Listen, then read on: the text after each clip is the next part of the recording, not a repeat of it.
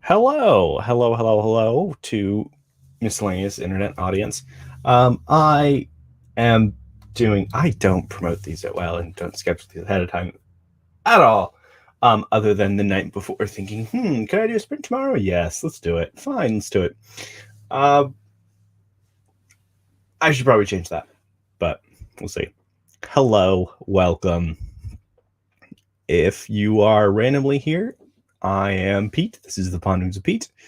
I'm going to do a reading sprint today. Other people might be joining. I know Kate from Almost Book Doctor will be hopping on soon, as this is close to waking hours, as it was for me, because Fridays are a day that I sleep in, thankfully, because I am fortunate that I have off on Fridays, so I can use this for roughly productivity things. Today, or what should I do? What should I talk about? I am working on being a little bit more regular with videos, but getting back into the swing of things. Part of the reason I won't be able to, I have one video queued up that I'll be able to release soon, but I have issues with filming now because of this thing. I got frustrated with my audio with the last video that I did, so I went and decided to finally invest in a microphone thing. Yay!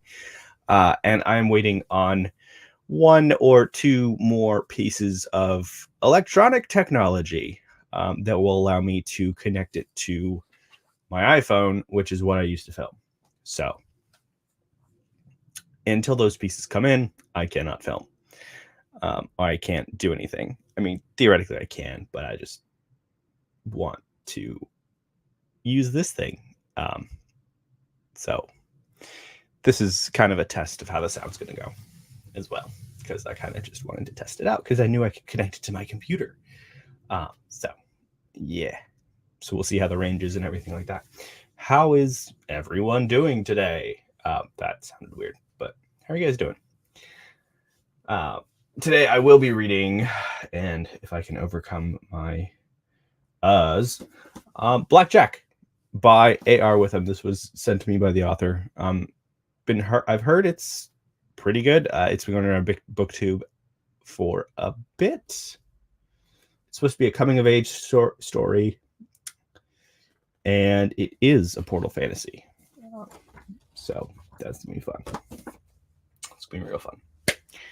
What is everybody else reading today? That is the excellent question. Yeah, I think I'll probably hop on like some 15-minute sprints real quick. Let me know what you're reading. Let me know what's going on. And then by the time we're done with those 15 minutes, Kate will probably be here. And there'll be more conversation. So.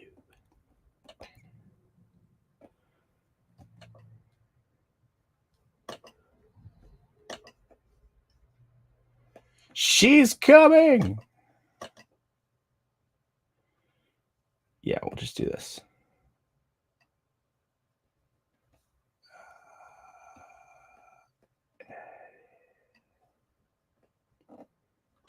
I don't like the tickers.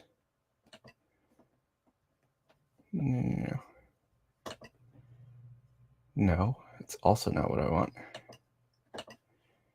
Oof.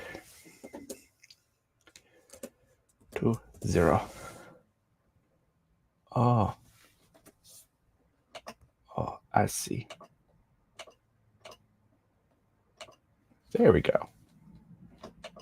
Also, let us mess with things.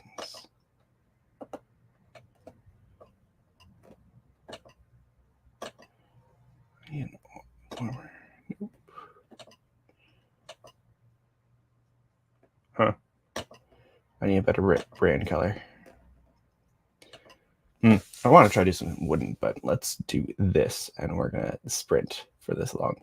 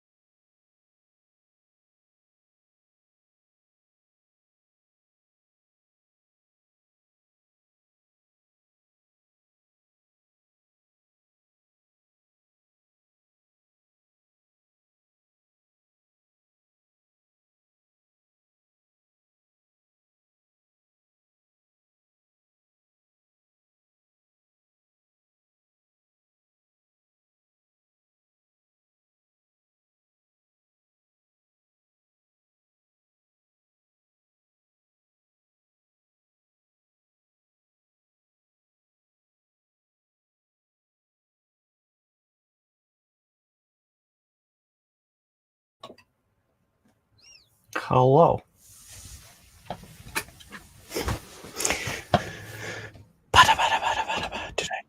How do I get?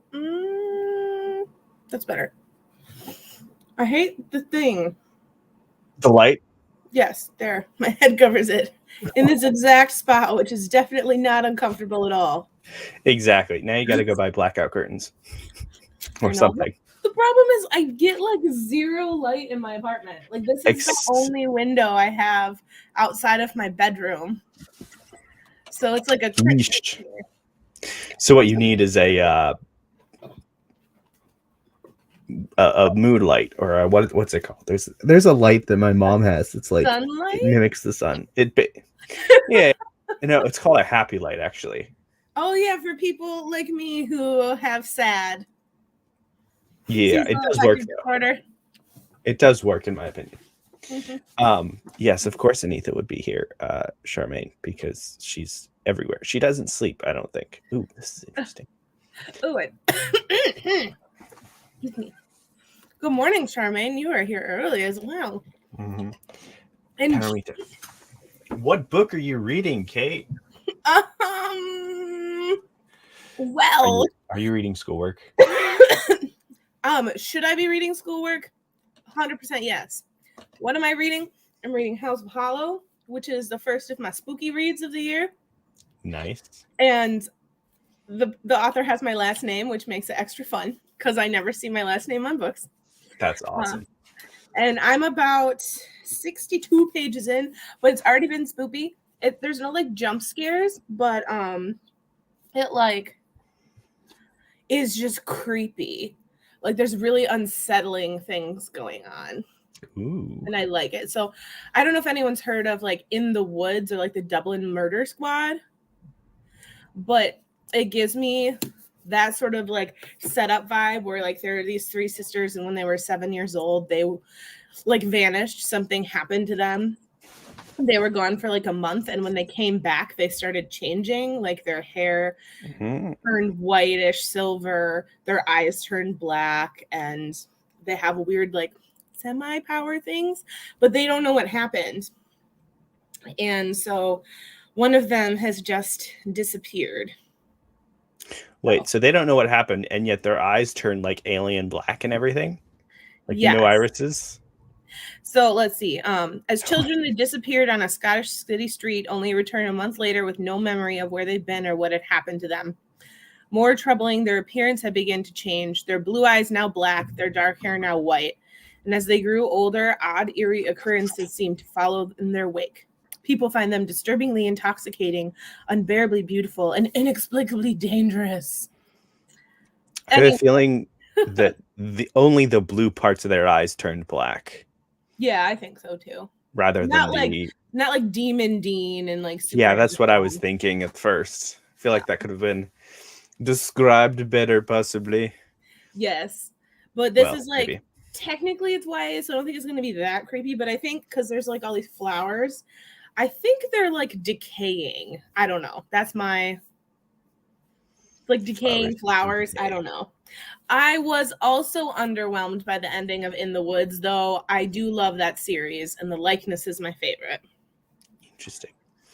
I'm reading Legend of Blackjack, which is a self-published book, coming of age ? As well as Portal Fantasy, and I read the prologue, and it's good. I like his writing so far. I have that on Kindle, and I really want to read it. Actually, Lana specifically tagged me in it and was like, I really think that you'll like this book. And I was like, okay. Yeah. Andrew from Andrew's Wizardly Reads was like, hey, you should read this. And then the author reached out to me. So I'm not just reading House of Hollow. Brianna has done a thing. Are you reading Smut too? Brianna's done a thing. And so now I'm reading. It's called Love is Blind. And the reason I got it is because I watched that stupid Netflix show and I was like, okay, this seems to be really funny. But the girl in this book, she has really, really bad eyesight. Like she's pretty much blind without her glasses, but her stepmother won't let her wear her glasses in public. And it's her like first debutante year where she's like available for marriage. but she keeps stepping on people's toes and spilling things in their laps and setting things on fire. And so people think she's dangerous, but she's just not allowed to wear her glasses and she doesn't know why. That's so hilarious. I relate to her. So Hi, Gay Fox. Yes, we'll keep this up so Anita can remember that she is a vampire. Where is she? I thought she was here. She said, "Be right back." Ah. After saying that she's not prepared for this. Probably means she needs caffeine. I'm not gonna lie, I'm chomping. You're fine. I'll probably grab something on the next sprint. I woke up and I was like, I need coffee or I need caffeine right now. Did you get your I'm gonna get McBreakfast. And so that's what I did. Because it's like 5 minutes away from my house. So I have a hash brown. Nice. I'm technically also reading, doing all these other things. Paper Menagerie, which I need to find a way. There we go. But I'm not going to be reading much of this anyways, because I'm trying to not read ahead of people. So I am waiting on Grace and Ben to read more. Specifically Grace, because Ben hasn't started yet. But it's good so far. I have that. I'm excited. I got it after Evie wouldn't stop talking about it. There's some really good sci-fi short stories. It's sci-fi? Ish. I didn't realize it's sci-fi. It varies. So like Ken Liu is like he doesn't say this in a condescending way. Mm-hmm. He's like, I don't like the difference, like people's obsession with genre and the differences between fantasy and sci-fi. He's like, I just write what I write. I don't write sci-fi. I don't write fantasy. I write speculative fiction. So some of these are like, some of them are based in history. Like one of them has to do with Chinese history. And then one of them is called The History. It's like the very first one is The Bookmaking Habits of Select Species. And it is absolutely sci-fi.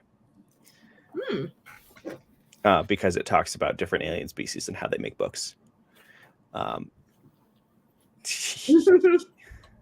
Nice. You Target, should baby. read. Target in the dudes section. They have the best shirts.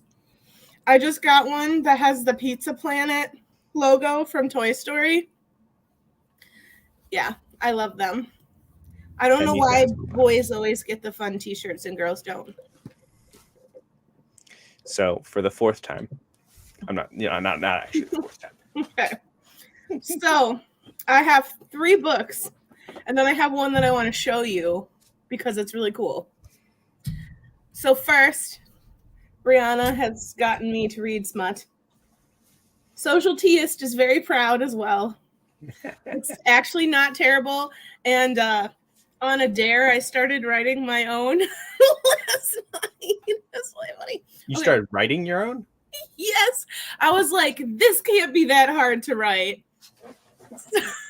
Just throw in a few throbbings and pulsings and you're fine. Apparently you have to say shaft and member at least like 3 or 4 or 7 20 times. I have I use the word manhood in That's good. I just started right away at a smut scene.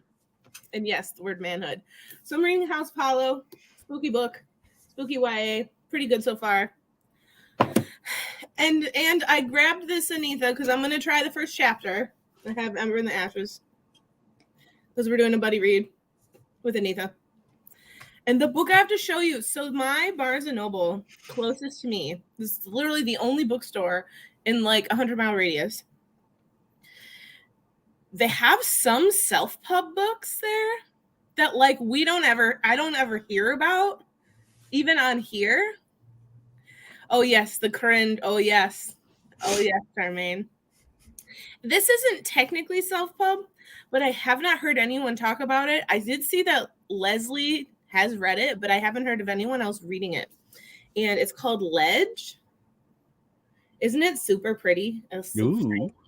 Yes.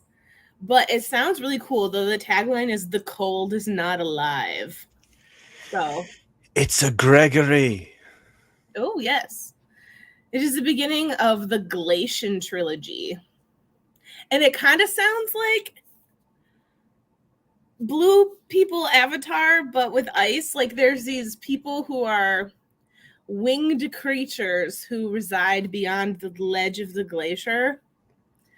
I don't know, but there's like a romance between a human female axe wielder and a half Glacian person. So I can't tell if there's like,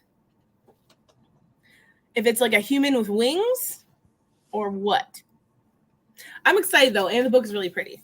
So I vote for human with wings because those are always great. I want wings. Can I have wings?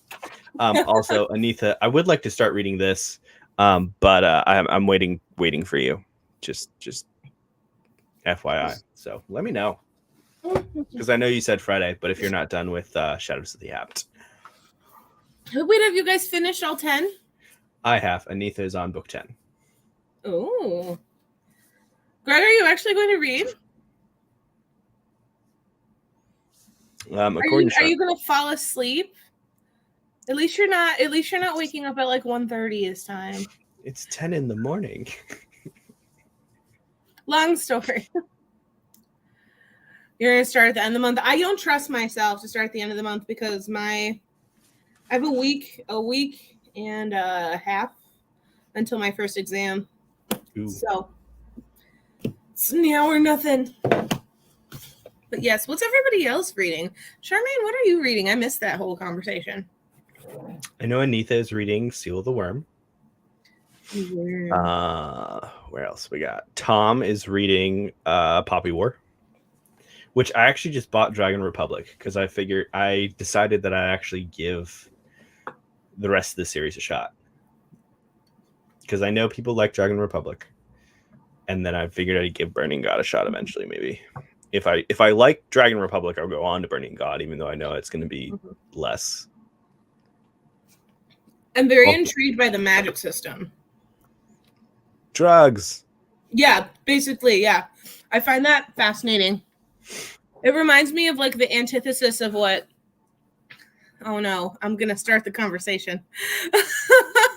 The antithesis of what Brandon Sanderson wants to do with Ashen. So if you know what I mean. And now I'm going to not talk about Brandon Sanderson. But I got all 3 books out of the kindness of Evie's heart. She sent me all 3 of them hardcover. And I was like... She was nice. like unhauling them. And I was like, oh my God. Alan will be super excited that you are finally finishing Babel. Did he love it? No. Alan has not read Babel, and he will not read Babel for another 2 years at least, because it is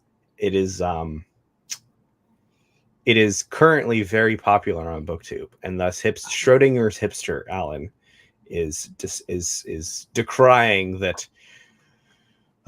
He just the remark. He just can't do it. He can't do it, and people are just like falling over themselves to like worship at her feet type of deal, because they're like, I wake up every day thankful that I live in the same time as R.F. Kuang. Did people really say that? Yes. Pretty sure that was on Goodreads. I would not even say that about Brandon Sanderson. I can see people saying that about Brandon Sanderson. I mean, I am very lucky that we have the Cosmere, and I'm very happy that we have the Cosmere, but I'm not going to be like, thank God I'm like, oh shit, I forgot my video dropped at 10. I forgot that I put it on there to do that. I was going to change that. There's a villain named the Otter. This is slander. We're not villains. We're just trying to help you run your thing. Not all day. I know I have a good friend's birthday party later in the afternoon at like 6 or so. Speaking of which, I gotta ask for the address or whatever. I have class from 1 to 3, but I can come back. Yeah, I don't know how long this is gonna go. I'm just gonna keep going, and we'll see how it goes. Also, how is my sound? Like, is it? Sounds fine to me. Cool. Does it sound echoey? Have you heard any cars going by? No, I have not. Okay, And that's good. You don't do the robot thing that Greg's mic does either. So Sweet. seems really nice so far. Good. Yes. Price of Valor. Yes. At some point I'll be starting Goods of Empire. That's also this month sometime, which is book 4. Andrew can't stand R.F. Kuang. Confirmed you are a reincarnation of Alan. Oh, the chat must be delayed because I'm missing all of the things. Almost about it. It's true, Gregory. Thank you. Do you have your aluminum hat on with the mayonnaise to defend against all the Stormlight? From what I know of Babel, I also agree with this. I'm excited to read it next month. And I will, if I like it, Charmaine, I will definitely join you in your campaign to get him to read it. Because, yeah. I have it sitting next to my desk, and I know I'm going to love it, but I just want to wait until it's a little cooler outside, and the leaves are changing. I want there to be a whole mood for that. I'm gonna give a shameless plug. My latest challenge video just dropped on my channel. So is it 45 minutes long? Like it is 41 minutes long. So watch it. I'm sorry, I could not cut it down any longer. No, it's all that jazz. We like watching people just mess around. All right, look, it's fine. It's fun though. We're hilarious. Brianna and I are hilarious. So I'm glad you yes. Hi, dearie. Paramita wasn't a fan of Poppy War. I read Poppy War. I wasn't a fan of Rin. Like, she was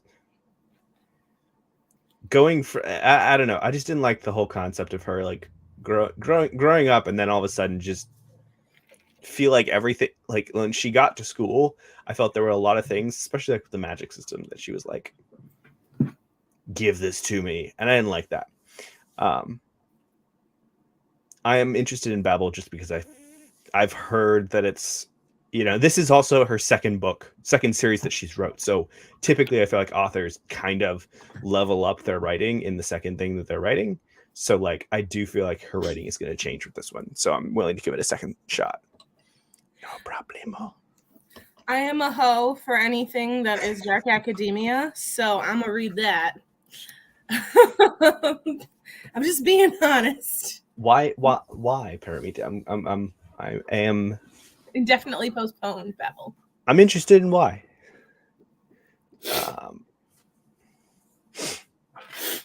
Oh my god, you're sniffing. I'm sniffing. I need vitamin C. Ragweed season from hell. I just need vitamin C. That's all. I probably should just go pop a pill or something. Ragweed season. The ending was weird. Yes, exactly. Like I am a solo, but I only know English. I took some Latin and some other random stuff, Russian and Spanish, that I remember none of.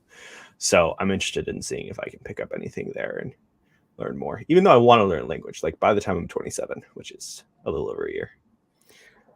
Evie, I have not read. I do own it, but I have not read it yet because I am nervous, because it's supposed to be like the epitome of all that is Dark Academia, and I'm worried I won't like it. Just read it though. Come here. Just read it though. Nice. Doodling and figuring out patterns for you. Oh, come here. That's cool. My mom does bullet journaling stuff. Is that similar? Question mark. It's a dog. All right, we're gonna go up to like 30 viewers or something, like 30 or 300. Oh, because we have dog. Oh snap! Good girl. It's an Eevee. Like 30 viewers or something, like 30 or 300. Oh, I just wanted to join quick. I just wanted to join very quickly. It's an Eevee. To yell at. I just want to yell at. I can hear myself. Oh, Jesus, hold on. Oh, very quickly. Go, hold on, wait. Hold on, yell. It's a paradox. Oh God, it's fine. Don't worry, it's fine. Anyways, I just wanted to join to yell at Kate. How can you be a hoe for Dark Academia, and you haven't read The Secret History. Because I am a hoe of many mysteries. Okay, I'm gone. Bye. Bye, Evie. Have fun with meetings. Yeah, leave. How do I leave? How do I leave? How do I leave? How do I leave? There you go. stuck with Go. us forever. Of course. Mixed reviews. I would question what mixed reviews. What things? It's Inception. Yes, Derry, it is. It's very much Inception. All the Inception. I've heard some things about Secret History. I don't know how I feel about Dark Academia yet. Have I read Dark Academia before? That's the real question. Because I've heard it. I don't think I'm I've sure read you it have. before. Okay, Evie. This is the weirdest sized copy ever. Is that Secret History? Yes, normal book. It's one of those short ones. It's like a big Dresden Files book. Not dark. So Secret History really focuses on the theme of dark academia versus the genre of dark academia. Mm-hmm. Interesting. I might be interested. Have I read Dark Academia? No, I haven't read Ninth House, even though I have it. Oh, I'm still torn as to whether or not I think you're gonna like Ninth House.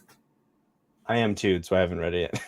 I mean, I personally love Ninth House, but it's definitely not for everyone. Like, there are very specific, like, Ooh, that's an trigger interesting take. things in it. Yes, we all know, Evie. It's fine. We all don't know how to work technology. I wasn't sure if the stream was going to start this morning. It's fine. Here, Evie. It is Did you here. hear that?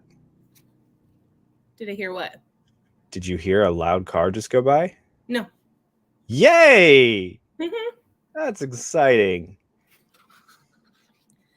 Secret History. 5 years of Latin between high school and college. Got pretty good. He can read and write okay. In Danish, yes. Ooh. Oh, Evie heard the car. Okay. Oh, I did not, but Evie heard. I don't have very good ears. Get better ears. Gosh. I know. One day that'll happen. Cool. Maybe I have to turn down the input. Maybe that'll work. I don't know how that stuff works. Testing. It's still green. It's fine.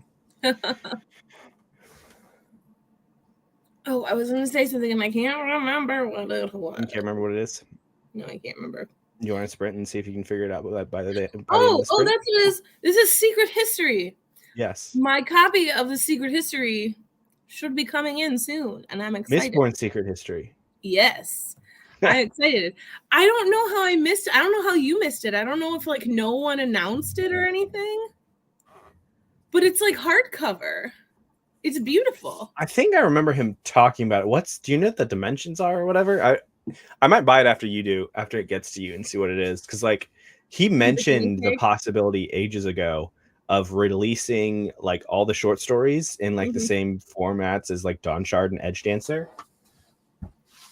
This definitely doesn't look like the imagery, like the actual design does not. But yeah,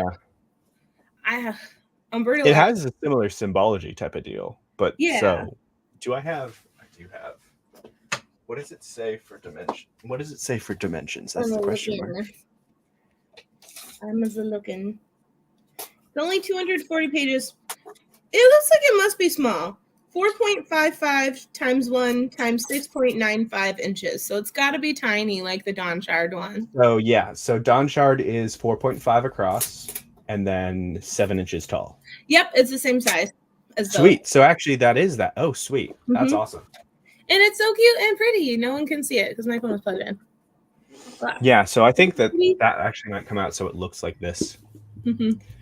I will definitely probably get that then because I am.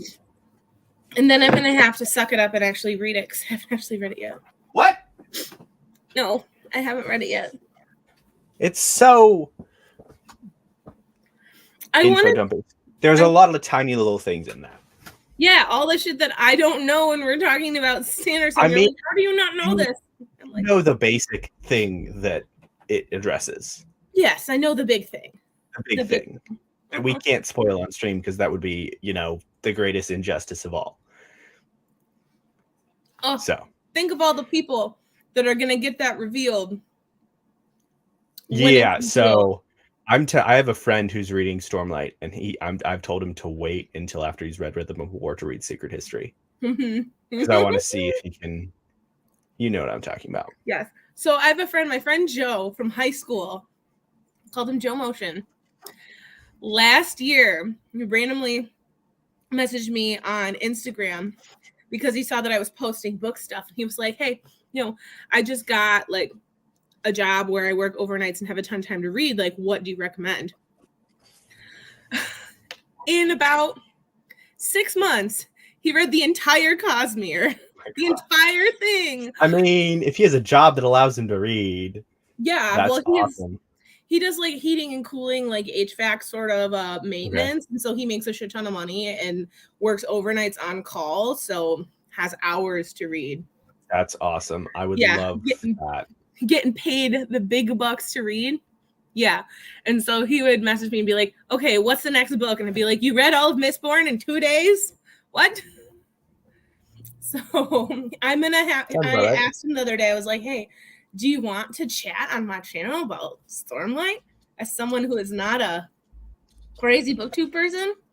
And he was like, yeah, I don't know all of like the super duper details, but I will fangirl for Kaladin and Dalinar for an hour. And I was like, that's fine. Daddy Dalinar. Daddy Dalinar. Lauren, I'm not sure. Somewhere around 3 hours or more. Could be anything. People might be popping in and out. So it'll be a while. So with that Sanderson tangent, do you want to go do a sprint and be productive things? Cool. Question is, what am I going to read on the sprint? I'm going to read this one. I don't know if I popped this up. Hexakid Stories by Yuhan Lee. This is a bunch of short stories and random stuff by Machineries of Empire. Nobody's heard of that, but it's fine. It is. It's Jake. Hey, it's Jake. 12 Dresden books in 10 days. Wow, that's a lot. So I'm on the 6th Dresden book. Yes. I'm on the second one. I'm on the 6th Dresden book right now. And I was listening to it on audiobook, and I have about 2 hours left, and I just haven't gotten a chance where I was driving for 2 hours to just sit down and listen to the rest of it. Because if I start something on audio, I have to finish it on audio. It's my own character flaw. I'm telling you. Jake, what are you reading? Jake, are you reading Fairy Tale? Now that it came out? No, he's done with it. Oh, how was it? Is it actual fantasy? Oh no, Stephen King. Ish. From what I heard, ish. Yes, quote unquote. I don't think Jake was the biggest fan of it, but because it's not typical Stephen King, I think it was what it was. But reading time. Also, Stacy and Jake have a reading bet going. Oh. That's why that's why they didn't want to hop on. Fantasy-ish. What is the reading bet? It has something to do. They have to read. Basically, they have to read more sequels than the other one in a certain time period, and then they get to add a book to the other's TBR. It's a weird couple thing they're doing. Oh, that does sound like fun. 7 days. Oh, what you're reading is top secret. Okay. Yeah. Stacy's status on Discord is like, shh, it's top secret, Jake. I like that. That's fun. That would be a good way to like finish series, you know? It would be. I think that's probably the intent. Do you want to go till 20 or 30? Either. Let's do 20 for this one. You are the leader. Oh my, that's dangerous. Top secret. I was about to make a really bad joke. Okay, I'm gonna go away now.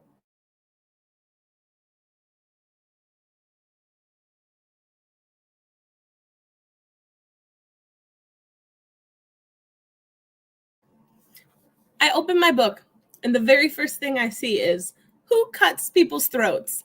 This is just how the book is. This is just how it's gonna be.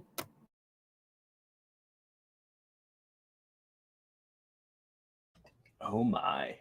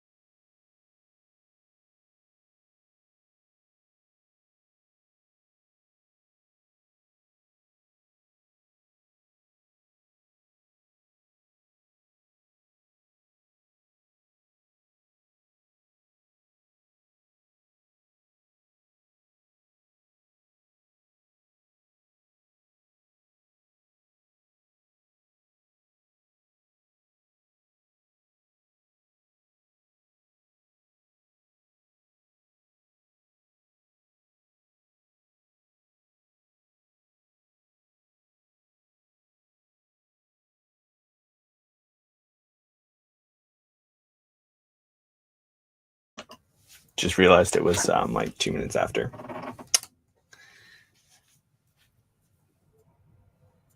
Testing.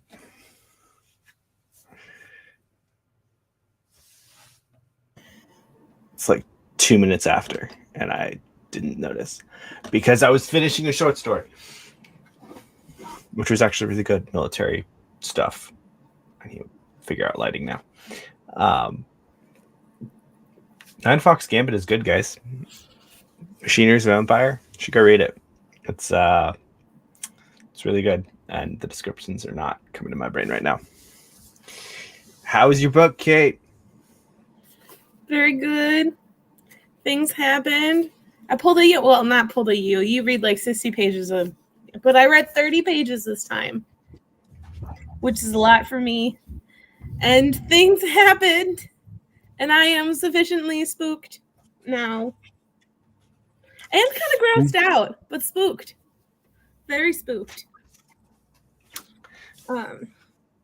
What's a duology? Nine Fox Gambit's a duology? It's a trilogy, and then there's also this book of short stories that are basically random things the author wrote in the world. And then one of the last short stories actually continues the series, quote unquote, or finishes some stuff. Tiny You should book. read it. Where did I just lost my bookmark. Which is not- Don't lose your bookmark. That's bad. Just put your phone in your book. It's fine. Spooky, scary skeletons. No, there's no skeletons.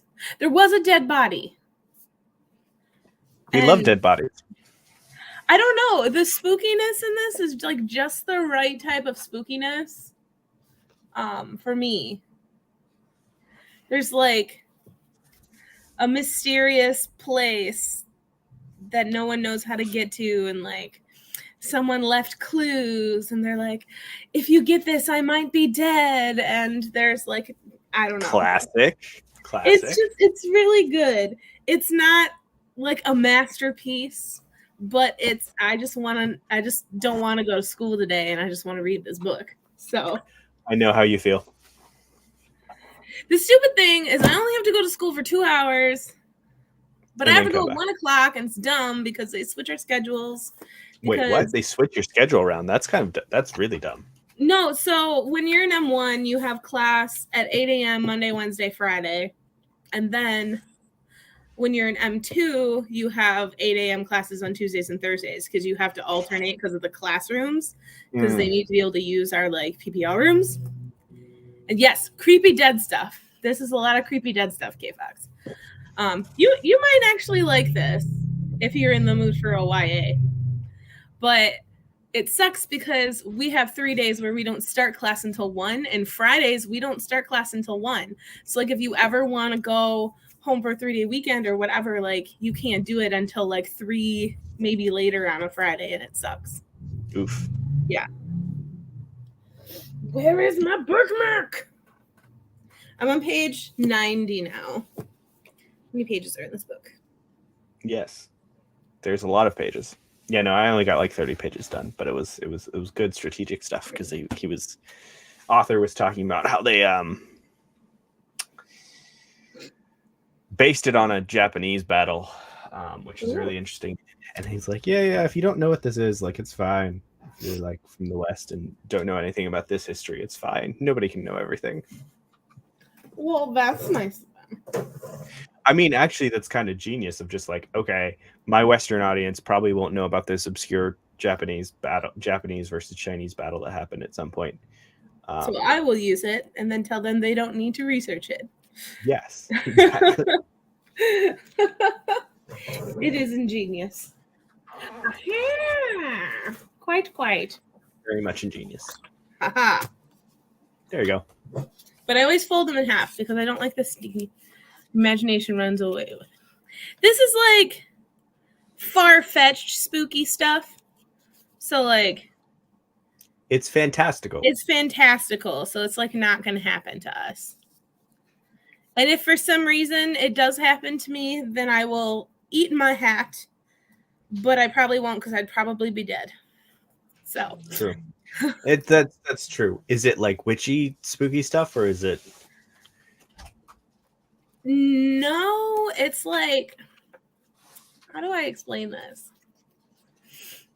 It's like occult stuff, but like the older sister disappeared and they finally found like her actual true apartment.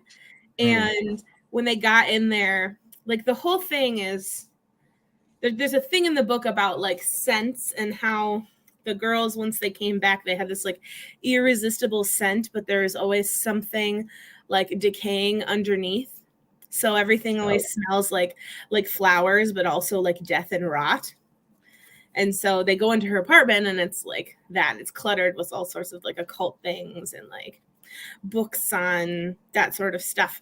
And then they find like a dead body in the closet in her bedroom that's been like liquefying, and it has these like runes carved into it, but it's like she didn't kill him, or they don't think she killed him. And there's this person who's after them who's like a half naked man with like a bull skeleton head on their face. Right.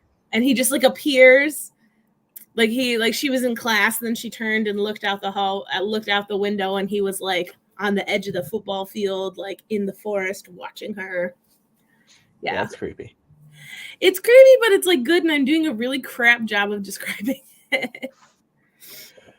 But it's like things that leaves breadcrumbs, and you're like, oh my God, but what's really happening? Because the real question is it going to fulfill the breadcrumbs by the end? I hope it fulfills the breadcrumbs. Because that would be the worst. Wow. I think I'm going to finally start the next sprint. Which is the short story that Darius said this is a good spot to read it. I want to do that. I need to get it from my library. My library. Mm-hmm. Did you ever have you finished up Live Ships? Ship of Destiny? No? Okay. I have to I needed a break. That is understandable. Completely understandable. And this is happy. This has to have a happy ever after because it's romance, and that is a requirement to be published in the romance genre. Did you know this? It has to have a happy ever after or a happy ever after for now. Like that is literally public requirement. Like required to be under that genre. And this does not have any romance in it as far as I can tell. I want to finish it, Anita, because I want to know, because I have I'm emotionally attached to these characters. I just need to know what happens to Paragon. But I will finish one day. I am going to pick up Fool's Errand, though. Yeah. I think after sometime at the end of this month, I'll pick it up. Mm-hmm. Again, trying to buddy read, so whenever Anita picks it up, I'll start. I'm going to start a little bit before then, because... Oh, you know what? I forgot. I'll be right back. I need to get my charger, because that's important. Okay, you're going to turn it to me and have to do, the charger run.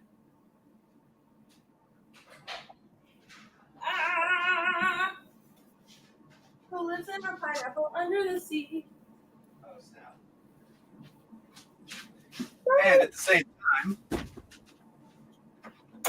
SpongeBob SquarePants. I got book mail from Barnes & Noble. I have these fantastic orange pants. They're my pumpkin pants. Aren't they cool? I love them. Pumpkin pants? I can't see. They're like pumpkin orange, and I love them. I've had a lot of book mail. I think I'm actually going to film a haul video for the first time in my life. I also was gifted a copy of Kings of the Wild from Brett. And he was very kind. And I didn't get it until now because it got sent to my old address. Because I forgot to switch my address on my wish list, which was annoying. Because my old apartment complex was package? What package? What package?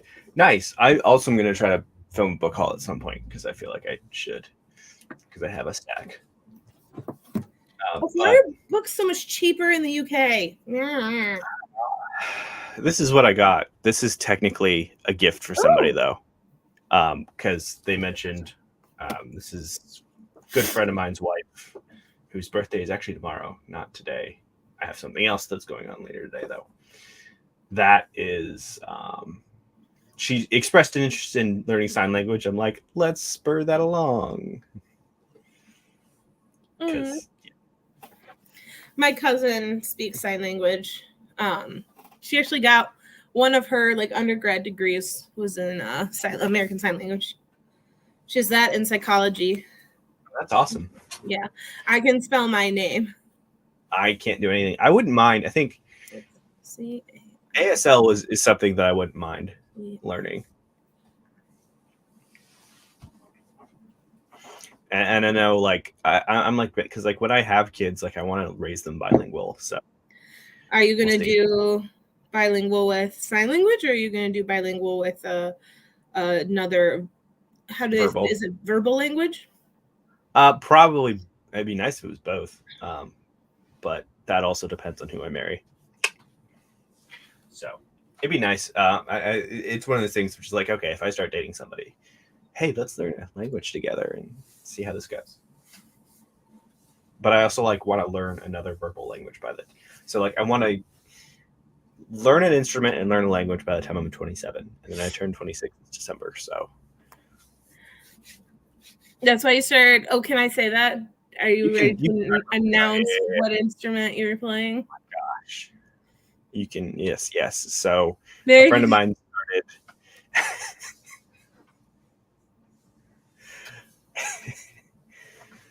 That's nice.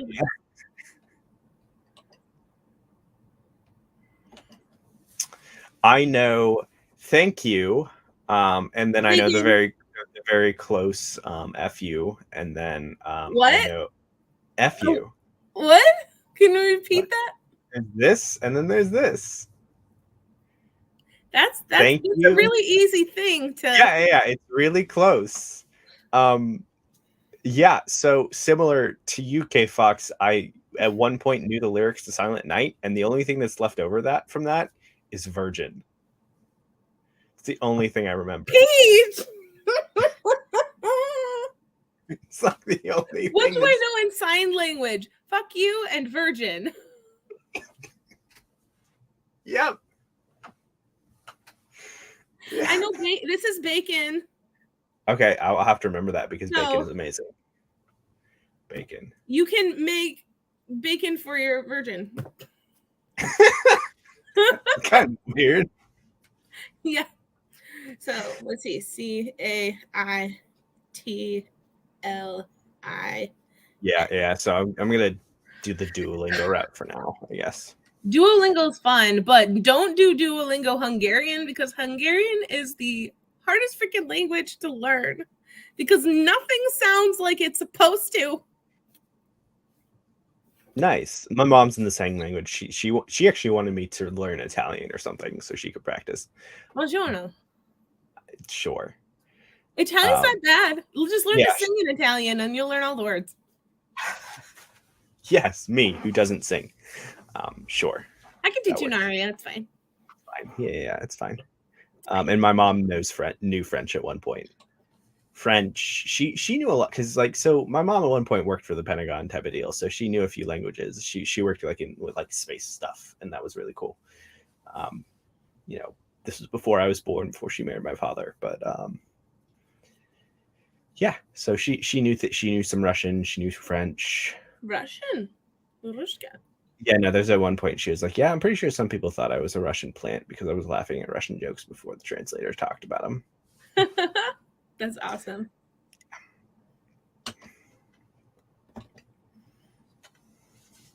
Lyrics forever. I saw Mommy Kissing Santa Claus. It always freaked me out.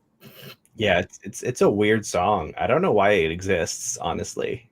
It's definitely not my favorite. There's a lot of subtext to that song. As a kid that you don't get, you're like, wait, my mom's kissing Santa Claus? What?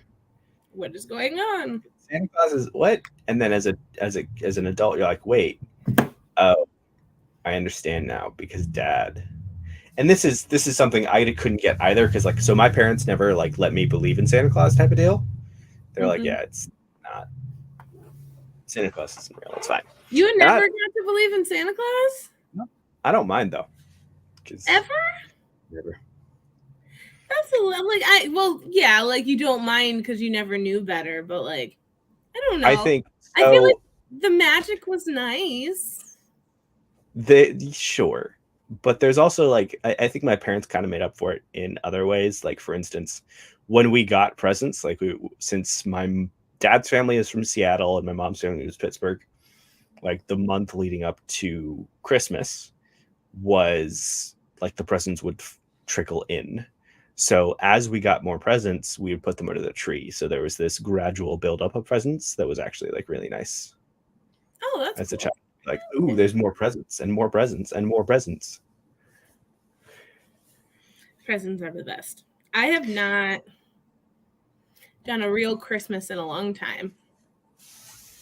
I've gone over to my parents. I don't actually like decorate this house or anything that much. I know my landlord/roommate does, but I have a tree. I like decorating my tree. I put it up every year and it makes me happy. And it stays up until after my birthday every year. That's my rule. nice. But it's only like the second week of January, so but I don't know, my mom and I, like my family, I like it. We just haven't done like real Christmas in forever because it's just my mom and I, and so we don't really have a reason to do Christmas. We just kind of hang out and that's it. Make nice food. I don't mind. One day I want to have a nice Christmas. Like I want to have traditions and things, but Have some friends over. Get a friend's Christmas going on. I had a Friendsgiving when I was back in Boston because I had a bunch of friends that were from like Florida. And some of them were Indian and some of them were like Cuban.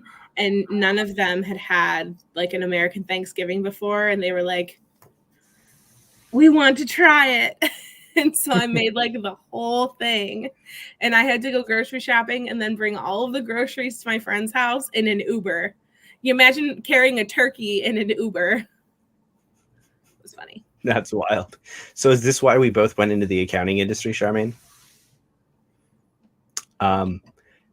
K Fox, are there like anything else you would recommend to do it alongside of? That would be my question. As long as it's not Rosetta Stone. I hate Rosetta Stone. Well, how don't you like Rosetta Stone? I thought that was supposed to be like the best one. Rosetta Stone is great if you're learning it in a group or with other people. Trying to learn Rosetta language with Rosetta Stone alone is a nightmare, having tried it twice. Oh, geez. It's touted as like, oh, it's so great, but it's like,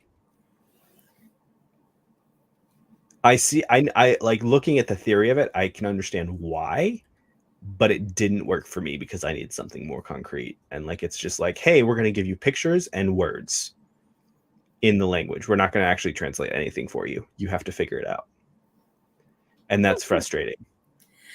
I think the hard part about Duolingo is that it'll ask you to say things out loud and it'll ask you to like listen and be able to write something or understand what someone's saying, but you never know if you are saying it correctly. Yeah, I think that's probably a good way of looking at it. I like that Duolingo gives you a variety of different, like it doesn't just give you one way to learn the thing, like it does like give you problems of like all the different types of solutions. It'll give you a word and you have to translate it. It'll give you a word, you have to say it, and give you a word and you have to like a bunch of stuff. There are a bunch of presents that were unwrapped and neatly arranged. Oh, unwrapped. Wow. I still got the joy of unwrapping things. Unwrapped?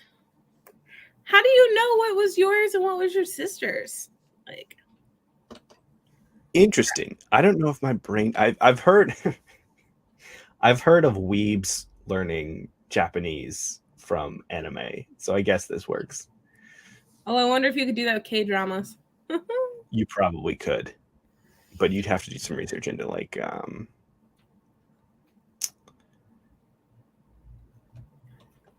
I think that makes more sense to me, honestly. That's cool. Just because I would prefer to read, because like when I read subtitles, I don't necessarily attach it to the words that are going on as much. I don't know if that makes sense, but I know some Korean, but that's only because of the like intense couple of years of my K-pop love. Mhm.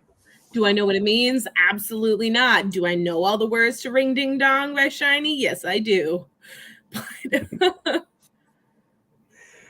Environmentally friendly without all the wrapping paper. That's true. True. But what if I want to learn Irish? Or that nice Gaelic language that they speak. Is it just Gaelic or is there an Irish? There's multiple types of Gaelic. So on Duolingo it's called Irish. But I know there's a Scottish type of Gaelic, and then Welsh is its own thing. Oh well, Welsh is like. Have you seen? Yes, it's so great.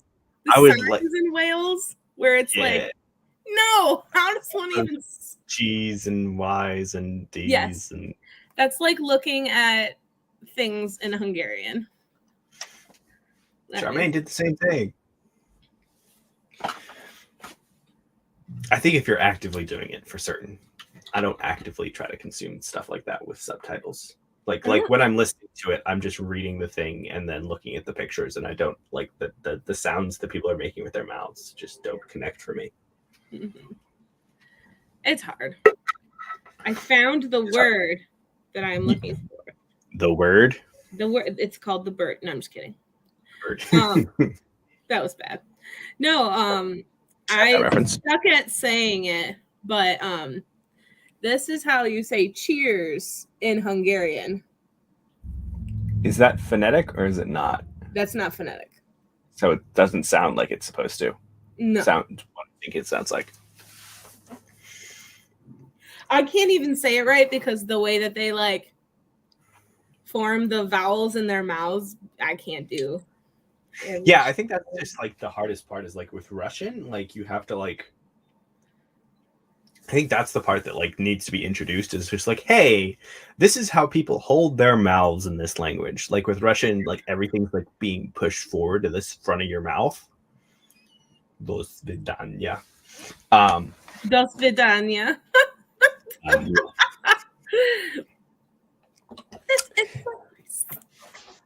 Yes, I am a tactile learner ?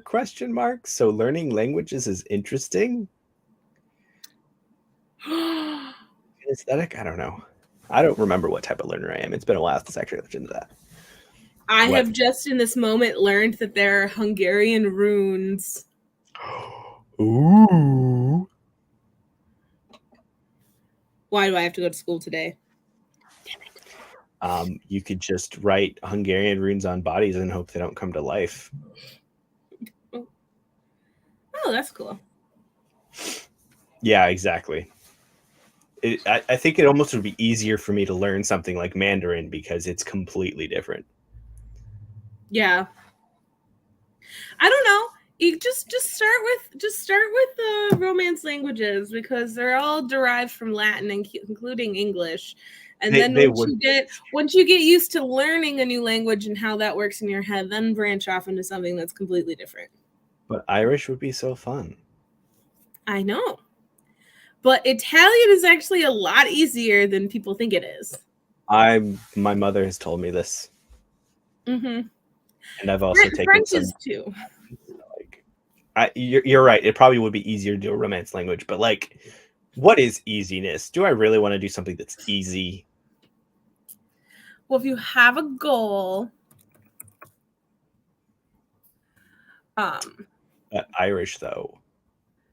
And you got to take the steps to go in the direction of the goal. You can't skip things.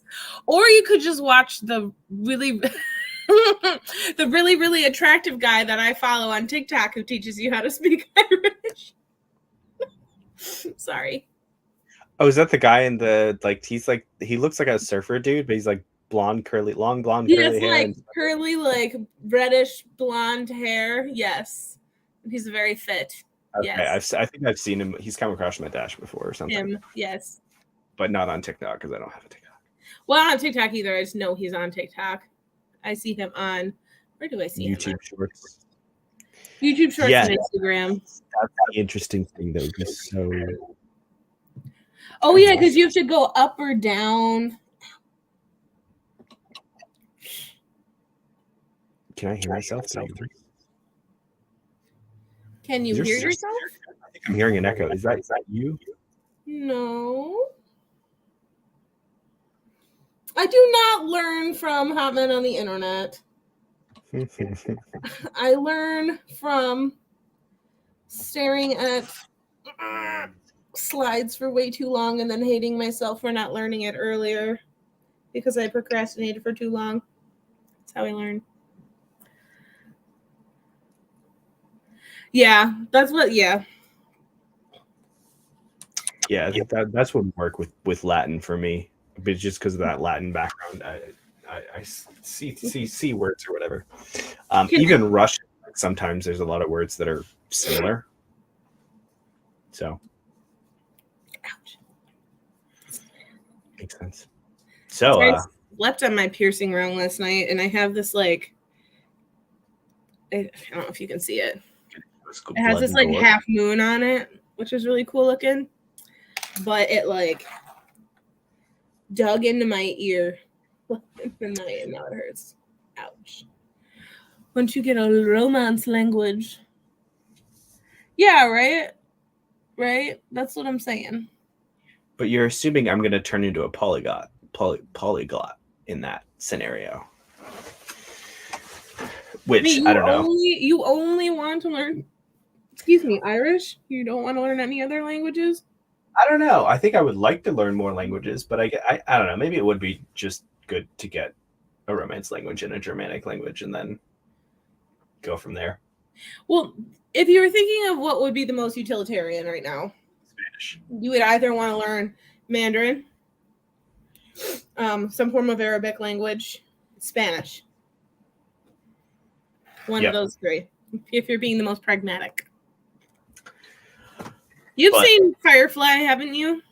Yes. You see where the Earth is going? I mean, if you assume that Firefly is the prime timeline. Yes. The world's going to get taken over by China. I'm just kidding. I mean, there are theories.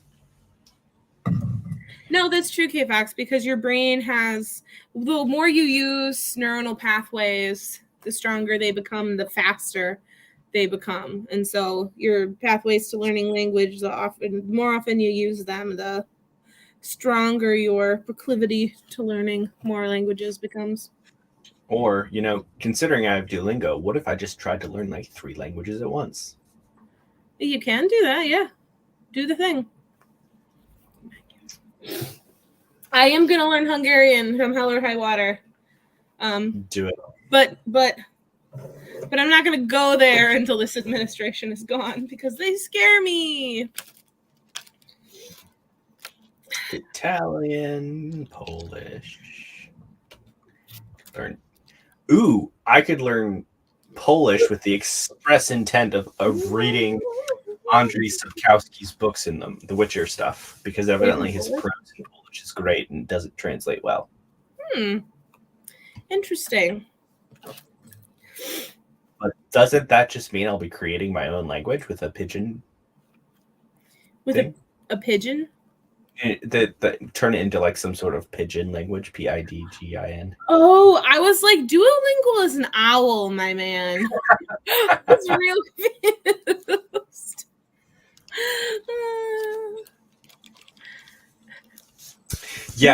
Brain's face. Perfect timing to get into a lot of language things with Babbel and reading that. So. No, all I want to do is sing opera because it got me thinking about Italian. I'm sure if you just walked into class singing opera, no one would bat an eye. I do. I have sang in Italian, Latin, French, German, Russian, Spanish. Any others? No, I think that's it. Yeah, just those 6. German is fun. French is hard, but. Endless or Frankless. Shall we read one more time before I have to leave at noon 45 to get to class. Noon 45. Yeah, let's do it. 30, 40?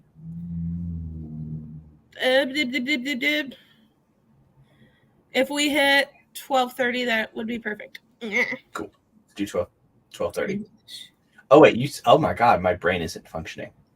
It's fine. Danglish? It's the sentence structures. Ooh, Wait, Clevox, does Pete speak Danish? Does he only speak Danish, or does he just teach you Danish? Wait, who? What? He speaks American and drum lingo. Makes sense. I speak English in Sanderson. You mean music? The language of music? Which is definitely a thing. Yes. All right. I'm going to start The Willful Princess and the Piebald Prince. Oh. Derry will be excited. She will be. Ouchie, ouchie, ouchie, ouchie, ouchie, ouchie, ouch. Okay, we're fine.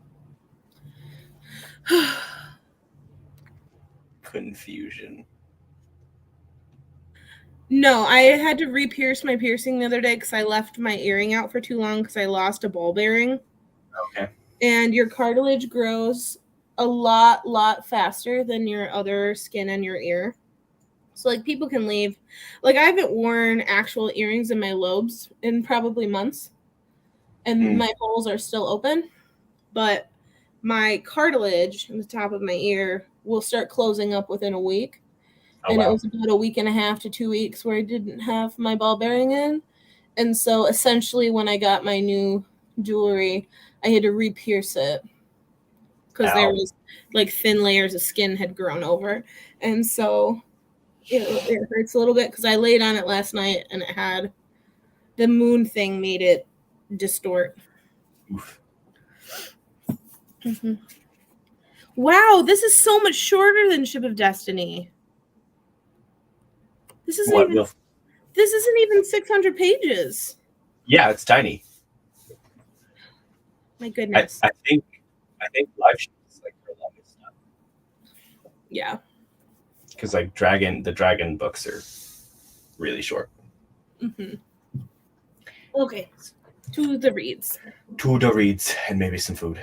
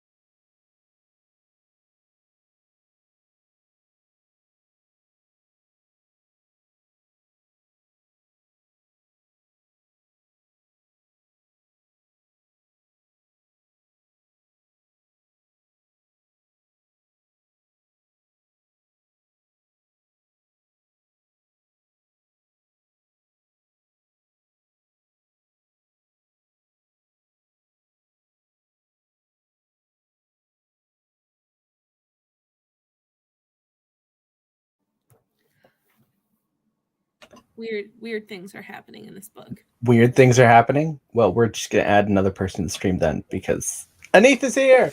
Hello, you are here just in time to switch out with me soon. Have you decided what to read, Anita? I think her name kind of tells us a little bit about. Oh, willful. I mean, I didn't even see that part. You always got to check the name. If I know a person, I don't usually look at their name.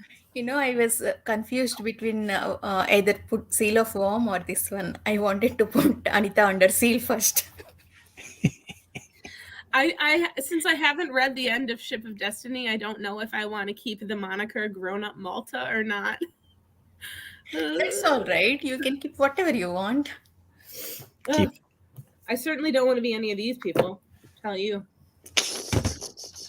Though this was really cute. I'm on page 27. And it's really cute because this guy took her on the dance because it starts with a ball. Obviously, it starts with a ball. And she's like half blind. And so the guy's like, just close your eyes, and takes her on the dance floor and Ben, hello. Oh, he says that as he's dancing with her. Ben, hello. That's a No, weird. he doesn't. dance But floor. where is it? Where is it? Carmen, are you finishing up Babel? I think so. I think that's where she's at. You're not keeping few pages for Alan's sprint? When's Alan sprinting? Not sure he. random. Last I couple gotta of make- weeks he did. I gotta make sure that I have my Patreon like notifications on because I feel like I always miss them. Yeah, put your YouTube notifications to all, and usually it notifies me. Yeah. Yes. I can't find it, but he like leans into her and like here it is. The deep voice was so close to her ear that Clarissa felt the man's breath on her delicate lobe. Oh my, that's Suppressing a shiver, she turned her attention quickly back to the gentleman at her side. I feel like suppressing a shiver should be on the smut bingo card. Suppressing a shiver. But oddly enough, these books do not have letting out a breath she didn't know she was holding. What? That's a fantasy romance thing, That's not a okay. romance thing.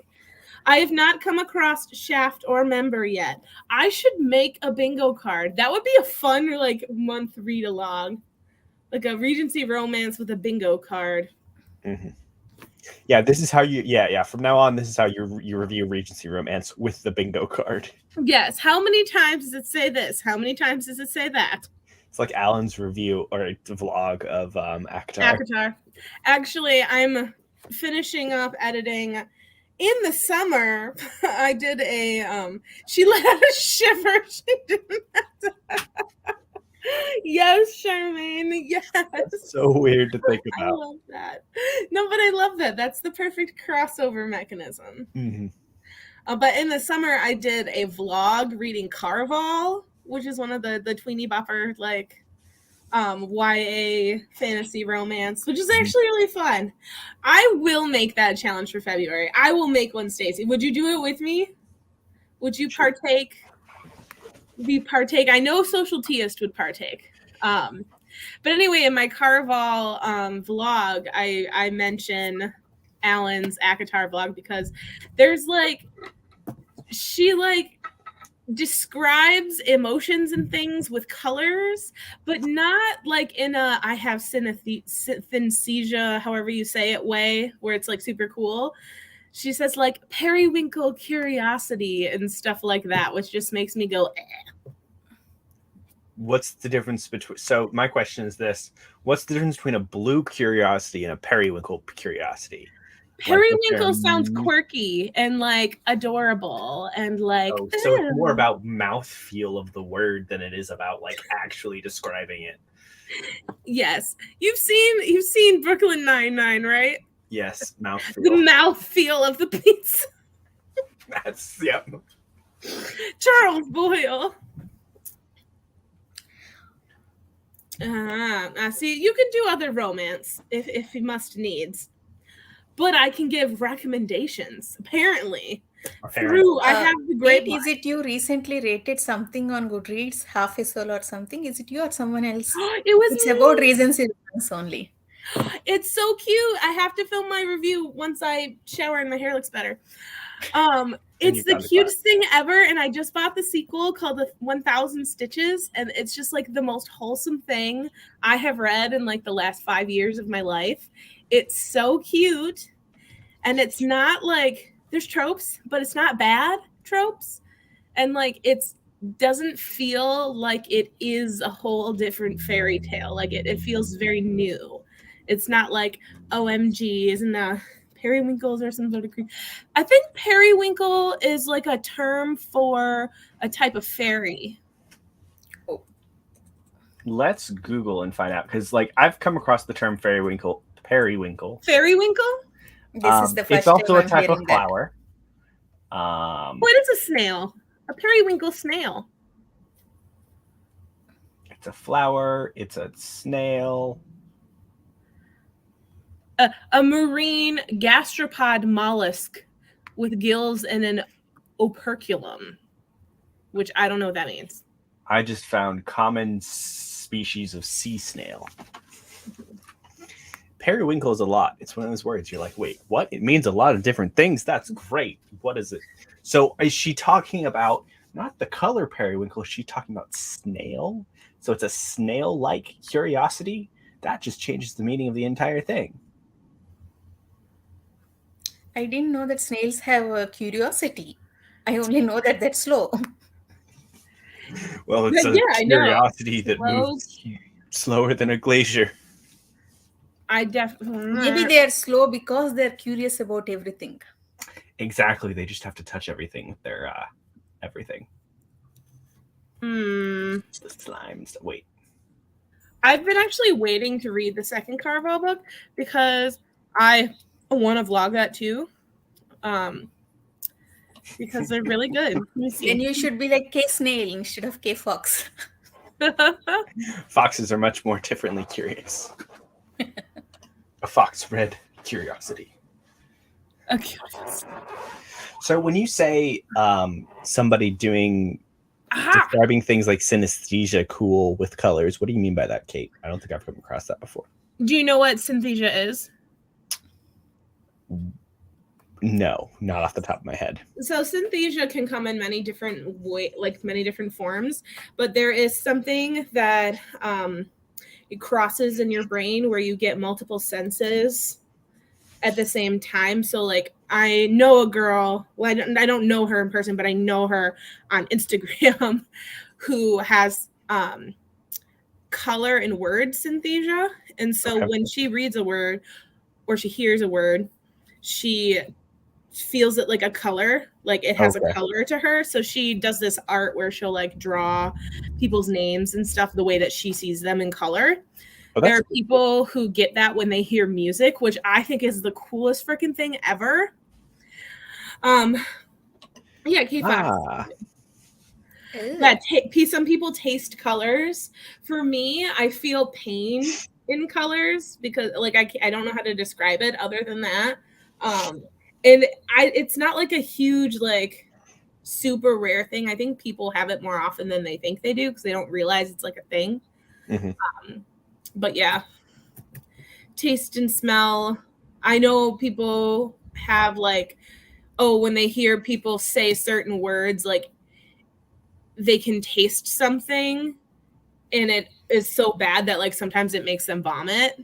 Oh, wow. That's weird. So it can be really strong. So it's like literal like brain issue where, I mean, maybe we'll learn about it in my class. We haven't done special senses yet. I think that's next week. But it's literally like brain pathways crossing. Nice. Are you going to get to the third eye? I can open my third eye whenever. Nice. No, I do like doing third eye meditation because it helps me like focus. But I'm very bad at meditating, if you can't tell, because I have ADHD. Sounds about right. And I'm trying a new med, and my doctor was like, "Well, you're trying this new med. You cannot take your ADHD medication." So it's been hard. But yes. Do you know one of the Indian gods? He literally has one third eye here.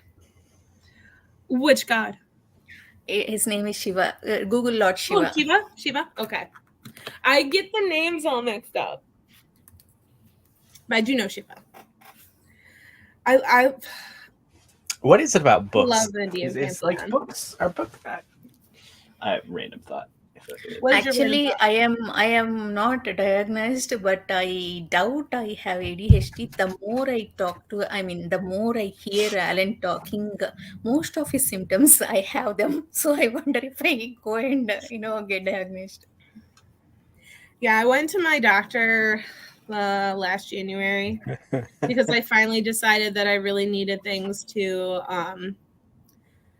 help with like my testing, because I get really distracted in the testing rooms when people like tap their feet and like click and stuff, and it makes it really hard for me to engage. And so I had to have her like give me a diagnosis, and most people have to be like sent out to do testing to prove that they have it.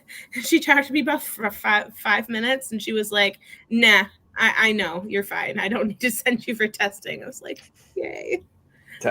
Yeah. My brain is broken. Cool. When I've like listening to like some people coming across the feed, which is like, oh, ADHD channel talking about this. I can sympathize with some of the stuff where they're like, yeah, I've done that before, but like it's never like a lot. It's just a few things. So I was Even if, diagnosed like- at 6. ow, yeah, that's a lot. Yeah, I even if I was diagnosed, I wouldn't do anything about it because I feel like I function mostly fine. I'm listening. I'm just changing for class. So obviously not right here in my room. I was about to say thank you, appreciate it. Yeah. I feel like I would never want to go on meds or anything like that, just because I think how I think, and I don't like things changing how I think. I mean, as long as you're comfortable, I think that should be okay. Yeah. I'm definitely in the like, hey, we should teach instead of putting, with some exceptions, like when it's like really, really debilitating or anything like that. I'm in the neurodivergent camp of we should work with society to like make things like we should work with society and work with neurodivergence to find a place in society and not tell them their brains don't work like they're supposed to. Right. Exactly. Like it's not bad at all. Daddy, look, see. How far did you get? Oh wait, my lighting is bad. Just hold this for like 10 minutes. Daddy, say something. Are you here? Derry, say something. Gosh, don't ignore us. Okay. Hello, Sci-Fi Hey. Rogue. So, How far- Sci-Fi Rogue, what sci-fi books do you recommend? What do you like? What favorite Yeah. sci-fi books? Go. Basic question. So, I think I read only 2 pages. By then, the sprint ended. Nice. What about you? I got to page 50, but that was only like 40 pages because it starts at like page 10. Okay.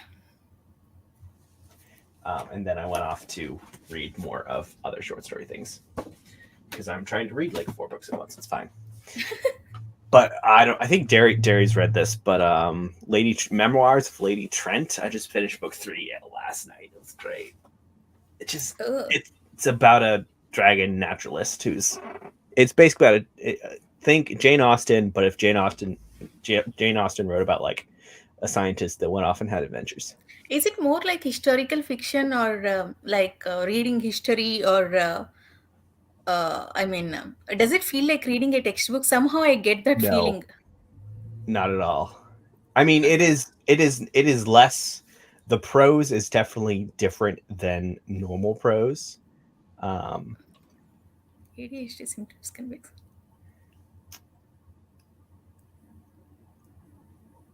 Yeah. Okay. That makes sense. That makes sense. I Yes. think that's why the study of our brains or psychology is so difficult and varies from person to person. We never can predict how one person reacts based on someone else's reactions. Yeah, exactly. Ooh. But Lady Trent is wonderful. It's about so it starts out, she's in this Victorian, whatever, Jane Austen type society, and women can't be scientists, but hey, she loves dragons and she wants to study dragons, and the study of dragons is like in its infancy. Like, we don't know that much about dragons at this point in the series, at this point in the history of the world. And yeah, the first one very much feels like kind of Indiana Jones, but like if Indiana Jones was a dragon nerd and a female, and then you add in Jane Austen. And there's also some other tropes that I could talk about that I can't without spoiling the book. But who is not allowed by who? Like, if it's you should start it. You should definitely start it. Interesting. I hadn't heard this, ironically. But Ben, you should totally start it. You should totally start it, Ben. Start it soon.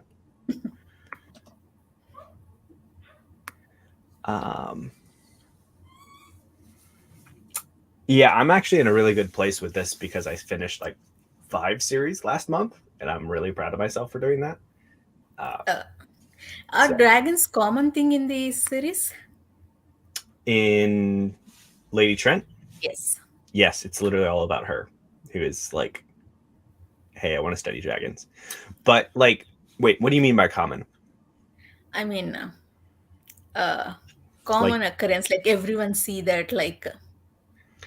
Think of them more like a distant animal you've kind of heard of, and then there are some things, like, for instance, in her hometown, there are things called like, I think dragonflies, or not dragonflies. That's an actual thing, but they're basically these tiny insect-like things that look like they're related to dragons, and they have magical breath and some other stuff. And that kind of like sparks her fascination with dragons, and then they're more equivalent to exotic creatures because there's a lot of different types that live all around the world, and there's like sea serpents in the like they're essentially a unclassified exotic animal that people keep trying to see where they fit, and there's drakes and there's fire lizards and other things that, like, a lot of the series is about, like, hey, how do we fit this in?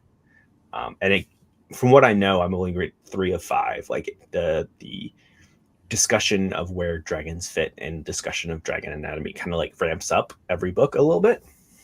And there's also like political machinations going on that are involved with things because she's going to foreign countries and not everybody likes the country she's from, which is fantasy England. So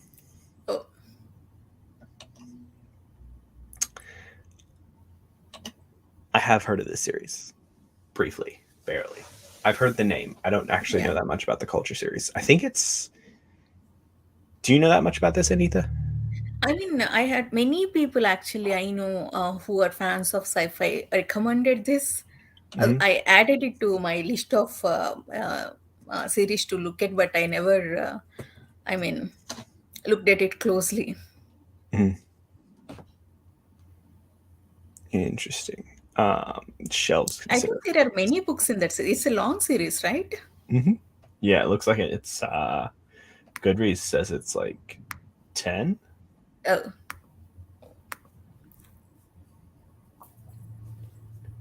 Yeah.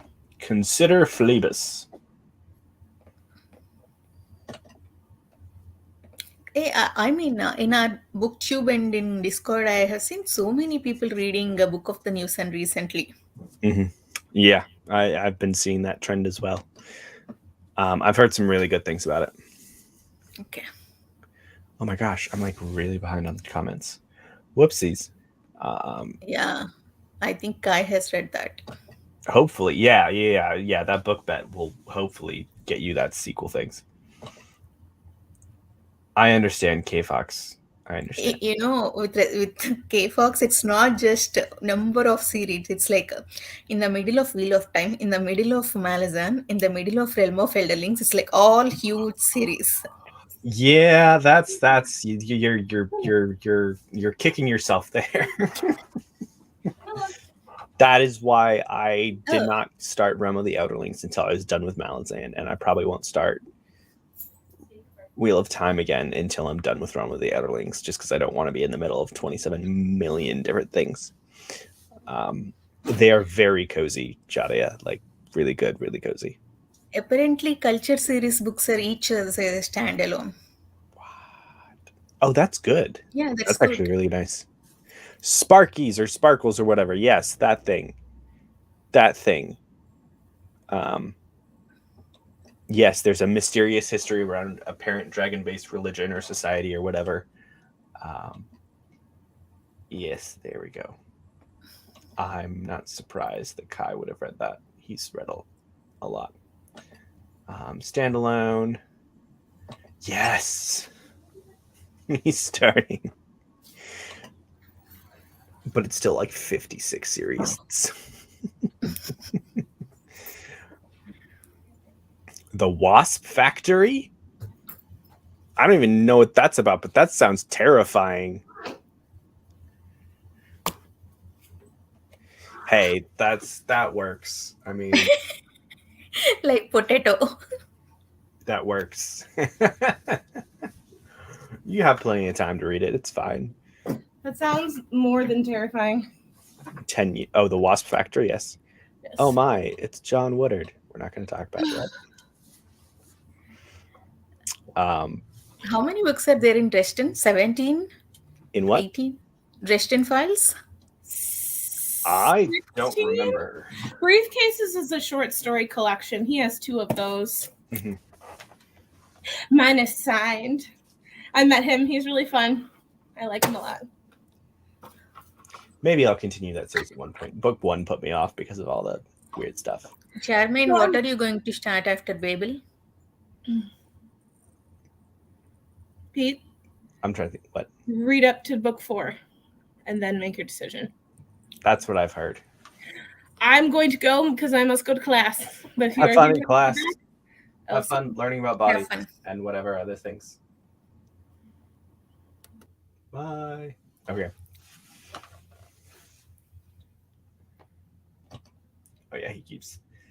Everybody's following along with the Sanderson. I don't know if this is a Sanderson trend. I first noticed it with Sanderson, where he's releasing novellas. Speaking of that, I just got a notification about Sanderson posting a video. It's probably not a Sanderson trend. Did you start with Stormlight 2 with Sanderson or Mistborn? I started with Mistborn before college, I believe, and read that, and then I was like, this is okay. And then after college, a friend of mine had told me about Stormlight, and I started reading it, and I was like, this is amazing. So I'm definitely as more of a Stormlight person. Okay. It's much worse than it sounds. Wow. They made you guys read it at age of 13? Oh my gosh. My mom and I were just having a conversation about this because there's this newsletter she subscribes to that like was ranting about illiteracy of kids and like listed like this list of like 20 different books that they think kids should read by in high school, maybe college. And like it included 1984, Fahrenheit 51, To Kill a Mockingbird, Brave New World, and a few others. And then he was like, I could put Infinite Jest on this list and Frankenstein if I wanted to. And I'm kind of like, Frankenstein, I understand. Infinite Jest, read in high school? What? Why would you do that to a child? Did you finish that one? No. That's the joke. Is I'm constant. It's infinite. The joke that I'm finishing it is infinite now. I don't even know what is that book about. It's complicated. Basically, the major themes are like addiction and consumerism. And the 2 primary places, but not the only places that it take place, are at basically a house for recovering narcotics or alcohol addictions, and then a tennis academy. Okay. It is fiction, right? It is absolutely fiction, though it does take a lot of inspiration from the author's life. Oh, okay. It sounds dense, though. It's absolutely dense. It's also not meant to so there's 100 pages of footnotes at the back and notes. Like he purposely made the book so you're not meant to read it linearly. Like there'll be like a footnote for this one thing that'll take you all the way back to the end of the book to the end note section, and then the end note itself is like a conversation between two characters that happened like a year or two ago, and it'll go on for like 4 or 5 pages. It's ridiculous and hilarious. I read Fire ages and ages ago. I think I definitely like that one better than the first one, which was Graceling. I think I haven't read the third one though. I like those covers, Graceling covers. Oh yeah, absolutely, they're beautiful. Jake Bishop convinced you to read book 5, and then I read the remaining 12 in 10 days. Dairy, that tracks. Yeah, I really like the story of Fire a lot more than the story of, because this was because Graceling feels heavily YA tropey to me in several ways. And this is, keep in mind, I read this over 10 years ago because I read this in middle school, I think. You were YA then. Yeah, I was YA. So a lot of things I read that way have very YA. But like, my impression is that I was slightly bored by some of the tropes. Okay. But at the time, I was just reading everything I could get my hands on. So I still continued with the series from what I could find in the library. Because I was like, oh, this is cool with the eyes and stuff like that. And then I actually heard that the Fire is technically a prequel to Graceling, and I was like, oh cool, this is an interesting character to follow, because like he kind of pops up, because the character that it follows kind of didn't pop up until like the last half of the book as an actual character. I was like, oh, this is interesting, learn more about it.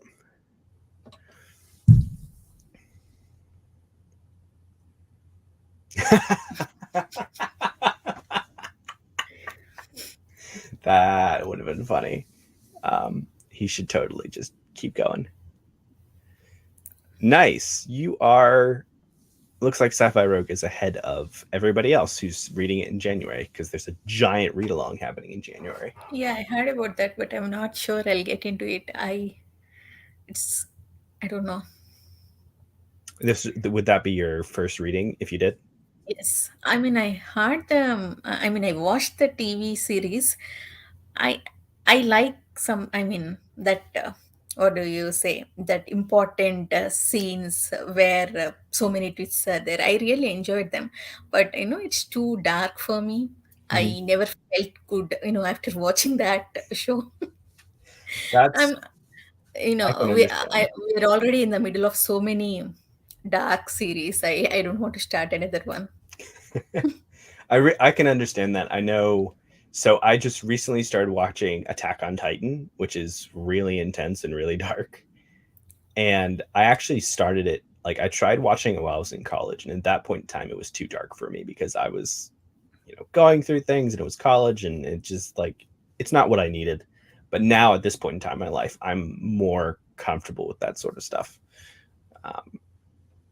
Less green, I could say. So it's I appreciate the story a lot more now too.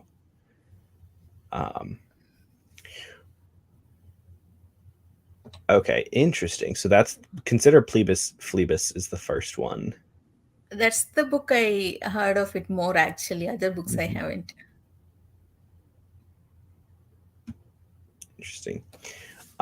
Mercedes Valdemar. Oh, I read a few of those when I was younger too. But like, so my question with that is, where are they going to start? Because that's a series that like takes place over like hundreds of thousands of years. Like it's one of those ones that's a bunch of sub-series. So, but they have talking horses, so that'll be interesting.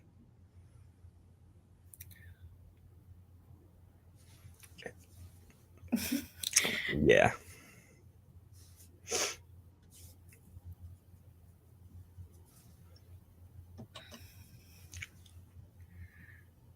Interesting. Yeah, I think I could probably agree with this. It's been like 6 or 7 years since I read it, though.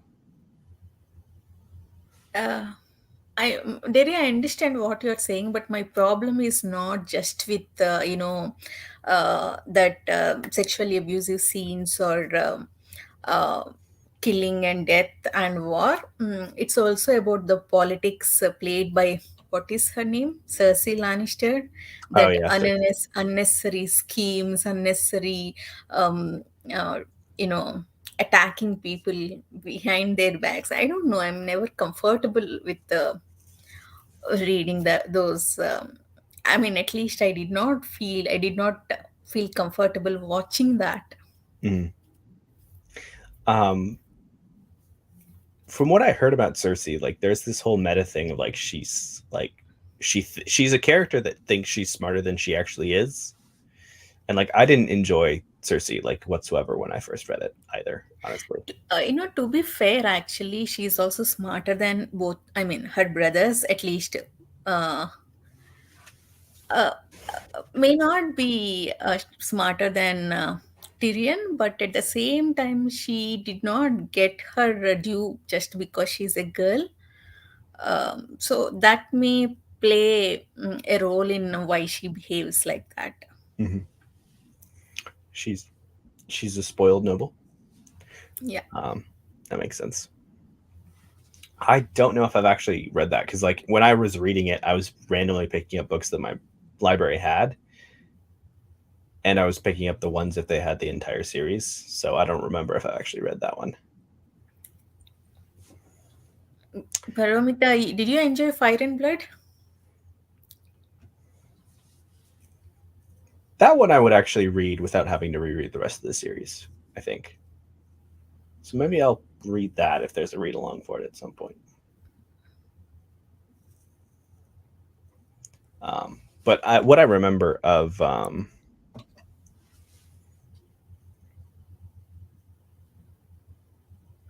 That's very. I mean, I can relate to that. That's why I'm not angry with her when it comes to her thinking she's smarter. But at the same time, I don't like that scheming and all. mhm. Yeah, no, I was just a thought that came to me recently. It's just like I feel like Tyrion, the dwarf, is a weird self-insert for George. Oh my gosh, Kate, who is walking to class and talking to us, or she's already in class and ignoring class for us. Yeah. Don't ignore class, Kate. Don't ignore class, Kate. Fire and Blood is a fake history book and stands separate, but it's fascinating. Yeah, I think that's why one of the reasons why I like to read it, just because I might be interested in it. Made Up History is a page-turning thriller. But the real interesting question is, would you recommend reading Fire and Blood before the main series? I think that's what she meant when people are considering GRRM. Yeah, the actress for Marjorie Tyrell was really good. Yeah, she did really well. It's true. Not liking her is the right reaction. So we have two answers. Paramita would be like, yeah, go ahead and read it beforehand. And then Kate's like, no. She says she's walking on that sweet school Wi-Fi. Interesting. I'll have to see, talk to like Joanna or somebody that's so if you're worried about reveals, but like you've already seen the show, so a lot of those reveals you already know. Yeah. So I guess that you'd be fine probably. Actually, first in India, I was in India that initial seasons until sixth season. In India, in TV, you cannot show all that sex scenes or very gory scenes and all. So there is lot of censoring. Mhm. All those scenes were cut actually. So that censored version I have seen for the first 6 seasons. So there is so much I have missed. That yeah, they put a lot into those scenes. So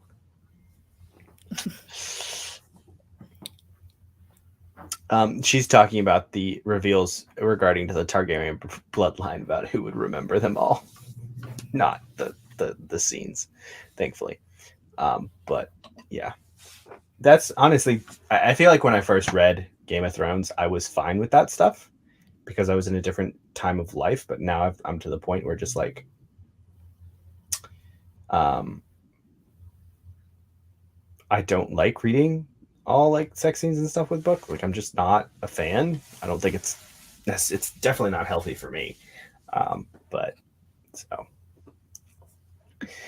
I would watch I would watch a censored version if that existed, if that does exist in a reasonable context. That doesn't just like cut all the good bits out in terms of plot.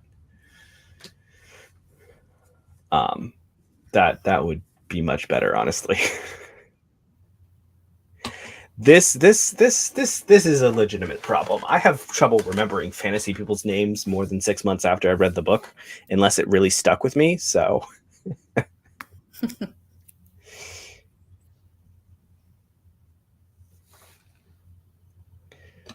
yeah. There's a reason I don't really want to read Lolita. I never even considered. I know it will not be for me. Yeah, I heard a few things about it. I'm just like, that is not going to be a healthy. That's not. I don't want to read that.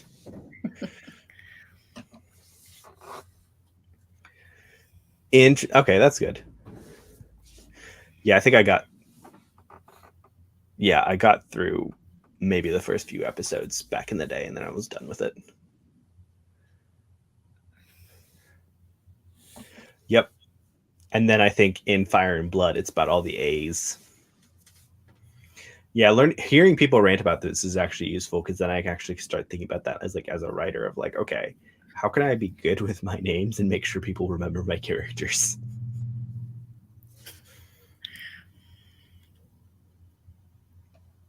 I think it's more weird in audiobooks, and I'm not sure. I did not have that experience. I think Greenbound Saga, I did immersion reading. There are few scenes, but I think they're not that explicit. Mm-hmm. In what book? In Greenbound Saga. Yeah, I've heard about one or two. They're not that explicit, so I guess that's okay. Yeah.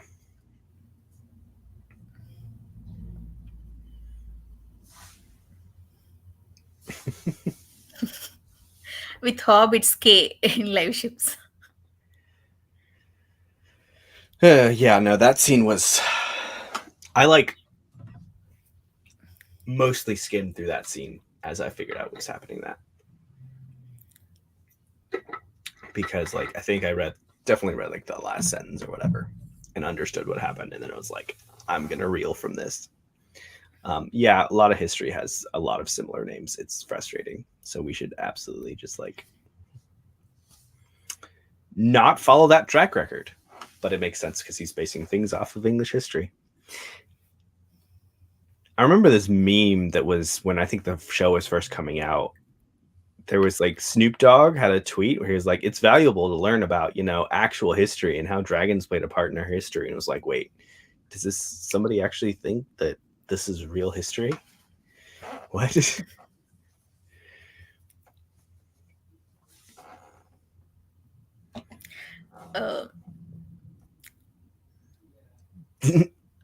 That's hilarious. That's the problem, Charmaine. I have OCD. I cannot skip a word. I cannot skip a single split second in audio.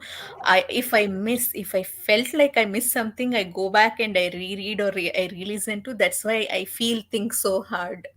I mean, I imagine things, I visualize things, and I feel so strongly. I don't know how to. Maybe I need therapy to fix that. I cannot skip. I'm sorry for you. I have cultivated my skipping abilities for things. I have not read Greenbone. You haven't read Greenbone? No, I have Jade City sitting up there somewhere, but I haven't read it yet because this year was the year of finishing series, or I would have started it already. All right. Excuses. I'm just trying, despite the fact that let's see here. At least 2 of the series that I finished last month were a series that I started this year. I'm trying to finish them. I think Lady Trent, Senlin, Dagger and Coin, Tawny Man. Everybody should be getting therapy. Yeah. Yeah, we all need a good plot, unless you're reading Kissing the Coronavirus. I'm sorry, Andy. I'm trying. It's on the TBR. It's like has a solid place in January, I think it is. Yes, everyone should read Greenbone, especially Jade Legacy. That is just fantastic. The real question is, Andy, is can you get Alan to read Greenbone? Alan read Jade City. Finish Greenbone. Let me clarify. I know eventually Babel will probably come first, though, because it's a standalone. And I already have it slated for next month.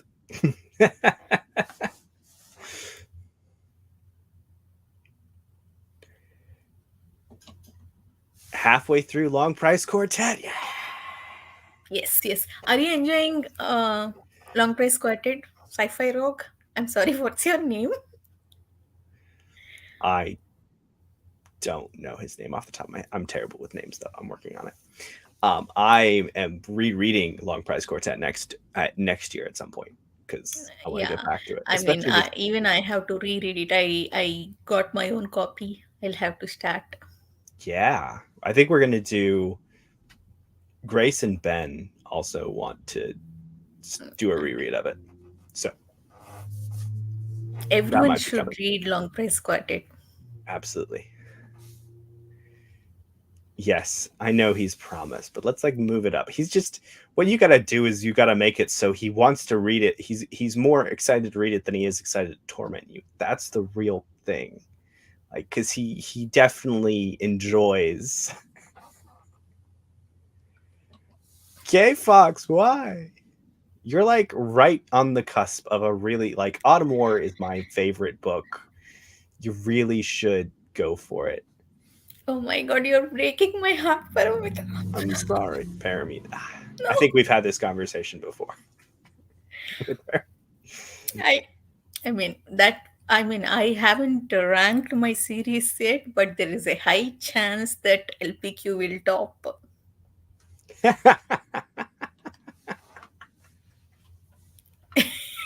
The thing that nobody would tell him. But yeah, that would sell him. Yay. A Sci-Fi Rogue. So, Charmaine, the answer is you have to stop caring about Greenbone Saga. Can you do that? Charmaine, this is not okay. This is not at all fair. He's trying the hostage situation. No. Read LPQ until he picks up Jade War. He read first book, so you also read first book. Well, true. I'm really looking forward to rereading that first book, though, because like there's so much in that first book that like I loved first book except one scene. That's the reason I gave book 4. But I understand it is not possible to avoid that scene for overall plot. That book deserves 5 stars. I really enjoyed first book as much as book 2. Charmaine. I think I'm the only one that actually has book 2 as like the lowest ranking. Really? Oh yeah. So like the first book would have been lowest ranking until you get to the third and fourth book. And the context of the third and fourth book and how everything plays out and how everything affects everything just like makes my enjoyment of the first book go up so much. I loved book 1, 2, 4. Third, maybe half a point, but just wait until you read the third one. The third and fourth one is really where things like ramp up a lot, and like they're short books. They're really easy to get into, in my opinion. But like the third one is absolutely wild. It starts off with a bang, it ends on a bang. It's just amazing.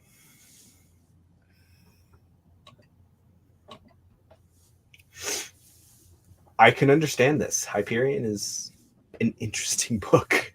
I haven't read Hyperion. It's a weird sci-fi version of, Canterbury Tales, where you get a bunch of people telling, hey, this is how we got here. And some of the tales are just really, really weird. You can tell it was written a while ago because there's some stuff in there that's just like, this is a bit indulgent and not okay to a certain extent. But there's also some very gripping and interesting parts to it, and the world building is phenomenal. Okay.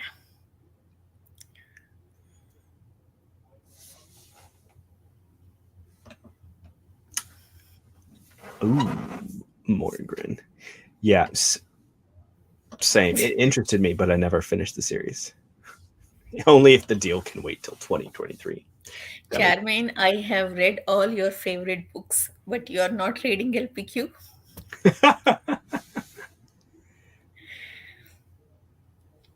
God is not willing. Well, really wasn't willing.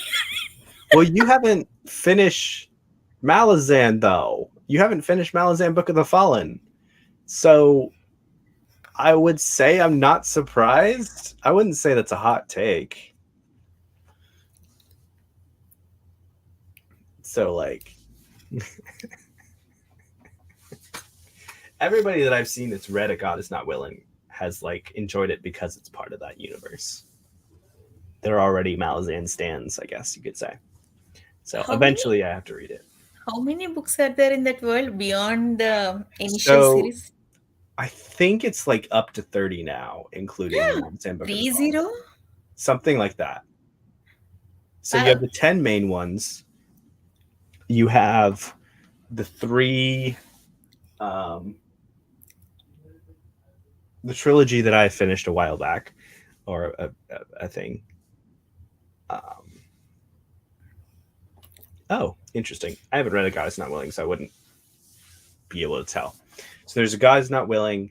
There's the trilogy that I finished. There's the 2 in the unfinished trilogy that I haven't started yet because it takes 10,000 years before everything else and all that other jazz. So that's another 6. So that's 16.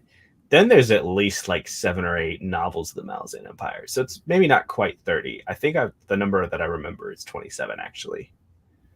But it's Is Malazan more violent than, let's see, what we read so far? Shadows of Pact, Shadow Campaigns. Yeah. Yep. Okay. Yep. There's yeah. It's intense. Okay.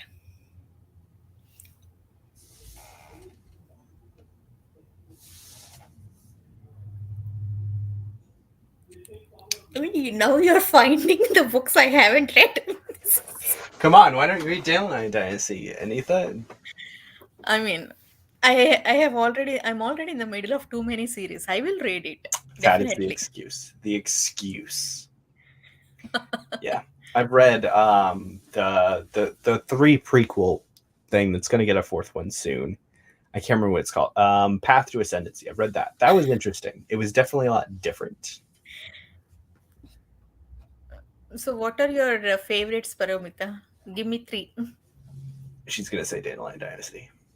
Maybe. Oh, Hopefully. oh, then I will satisfy you all in next year. Actually, in 2023.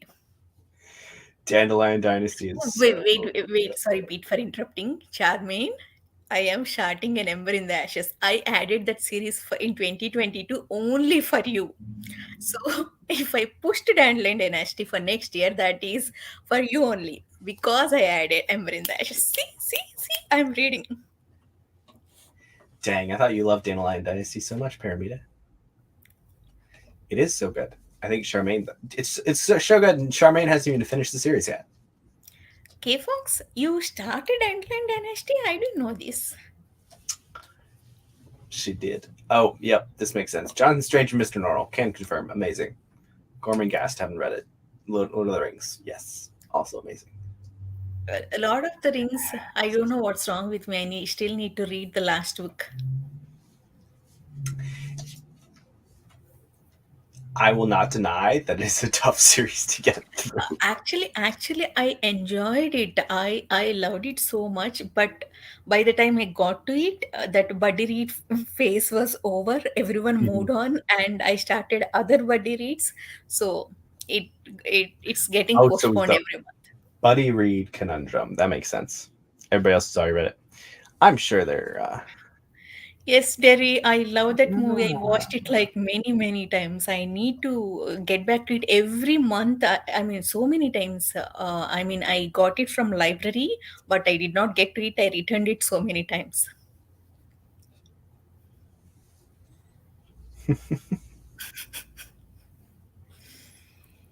Oh, she started way, way long ago.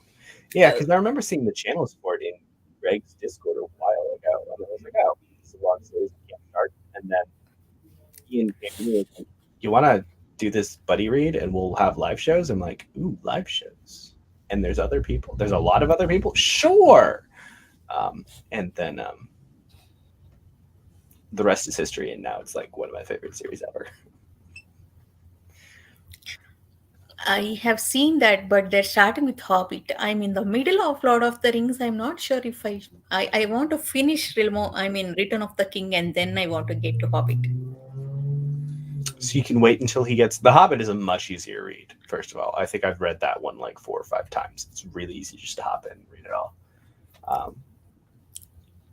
But you can wait Okay. until they get done with Return of the King, depending on Return of the King, depending on if they're going to read any of the other stuff. Pete, I need to go for half an hour. Okay. So I'll come We should back. do some sprints.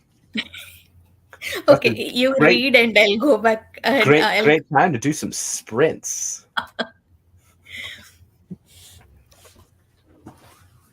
Okay. See you guys later. Bye. Bye, Anitha. I am gonna go put some sprints on. Yes, K Fox, the sprint, the Hobbit is amazing.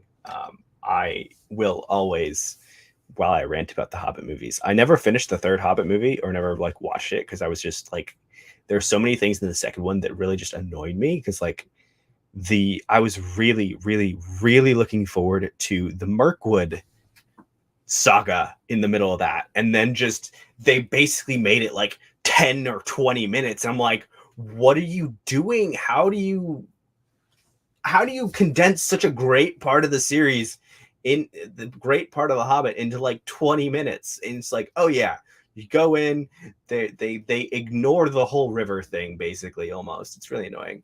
I have not read Children of Húrin. I have read Silmarillion and tried to get through some of the unfinished tales, but that's it. Good. I'm glad I'm not the only one. I think one day I will watch it, but today is not that day. I think I have Children of Húrin somewhere. Because I have yeah, I do. It's like all the way down there on this stack over here. But cool. Yeah, rant. A little bit of a rant. Probably could get into more of it, but I won't because I don't want to get too incensed. In the meantime, we can sprint a little bit. It is 24. Let's just read till top of the hour. That works. See if I can get another chunk of Hexerkit stories done. Which these are, I really like these. Like they're so Machineers of Empire is fantastic. First of all, I don't know if I've said that. Great world building, and because it's hidden sometimes, but it's there. It's definitely there. There's just so much going on, Derry, that you can't. It's like a Where's Waldo picture of my dresser. Oh wait, is Kate back? The Hobbit movies weren't great, but that scene where the dwarves are in barrels in the river. Oh yes, that is wonderful. I think I've put that out of my mind, but yes, putting dwarves in a barrel is a wonderful idea. Maybe I will go back to that. Is Kate coming back? I don't know. Anyways, I'm gonna turn it up to mute so we can sprint till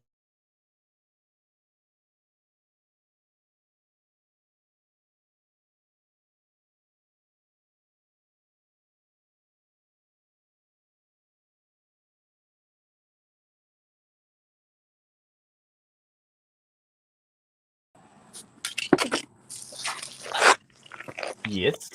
Is there a comment you had? Why is my camera not working? Can you hear me? We can hear you. Hold- Okay. We're gonna go on sprints. By the end of the time the sprints end, her camera will probably work.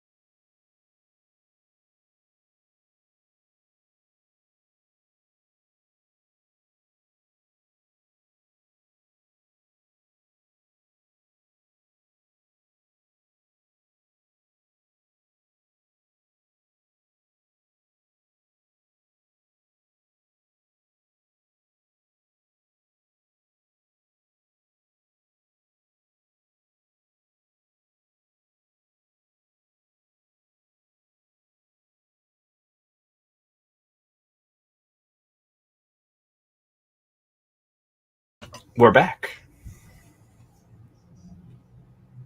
Oh, we scared Derry. We might have scared Derry. Hey, Debbie. Hello. No, we did not know you liked Hop. This is news to me. Really? Who would have thunk it? Yeah. So I have a question to you both, and even chat. You all can answer in your opinion. What makes a book grimdark for you? Being someone who has not read much grimdark, or outside of maybe, if you consider A Song of Ice and Fire that, I don't know. Okay. You read Malazan, right? Yeah, I wouldn't That's consider that grimdark though, but I also don't have a definition for it yet. A solid definition for myself. Okay. Derry? Sorry, I had my YouTube still going, so I didn't get any of that because the time lag was happening. So I had two out of sync voices. Okay. My Sorry. question is, what makes a book grimdark for you? What is grimdark for you? I don't know that I've actually read any grimdark. I tried. I read. You read Fashla as per your Abercrombie Goodreads. earlier this year, and I don't know why that's called grimdark. That just seemed like a book with a story in it. It didn't feel any different than some of the other things I've read. So I don't know if it's just that the subgenre of grimdark is naming books that already existed, or if they aren't good examples of grimdark. I don't know. No. Okay. And I tend not to read pretty, heavily negative things anyway, because, it doesn't work well with my brain. I read Blade itself last month. I was filming my wrap up. Mhm. I said this is my first grimdark book. Then I realized what makes this book grimdark, because I read that Death and all in Shadow Campaign, Shadows of the App series, and other books. So why those are not considered grimdark, and why is this grimdark? So I got that doubt.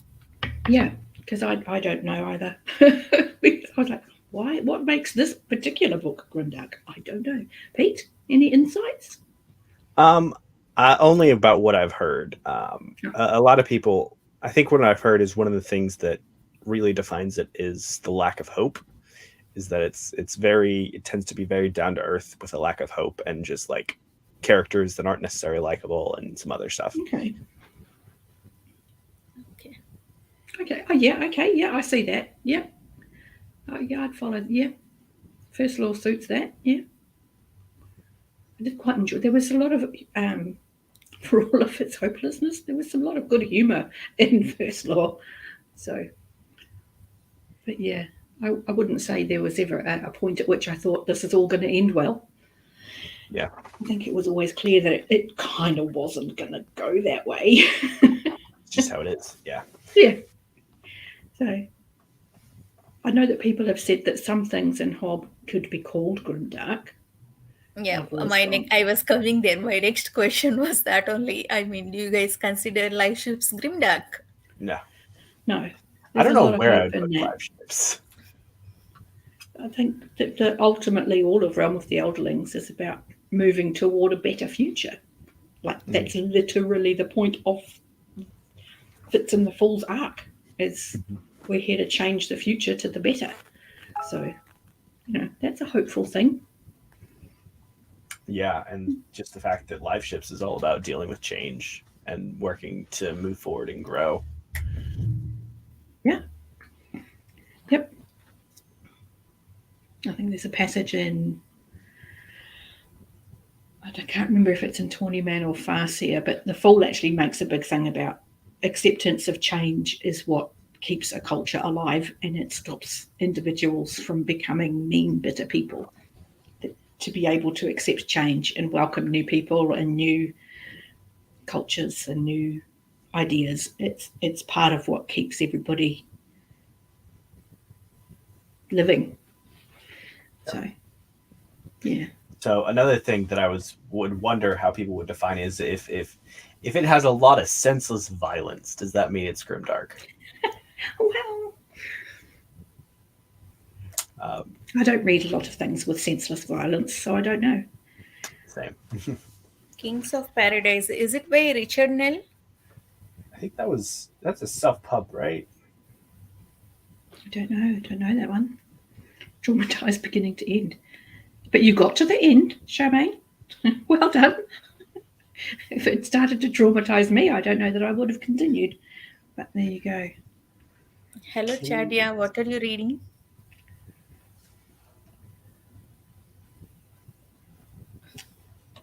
Oh dear. Demon Cycle. I feel like the Demon Cycle is a halfway generic name. I'm trying to think. I can't actually make any. Have I read it? Have I not? I don't know. Could be a few of the books I've read. Demon Cycle Probably isn't. by Peter V. Brett, it seems. Yeah. I have read The something Warded- by him. The Warded Man. Oh, yes, I have read that one. The Painted Man? The Painted Warded Man. The Yeah, Warded Man, Jerry gave 5 Red- stars to that. I liked the first one. The first one was great. I was like, oh, there's a lot of promise here with this magic system. And then every book after that just got less and less. And I was like, oh, I don't care. The Darkness, why is it so? I mean, it sounds familiar. There's a lot of people reading The Darkness Comes Before. I think that's And R. Scott Baker. yeah, Okay. because I know Amanda was doing it. Shelf Unstable. Jimmy Nuts has started it Yeah. as well. I think he's finished like Yeah, the there's a first two. group of them doing it on Discord. One day. I have a friend in one of the chats I'm in that's a real big R. Scott Baker fan. We joke about that all the time, and I do want to read R. Scott Baker eventually. Because I know Baron's a massive fan. Mhm. He's always I think From the Zara family. is reading. She finished the first trilogy. yeah. I don't know, I mean, maybe there are a Malazan lot of, could be considered. good things. Malazan? Because I know the comment I've had is like, oh, if you've gotten through Malazan Book of the Fallen, then you'll be fine with the darkness that comes before. Yeah. I'm like, It okay. has tended to be the same kind of group of readers that are enjoying. The sometimes pseudo-intellectual type. I don't know. No, I'm really nihilistic, don't you know? I'm nihilistic and I want to flout the things that Yeah. I understand in these books. That's right. Whereas I'm far more I'm That's too not old for that everybody, though. now. It's like, well, bugger it. I actually like brain fluff and feeling good when I read books, and I don't need to buy books and spend money on things that make me go, the world is really fun. My brain does that for me anyway. So I don't need to spend money on that. As per Goodreads, Oh. it is by Richard Nell, I think. Malazan You're is preparing for that.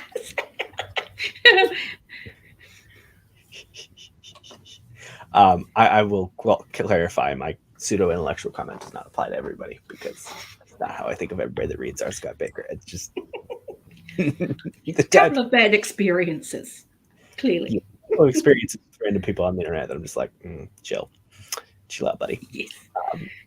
This is yeah. So Malazan, yeah, sounds like Malazan. So if that's the darkness that comes before, I'll be in perfect hands. Awesome. Diddy, what are you reading? I have started reading Magic Bites by Lona Andrews.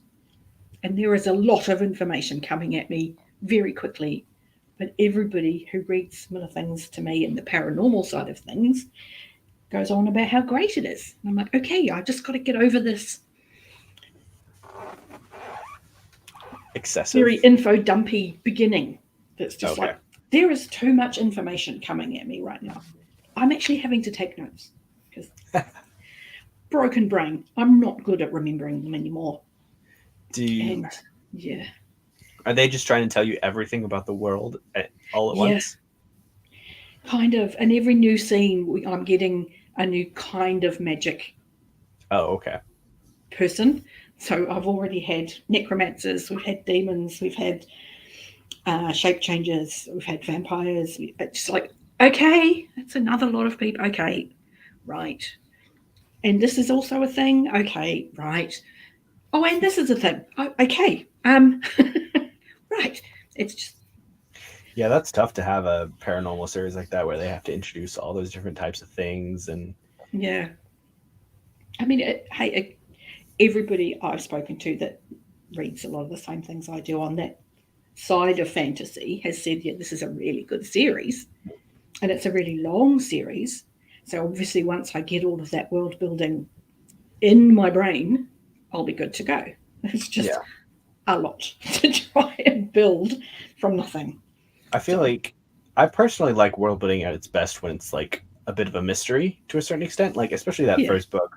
But that sometimes leads to disappointment with the second book when there isn't as much mystery, I guess. So it's a balance. Yeah, I know, because I'm also rereading a paranormal series by Nalini Singh. I'm reading the Guild Hunter novels again, and it's another paranormal world. And while it has sort of got magic, it mostly doesn't. What it does have is angels, but not angels from heaven, angels as a species that coexist on the planet.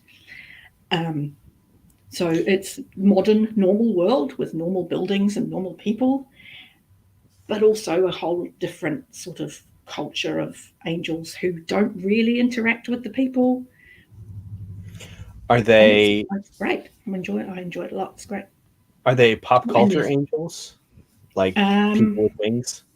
People with wings, yes. Okay. Because like actual biblical angels are all totally not. Yeah, not pop culture angels. No, fear not. If they were like legitimate biblical angel type of trope, that I kind of want to see more in books of just like, hey, let's take the actual description of angels and like put them in a book and see what happens. Having said that, the angels, they're actually very cleverly written. So much so that they have a toxin in their blood they have to get rid of or they go mental. And that toxin creates vampires. So you have humans and vampires and angels. And the Guild Hunters that the series is named after is because to make a vampire who is therefore going to live forever, they have to sign a contract to say, yes, I will serve for 100 years. Because now I'm immortal. You've made me immortal. I shall give you 100 years. And young vampires try and get out of that contract and try and escape. They're angels. And so the Guild Hunter has to hunt them down and bring them back. Oh, so the vampires serve the angels for 100 years. Yeah. And the Guild Hunters collect them. And you can be hunter-born, which is a human who basically is a bloodhound for vampires. They can smell them. That's cool. So, yeah.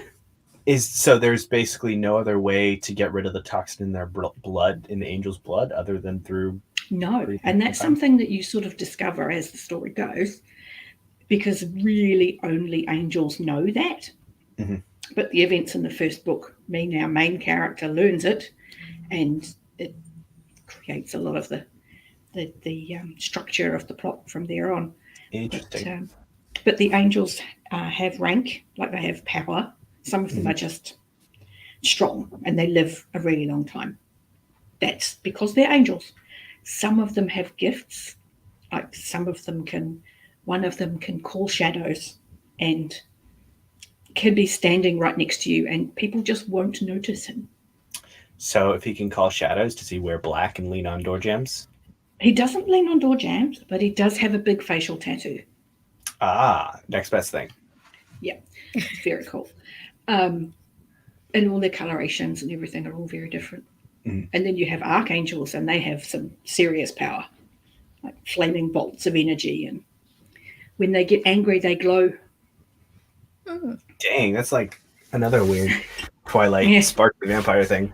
Yeah. Oh, no, not sparkling. Like I'm generating so much energy, I could melt you. Oh, of that's glow. completely. Yeah, it's a Chernobyl. bit more biblical, that one. That's the whole, we're introduced to one archangel by the knowledge that a vampire who betrayed him was left alive in the middle of Times Square with every single bone in his body broken. Alive and awake. Ow. Yeah. And so that's how we meet our first archangel capable of doing this. So not the I feel like even this guy with leaving this dude with his every bone in his body broken. That sounds like an edgy series with this paranormal. It has its moments, I have to say. Definitely has its moments. I'm in the sixth, seventh book of the series, and we're having a war over Manhattan. People are dying in thousands, but we've managed to evacuate all of the non-combatants, and that was all very How cute. long is the series?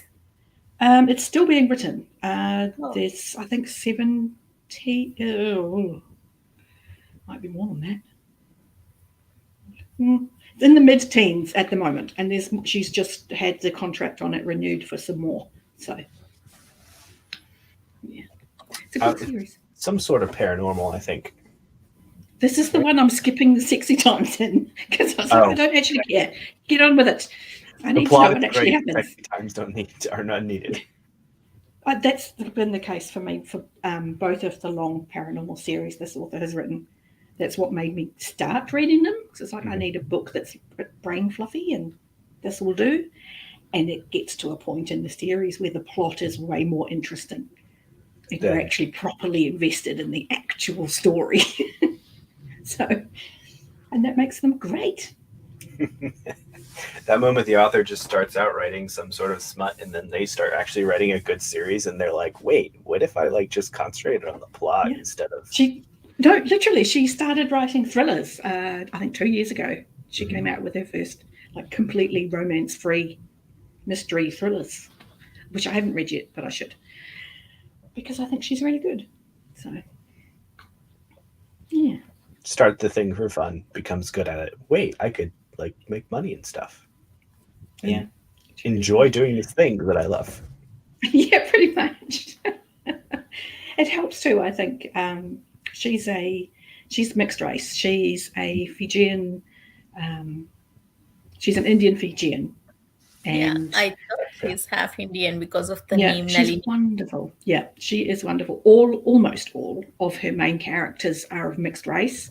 So there's almost no bog standard Caucasian heroes or pairings. They're always mixed cultures. There's always richness to the culture.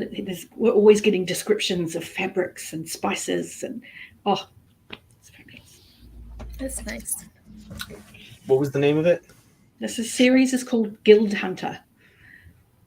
So that's really good. The first one is called Angel's Blood. Yeah. Makes sense. Yeah, that sounds a lot of interesting lore. I don't know if I could stomach how much is it a significant portion of the book is involved with all these scenes, or 60 times? Yeah.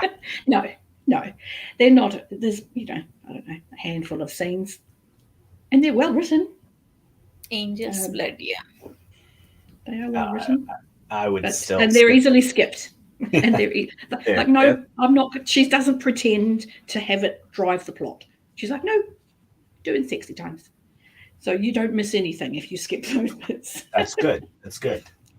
And some books have almost none, and some books have a little bit too much. But most of them, it's just kind of, there. That's good. I much prefer when books make those things skippable, like when they happen at the end of a chapter, and I'm like, good, I can just skip to the next chapter. It's fine. Yeah, pretty much. Yeah, she does. The last sentence, I skipped to the last sentence of the chapter, and it's like, and she laid in his arms contentedly, or whatever. The next chapter opens with, the next morning. Exactly. After the shower. Fantastic. Yeah. Yeah. And they're good characters. Oh my, this makes me cringe very badly. Oh my god. This suggests this happens in a book. What the hell? Yeah, so there was one of the books that was in Spiffbo this year it wasn't this, but essentially I think it was a Faustian bargain, but in order to give power to this entity, essentially just it was like the main character just has to have sex a lot. And I read this. That's quite an old concept. Yes. Yeah, I make the face, but it's actually quite an old concept that does generate power. I don't think I've read it fueling a weapon. Yeah. Pete, what are the best Spiffo books so far? Is it a spoiler thing to say? I don't know. I've read the ones that I've read. I've liked some of them. They haven't been like sort of Kaigen level for me, any of them. The one I did read that I thought was really well done, that I thought was the beginning of it was very interesting. So this is Heir to the Sun, and this is mother approved because my mom read this while we were in Ireland. Oh.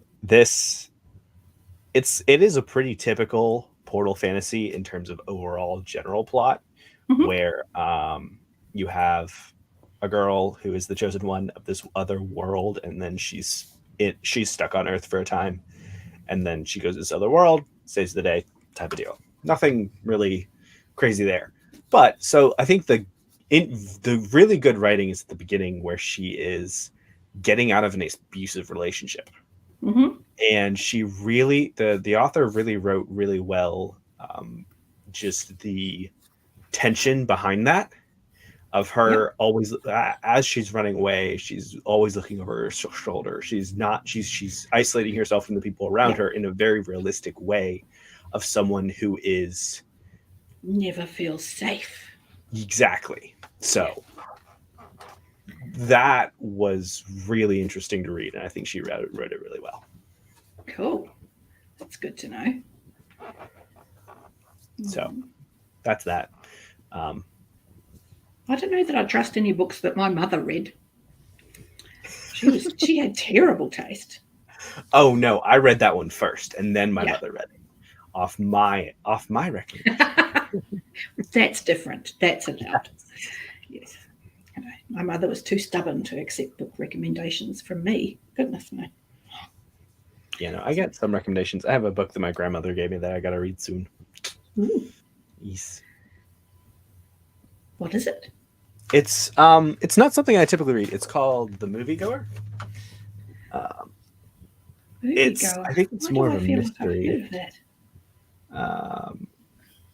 It's about a dude who's just fills his days with movies and nothingness. He should read a book. Yes, his life offering is nothing worth retaining, except that. So he goes to Mardi Gras and embarks on a quest for some sort of authentic experience. See, he should read books. Yes. So it's winner of the 1962 National Book Award and named one of Time's 100 best English language novels. Do we believe the Times? No, not after that. Best of fantasy list? No, absolutely not. For The Wee Free Men to be the highest Pratchett novel, I'm as angry about that as Alan. I mean, The Wee Free Men. The fact that you're going to put all 3 Lord of the Rings book on there and only put one of Terry Pratchett's works on there, it's kind of... Yeah. At the very least, limit it to one per author.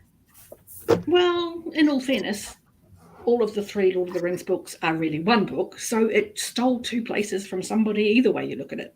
Yes, exactly. Yep. So. Which could have been Terry Pratchett books. They could have been. We could have had what, Night Watch is the best one for a lot of people? I don't know. One of the Guards books. We could have had Guards is usually the best one for those people. Going Postal. Going Postal is so great. It is. Seriously, I love Going Postal. Can confirm. I'm not even going to say that. There are some delightful scenes coming when you get to making money. I laughed so hard I cried I think making money. that is wonderful to look forward to. Oh, I think We Free Men says more about the people that chose it than it does about Yeah. like the best. I mean, it is well written and it is very Discworld. It's not the strongest Discworld. Mhm. And as I say, I like the We Free Men. I think the Knack Macfeagle are awesome. I have the Knack Macfeagle stuck to my window. I like them that much. I'd be interested in hearing specifically just with this choice what the logic was behind this one. So I don't know. because they did have a bunch of authors as raters, which is an interesting choice. That's something I've started to pay attention to when I discovered when Hillary did her video on who voted in the Nebula Awards, and you can just buy a vote. Mhm. And that horrified me. I was like, what? That doesn't seem right. So I've started paying more attention now to who's actually choosing these books. Mhm. Why is this award important? Yeah, that's why there's a lot of discontent and like the Oscars and the Emmys and stuff like that is a lot of people are just like, Yeah. Hollywood people choosing Hollywood movies, and that's why Spider-Man didn't get anything despite being like one of the most watched movies of that entire year. Like with the whole Spider-Man Far From Home, like it was a great movie, a masterful movie, but it didn't get nominated for everything because people wanted to pat each other on the back, and people the people judging are inherently biased against superhero movies. Yes, they are, which is a shame because some of them are brilliant. But, yeah.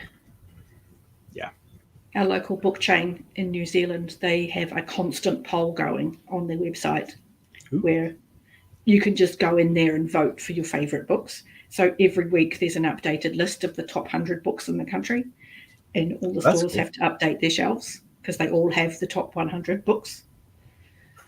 And that's really awesome because they also have a top 50 children's books that they do the same thing. Oh, that's cool. Yeah. It is cool. That's a good chain. Driven by so the much readers. so they had the Chico. It's been so long since I've bought from a physical bookshop that I went into one last week, got the shock of my life. They had the whole Shadows of the Act series by Tchaikovsky, and it blew my mind.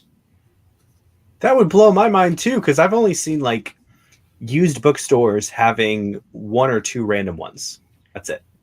The whole series in a row on a shelf. Wow. I was like, Alan would be so happy about this. I'm assuming it was probably the new covers. I assume so. All of them were all black and minimalist. Yep. I mean, they look great. Yeah. They do look great. And I I was wouldn't very consider tempted. them the best covers of them, though. I like some of the other ones. The old, like the very first ones. I really like some of those. Yeah. Can I? Are they in a place? No, I can't get them off my. Tetris. They're like on the side, so I can't grab them. See, this is the shortcoming of the Tetris system. It is the short one. Pages one, Tiffany Aiken series was the one he was most proud of. Oh, maybe. But if you're going to do that, then really the one that you want to put in there is the Tiffany Aiken book, I Shall Wear Midnight, because that's the one that touches on the richest themes. I didn't know Gaiman was one of the selectors. I forgot that he was. He has some pretty good taste, to be fair. 100 best time fantasy. All I know is that the Mutual Appreciation Society that was Pratchett and Gaiman just worked beautifully together. Good Omens remains one of my favourite books. I have that, and I needed to actually read it at some point. Have you not? I started it, but I never actually. It's very 80s Britain Mhm. as far as tone goes, And if you go in knowing that will work. If you're Yeah. expecting, Think- something a bit more timeless, it's going to be jarring, but it's very specific to when it was written. It's great. Yeah, though. it just wasn't It's so great. to the taste of what I was reading at the time or needed. It's an acquired taste, and I think it's why it was such a cult classic and remains a cult classic. Mhm. Because like Hitchhiker's Guide or any of those little niche kind of books, it's the ones you read and just it clicks for you in the moment. Yeah, I do. I love me. Yeah, it is. It is currently. It's a Every once in a structural while. necessity. It is. Yeah, I need to rearrange it at some point. I've been putting it off. How much fun though! Oh, It is a lot of fun moving it. I And would making have it. fun with that.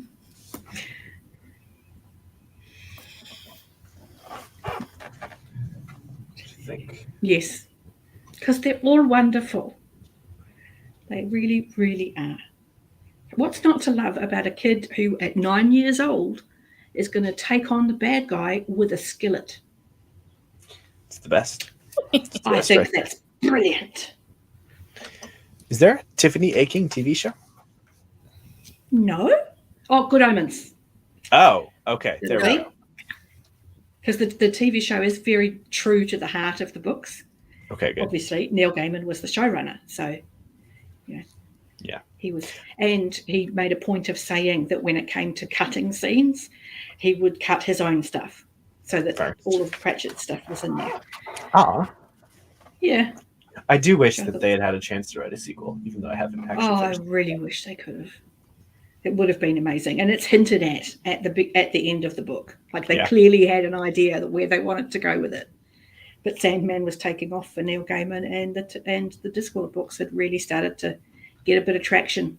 So, time just took them away from it.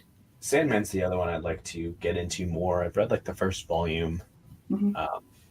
I think it'd be fun to actually like keep reading it and watch this TV show. Yeah, I haven't read all of them, and the ones I have read, I read from way back, Mhm. not long after they were released. So it's been a while since I've read the actual comics.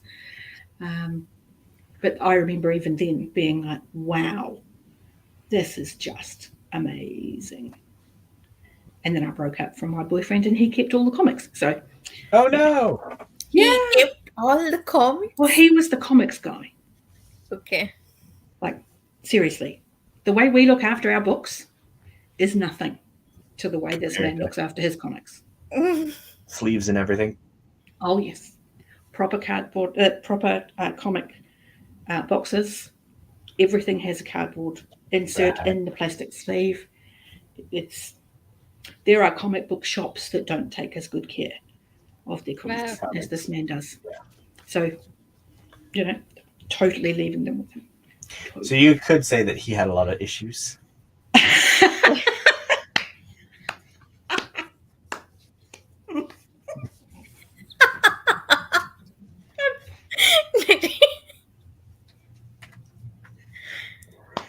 It's like my It's okay. favorite. Take your comic book time. joke. Take your time. It's okay. Yeah, when it went. That is surprisingly appropriate. Yeah, I know you said you broke up. Oh, I was like, oh It was a yes, very long time ago. perfect. Oh my goodness. It was a very long time ago. I was still in my teens. Oh. He does Look, still have this is my favorite comic book pun to make. All right, I Oh, will that's make it whenever I brilliant. can. All right, I will never not take the perfect opportunity to use it. Oh, that's brilliant. I did read some good comics while I was with him, though, I have to say. So it was good. I read The Fables. I liked The Fables. That was a good series of comics. What else did I really enjoy? I liked She-Hulk. Actually, I really liked She-Hulk. Oh, nice. Did you guys watch it? The show? I haven't watched it. I haven't got Disney Plus, so I haven't seen She-Hulk. I watched the first episode. I wasn't too impressed. I think they were over the top with certain things that I felt like could have been done better. Okay. and could have made more sense and made the same point. And they chose to throw it into your face instead of sliding it in a better way that would have worked, I think. Okay, because I remember when I was reading the comics, She-Hulk was a very almost Deadpoolish style of comic. There was fourth wall breaking. There was a lot of frame connectedness. I actually like that. Yeah, it wasn't your standard comic. Yeah. So I don't like they changed her origin a little bit and made it weaker, I think. Yeah. And I think I think there was an implicit reason why they didn't want to make her origin the whole blood transfusion thing. Yeah. And I think they should have gone with that. No. I think they could have done things with it. When it's not broken, Yeah. Sometimes just don't try and fix it. Yeah, I think the very first episode should have literally just us it's minor spoilers. About 5 minutes into the episode is when she actually 5 or 10 minutes is when she actually gets the Hulk powers, and then training. That's so fast.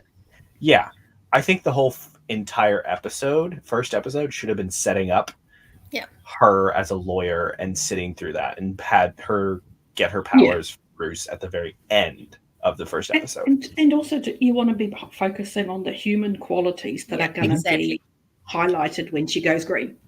Yeah, exactly. And so the things that are thrown at you in that episode would have hit home for more people. And if you had been able to build sympathy, because one of the things is yes, they are stressing the whole hi, I'm a woman, but I can manage my anger.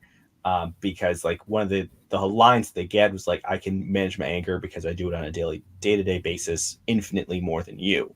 And not only is that minimizing the Hulk's journey with anger, but it's also just in your face. It's because I'm a woman. And I'm you could have written that better if you had given this entire episode to show the audience the things that she deals with on a day-to-day basis, versus only giving us 2 minutes of one condescending lawyer being I don't think you can do this. It would have worked a lot better because you would have been building sympathy with the rest of the audience.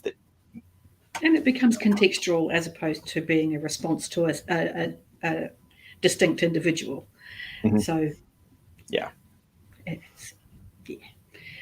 I agree, and I haven't even seen it. So there you go. Well, when you do see it, I liked it. It'd be great to see if you still agree with that, because I don't know. Oh, no, but there's a reason why we get origin stories. It's why we get so many of them for the same heroes. They're important. Yes, the origin story is what makes the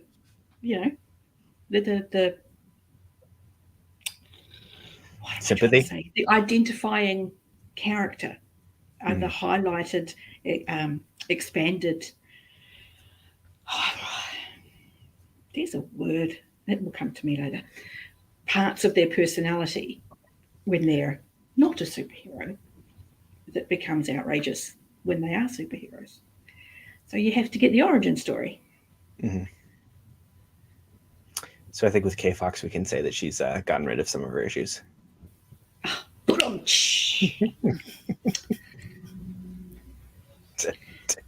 to go back. Origin stories. It just, I think they went with for Iron Man. Iron Man is more popular in entire Marvel universe, but Iron Man's origin story, he did not get. Just initial 5 minutes, 10 minutes, he gets that. He meets that accident and he becomes Iron Man. I think they went that way. Because Captain America got more of a bigger origin story, entire movie dedicated to that, but that movie wasn't that popular. And yes, it's brilliant. Yeah. From second movie that he became popular, I think because of that, maybe they made that choice. I don't know. And to be fair, Iron Man, for all that he's a superhero, he's not a superhuman. He's Batman. He's a rich bloke with tech. So he hasn't changed his personality. So we just needed to meet Tony, and boom, there you go. We've met Iron Man. Yeah. Whereas, Captain America is literally a mutated superhero. Mhm. We love Cap. Cap Yes. is awesome. I definitely loved Captain America's origin story more than Yeah. Iron Man's. But Because I mean, yes, it was- but yeah. still, I'm Team Iron Man. Winter Soldier was good. I personally am anti-government oversight for a lot of things, or anti-government control of things. I don't know. That's probably not the best way to put it. So you were Team Cap. I'm All the definitely way. Team Cap all the way. All the way. But Winter Good stuff. Soldier was one of my favorite movies, definitely. Mhm. It was a Yeah. good movie. To be fair, all of that phase in Marvel was great. It hadn't gone so far that it was difficult to keep track. Mhm. And they streamlined the process to the point where it was like, no, we've got the formula. This is how we do it. Yeah. And that period of films was just Yeah, fantastic. that after Avengers 4th, like Infinity, the ending Yeah. movies, I mean, they're still coming up with good movies, but I don't know, interest wise, they're not commanding my attention, same as the first phase movies. Yeah. They're oversaturated, I think. There's too many now. Mhm. It's like, no, Yep. give it a break for a little while, let the interest grow again, and just back off a bit. They need to give It's origin too stories much. of these new heroes. They can't put all of them together and come up with the one movie, and they can't expect us to be invested in them. No. Yeah. And there's just too much. I mean, if you don't have the right subscription, you can't watch the TV shows. If you can't watch the TV shows, you're not going to get the origin stories. If you don't get the origin stories, the movies aren't going to work for you. Well, I think there's actually an issue because they're trying to make it so you can watch the movies without the origin stories, and that But then they're actually, not as good. or without the TV shows, Yeah. and that actually I think was an issue. I've seen that pointed out with Doctor Strange, is because you could argue that Wanda went through almost the exact same story in WandaVision and Doctor Strange, and that it felt like it ignored the character development she went through. Yeah. With an appropriate item being like, oh, this item corrupts her. So of course she kind of had to go through that again because the Yeah. item did things. Yes, Chairman, I'm also excited for Black Panther. I think that's the one Absolutely. movie I'm excited in this Ooh, phase yeah. so far. I love the changes that they've done to Captain Namor.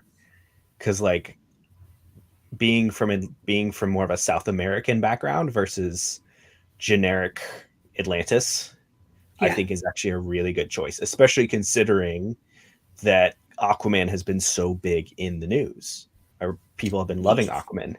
So I think you definitely needed something to differentiate Yeah. Marvel Atlantis from DC Atlantis. And also, it's one of those mythological, historic kind of things that surprisingly few people have any reference for anymore. Mhm. So it's wise to pull away from that as source material. It's something I find really odd. I've had to check myself often in the last few years when I go, how do you not know this? And actually go, okay, this has become a niche piece of information where, 2050. He was 20 to 50 definitely years ago. popular. I'm sorry, Jason Momoa is glorious. I recently Just watched saying. the movie for the first time. I think I actually watched it on an airplane, but it was good. I think you can tell from the way that they rushed through a lot of his rogues gallery that they didn't expect there to be a second movie. They No. were like, let's show a bunch of cool things that we could do with Aquaman all at the same time that could have actually been made into like They could have really paced it better. movies. Yeah. I think, I mean, at least in my opinion, it's not a bad movie as such. Marvel would have done a better haven't job. seen- I haven't watched seen- that. That's I haven't on Natalie watched Portman. Love and Thunder. Yeah, I haven't seen that one. I loved Ragnarok. Yeah. Oh Ragnarok my was god, good. that's one of my favorites. So I think Taika got it right though with the soundtrack. I think yeah. just those moments, Background your heart background- goes, and you're like, that is perfect. Background music, dialogues, humor, everything was perfect. Yeah. Led Zeppelin, Jeff Goldblum, hello. And What could even possibly go even wrong? how they treated Hila's character, I mean, everyone, even including that soldiers, everyone, they don't want Hila as this that main goddess because she's violent, not because she's a woman or something. No, Nobody it's said that because of the dialogue. death side of it. Every Yeah, dialogue was perfect. I loved it. yeah, Yeah. it was great. So I've seen the last Thor, and I think my initial thought process was like, oh, this is pretty good. And I like some of the story beats. I like the end. I actually like the final where our characters are at the very end. The more I read about how the movie was created, the more I'm just like, wait, what? Because like What did I miss? it feels like Taika didn't know what he was doing. He was coming at it very chaotically and throwing things in, and then like, you know how sometimes with deleted scenes you're like, oh, Why did okay, they I cut see how that? that It made sense. exactly. The deleted scenes from like from Thor: Love and Thunder don't actually make sense within the plot. Oh, okay. Like one of them has a character that at this point in the plot would be dead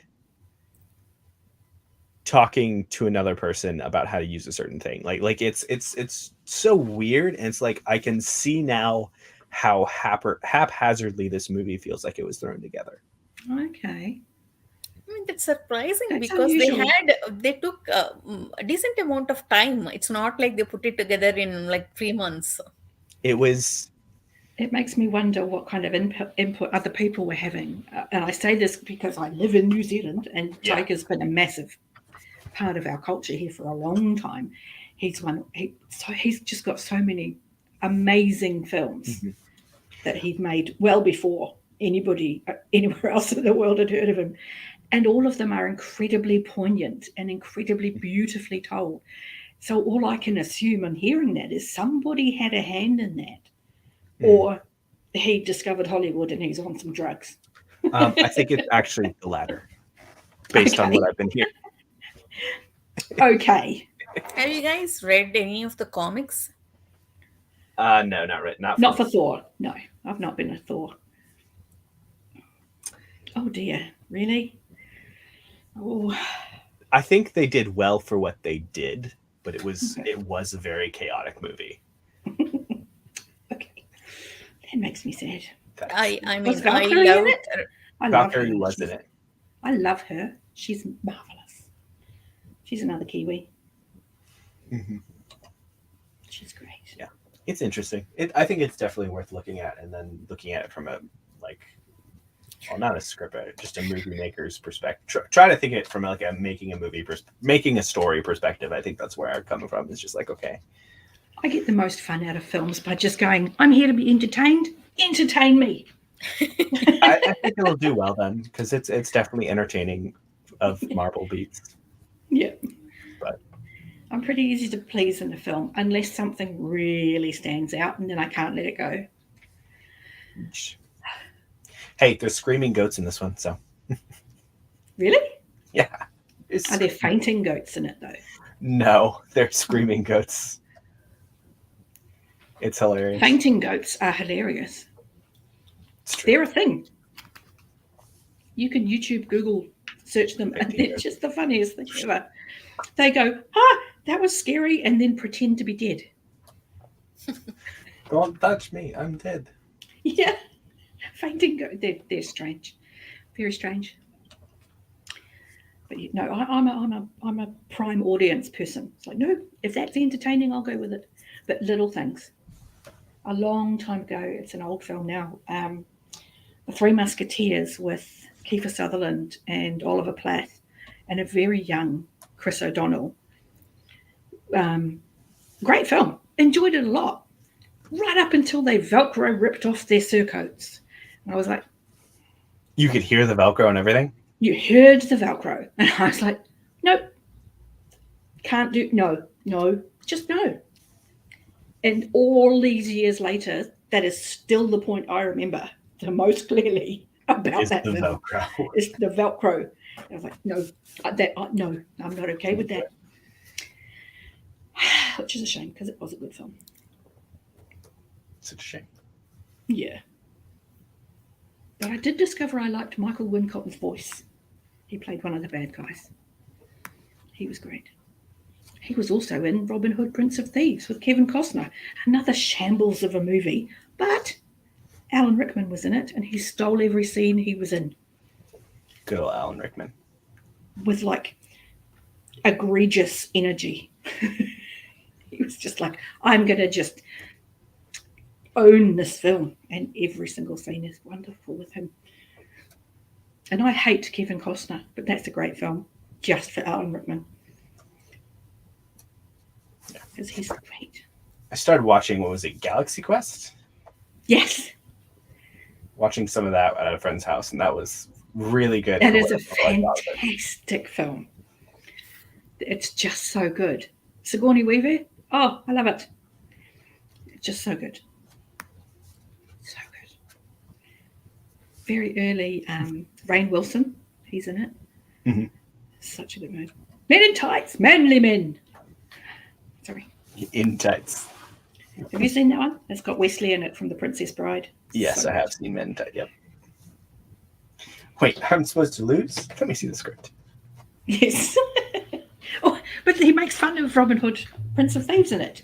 He goes, because I, unlike other Robin Hoods, have an English accent. I love that so much. It's great. Yeah, it's one of the few really blatantly spoofed movies that I've really enjoyed. Men in Tights. The ridiculous she had on the chastity belt. The whole thing was submission for the key. That was a fun film, actually. That was a very fun film. Good old thing. Yeah, I rewatched Princess Bride. I don't know why I was rewatching Princess Bride, but Because it's awesome. yeah, I think I was at a random friend's house and we were watching it. It was great. It's one of the perfect movies. It is. And then somebody brought up the concept of a sequel, and I'm like, no. No, Look, I don't look, even it should remember Princess Bride. I need to watch it again. it is the perfect movie. Mhm. It's so great. yeah, it's like one of those book adaptions where I'm like, yeah, this is. Could argue that it's an improvement on the book for the film part of it. I read the book a couple of months ago, not long after Jake Bishop did. I was thinking, yeah, I haven't read that for a while. And reading the book and being able to picture the movie, knowing the same guy wrote them both, I'm like, he knew when he was writing this book what that sounded like. Yeah. He because he wrote it that way. So he's writing that ridiculous dialogue from the priest that they ended up getting Peter Cook to play. I mean, he was phenomenal English comedic actor, huge name, and he plays this tiny part in this film and nails it with the ridiculous accent that when you read the book, he's got exactly right. I would never have thought that ridiculous speech came from a book. I would have thought that was Peter Cook being Peter Cook, because that's the sort of thing he did on the radio. It was insane. Yeah. Hopefully we do get some more, I guess, better adaptions coming up than ours. Where was I? I know House of the Dragon's been said to be pretty good so far. And then I'm really enjoying it. Really enjoying it. At some point, I'll watch it. Maybe. I got to see Matt Smith's bum. It's pretty good. The show. I mean, Matt Smith's bum too, but the show is really good. So, just saying. Yeah. The acting in it, though, it is phenomenal. It's amazing. Yeah. I'm really looking forward to the Percy Jackson adaptation. That is something that I'm like, okay, finally, we're going to get something that's better than those god-awful movies. Are you sure about that? Haven't they been trying to remake those for a while? So Reardon's been campaigning for a while, and then because they aged them way too high in those yeah, movies. no, and then the guy who played Percy is like not Percy Old. at all. Like it's not even that he's old, it's that he's not Maybe. sassy. He's like No. doe-eyed protagonist, and it's like He's a no, bit that's dim. not Percy. No. I did like Pierce Brosnan as Is it The Poseidon? Centaur. Oh, Kieran. Kieran. Yeah, I did like that. I liked worked for me. oh crap, what is his name? Firefly Castle. The guy who played Hermes in the second You one. mean the fantastic and Fillion. wonderful Nathan Nathan Fillion that Yeah. I have a photo with. That was a perfect casting. Nathan Fillion is always perfect. Yes, Nathan Fillion is amazing. Yes. I would not mind this as well. And there might I never be saw some. Aragon. You're not missing much. Okay, good to know. It's like the Percy Jackson adaptation. It's not as bad as the Percy Jackson adaptation, but Oh, really? Because that was a really bad adaptation. yeah, it was. Like, really quite egregiously bad. And that in turn is not as bad as the Avatar: The Last Airbender adaptation. I believe that. I believe that wholeheartedly. The fact that there is a YouTuber that made an explanation about why the Avatar: The Last Airbender adaptation is terrible and why it is just the worst thing to ever exist. And that explanation in and of itself is longer than the actual movie. I love it. Yes, That that is how you kind know of proves the it's bad. point. That's brilliant. Yeah, no, this guy, Hello Future Me, he it's worth checking out, even if you've never seen Avatar: The Last Airbender as the movie. Okay. Or, like, it's worth checking it out just because it's a fantastic deep I do dive like into that why that kind of movie thing. is so bad. And because I found BookTube through A Song of Ice and Fire creators. Mhm. Because there's so many of them. And it took me a while, and I still have sort of 3 or 4 I constantly watch or listen to. And yeah, finding those creators who can genuinely get into something and go, this is what we're talking about, and can really pull apart what they're doing. And it's just so great.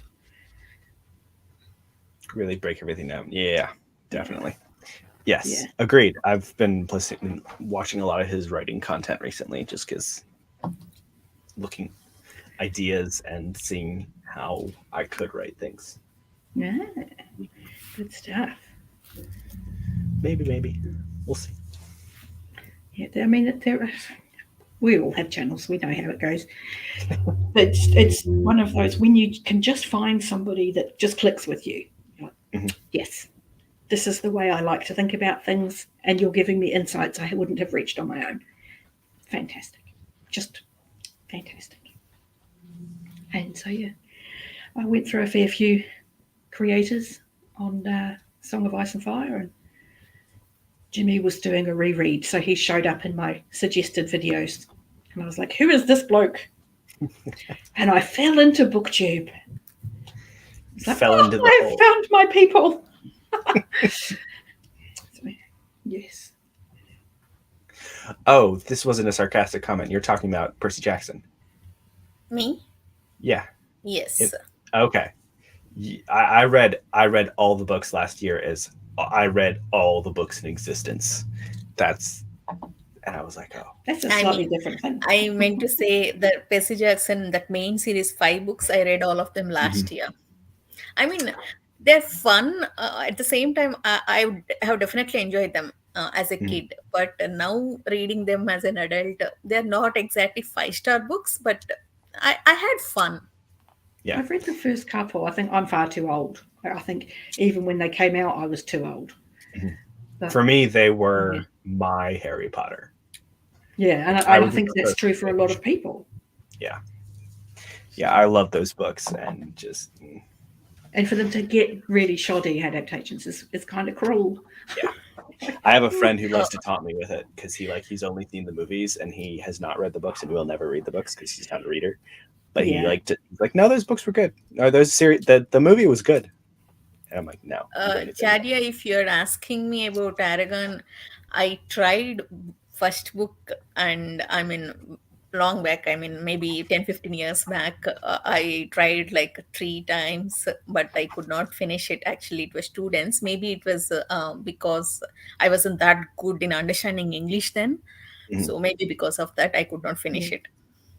Looking at the books now, having read them at least 5 times each, like I can understand that they could be too dense. Because again, like Aragon was like something that I read when I was a kid, and I would read everything I could pick up. So like we had those, we loved those. They were by a homeschool author, so we were like, oh, a homeschooler wrote these at 15. That's awesome. That's really cool. I remember that being all I knew about Aragon, and I did read it, and I remember thinking that was written by a 15-year-old homeschooled child. Mhm. Because it just It's likely. it felt very It's derivative. I was like, I'm sure Yeah. I've read this before. Yeah, and so But Aragon it was good. It was well written.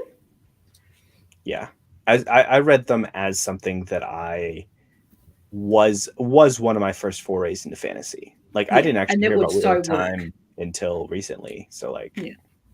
outside of Lord of the Rings and Aragon were like my introductions to fantasy. Oh, wow. See, I didn't read Lord of the Rings until much later. I read The Sword of Shannara first by Terry Brooks, and I thought that was brilliant. So impressed with that. And we moved a lot of places, and I met a librarian at a school I was at. She was like, oh, you really like fantasy. You've read Lord of the Rings, surely? And I was like, no. She's like, what? And she lent me her copies of Lord of the Rings. And I remember being so angry at Terry Brooks. I felt so betrayed. I was like, you just totally sold me this other guy's story. I was so angry about it. I really was. Because I was like, no, they're the same. Not okay. when I watched Lord of the Rings movies, I was so, in love with them. I fell in love with them. I immediately went and bought the book. Then I started reading. I was like, oh my God, I can't understand this book. It's so different. Being English non-English reader, it was so difficult. Somehow with difficulty, I finished one book. That's all. It is very, what's the word? It's very dry. It's very dated English. And if you would like the English language, it's wonderful to read and just wallow in the richness. But as a reading experience, if English isn't your first language, I imagine that was excruciatingly painful. I read last year book one, Fellowship of the Ring. Oh my God, it was so beautiful. I was like, is this the book I could not finish it 15 years back? I fell in love with that last year. Because it's beautiful. And you do just want to, the language is beautiful. The whole thing's beautiful. Yes, Kate, the Belgariad is marvelous. I loved the Belgariad. I was reading the series when the Malorian was still being published. That's how old I am. Because that's the next set after the Belgariad. I don't know what is Children of Hurin. Let me search. It's another. I think this one was posthumously. It's a everything other than the main four was posthumous. Yeah, this is one of the posthumous edits. Yeah, that was Christopher Tolkien's find of the partially finished stories. Mm-hmm. Yeah. Because I've only read the core books. I've never read any of the extended legendarium of Tolkien verse. I tried reading some of the unfinished tales. I didn't get far through it because it just wasn't to my taste at the time. So I feel like getting through unfinished tales, you have to be like in an almost academic mindset of like, okay, I'm reading this not as like to see how good the story is, but to like be fascinated and immersed in Tolkien's world and be like, okay. Yeah. Because like it's like some of the story, and then you get a note by Christopher Tolkien being like, oh yeah, so this guy is actually also renamed to this later on, and you can see some of the changes that he made. Yeah. And I think I would have to reread the Silmarillion and then go into some of the other stuff. Be like, okay, I recognize this stuff. And yeah, that's something. One of the creators I still watch, Robert over at Indeed Geek, he doesn't call himself a Tolkien scholar, but he's very aware of the legendarium and the history and the Tolkien estate and all of that kind of carry on. And he talks a lot about the fact that it's really hard to do an adaptation of Tolkien because there are so many things that he wrote to his editor about wanting to change. And in his own notes, writing the story several different ways after the books were published, where he wanted to change it to suit something he'd written after. And so it depends how much of a Tolkien geek you are and what layer of correction do you think is the law, the canon, as to how accurate an adaptation can be. So they're almost always doomed to have the fans up in arms about something. Because he made so many changes, I haven't read the Malorian, should I? Did you like the Belgariad? If you did, the Malorian is pretty much the Belgariad repeated. I liked it. But then I liked the characters. I would better recommend the two companion novels, Balgareth the Sorcerer and Polgara the Sorceress, which gives you the Belgariad from those POVs. Polgara is great. So, yeah. Okay, I need to grab lunch. Okay. Right. So should we do another sprint? Good plan. So every time during sprints, I'm doing something or the other. I'm missing the reading time. I'm sorry, we just keep talking. We'll do it. We'll make sure to do at least one more sprint where you're actually reading. Yeah, Anita. yes, please. Okay. So far, we did 5 sprints. I did not read in any of them. Wow, this will make my second sprint where I'll read. Okay. Yes. I'll grab lunch and I'll try to read at least for some time. All right, Good stuff. Let's do 40. All righty. See you in a bit.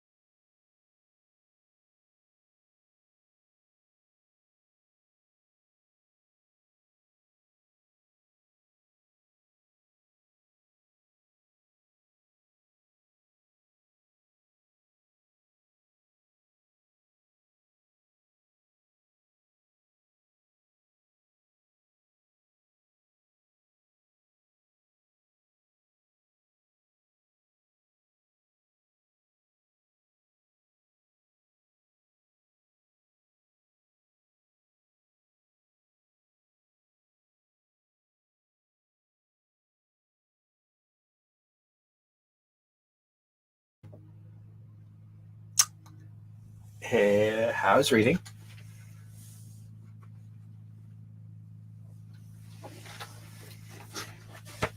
Good. Perfect time to stop. The absolute perfect time to stop. Why is that? Oh, What are you having? I forgot a thing. I couldn't hear you say that, Derry, because my headphones were turned off. Ah, that looks delicious. What are you eating? It's literally a box of chicken teriyaki thing that's not real chicken Yum. teriyaki. That's okay. It looks so good, colorful. It does. It's very colorful. I just had lunch. I still want to eat that. Oh my god. It's hot.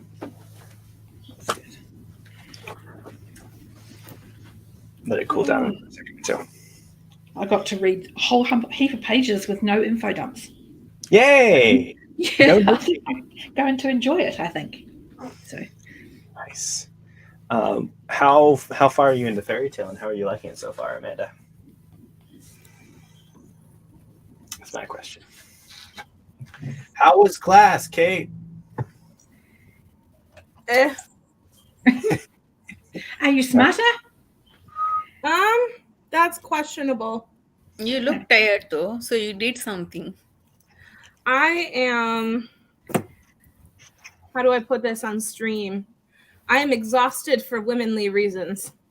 Oh, okay. Yes. So not from Ew. class. I'm just Gross. tired. Yeah. But we learned about it was the second half of one of our cases.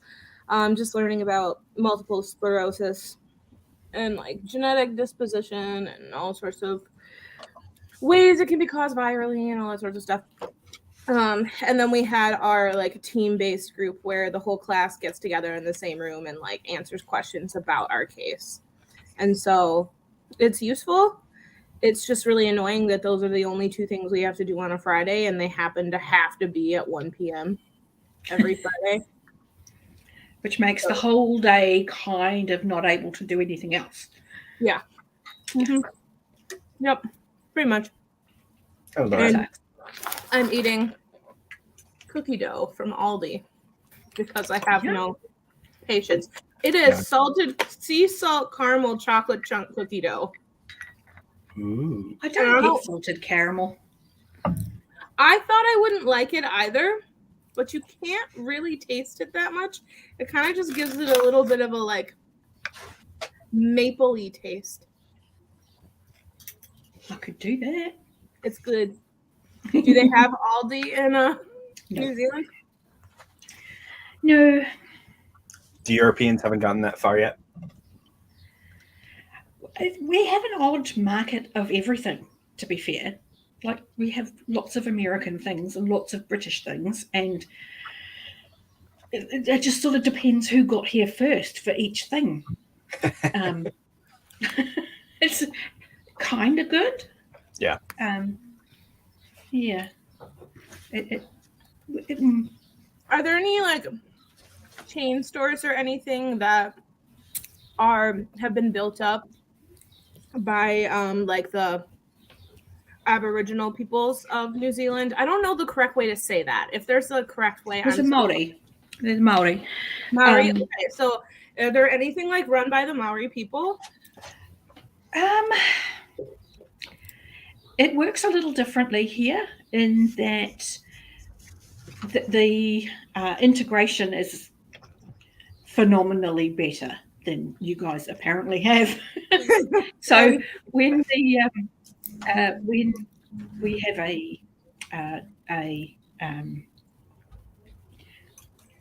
thing in the government, and it's the Treaty of Waitangi Settlement. I can't think what they're called, but basically each tribe has the right to sort of go, look, you guys came and you stole this bit and that bit and this bit, and they've been slowly settling these claims with each tribe, and the tribe as a whole tends to just invest that somewhere. And so some tribes are doing particularly well because of wise investments, some aren't, and it sort of depends on who the leading people are within each tribe as to how that gets distributed amongst the people. Many of the tribes have been given back pretty decent sized chunks of land, and most of them have gone, okay, that bit's actually staying national park. This bit we're going to build a school on this bit, and yeah, so they don't necessarily create their own businesses so much as invest in just the general infrastructure of the country, which I think is actually really good. It's so different than how Americans treat the native populations here, which is just where I live in Michigan is right. Actually, my old apartment was technically on tribal land for the Saginaw Chippewa tribe. And it's just so different. Like one of the buildings that is in town was like a sanatorium that was a school for tribal children to like integrate them into like white society back a long time ago. So there's a lot of like generational trauma and stuff in the area that I go to school in. And so there's a lot of like mistrust, especially between like doctors and the tribe. So we try to do some stuff that like integrates, and like I live about 7-ish minutes away from like their tribal council center and where they do all of like their outreach and stuff. It's really cool if you go there, but like the history is really awful. Yeah. I mean, literally this week is Māori Language Week. So all of our trains have got like little catchphrases to sort of tell you how to pronounce, you know, what did I see yesterday? Metia here means that's really awesome. Good job. So I was like, yeah, that's pretty cool. That is awesome. So we have Māori Language Week. What month is it? I think it's May. We have Kiwi Music Week. We have Kiwi Music Month in May. We've just announced our own national holiday that's based on the Māori New Year, which in turn is based on a constellation arriving in the sky. So we have Matariki. That's cool. Yeah. And that's being taught in schools. And we've got several immersion schools where it's just all Māori all the time. There's not the same level of separation that I've seen or seems apparent in the States. That's not to say there isn't socioeconomic divides, because there is. And there's really only so much a government can do to sort of force that integration of culture. But we're trying hard not to wipe what we've got away. We're trying to go, no, let's look after it. So I didn't mean to like come on the stream and then be like, let's talk about some really heavy things. Yeah. It's interesting though. You know, I mean, as you were saying, that the mistrust from the people in your area, it's so valid. I mean, I wouldn't be very trusting. Like, I'm sorry. Have you people changed? Yeah. There's a significant portion of like the Black population in America that never got vaccinated for COVID and stuff. Mostly the people in the lower end of the socioeconomic spectrum, because even though it was, free through the government, like why the hell would they trust the government for anything? With like the history of like Tuskegee and things like that, like so much generational drama. I wouldn't trust either. Even here we had that until local Māori leaders really got behind it, and they set up. They did walk-in centres at really rural locations with doctors that were in that region and knew those people. And so it's like, yes, you can have this, we can bring the bus here, but you're not going to come because you don't know who we are. They instead brought it all to the local medical centres and basically enabled them to then distribute to the areas that weren't as active in getting vaccinated. So Well, you guys had like some of the best vaccination stuff in the world. we're an island. It makes it easy. That's why when you play Pandemic, you always have to make sure you get to Madagascar and New Zealand, or you're gonna Yeah. lose. Islands are the best for that. I live on a peninsula. Does that count? It's close, 3/4 of the way. Yeah. Yes, but my book is getting. I have tabs in it now Yeah. Ooh. to keep track of like things that I have no idea where this is going, but it's getting more tragic by the page. Oh, dear, really? Yeah, Beautiful. like tragic.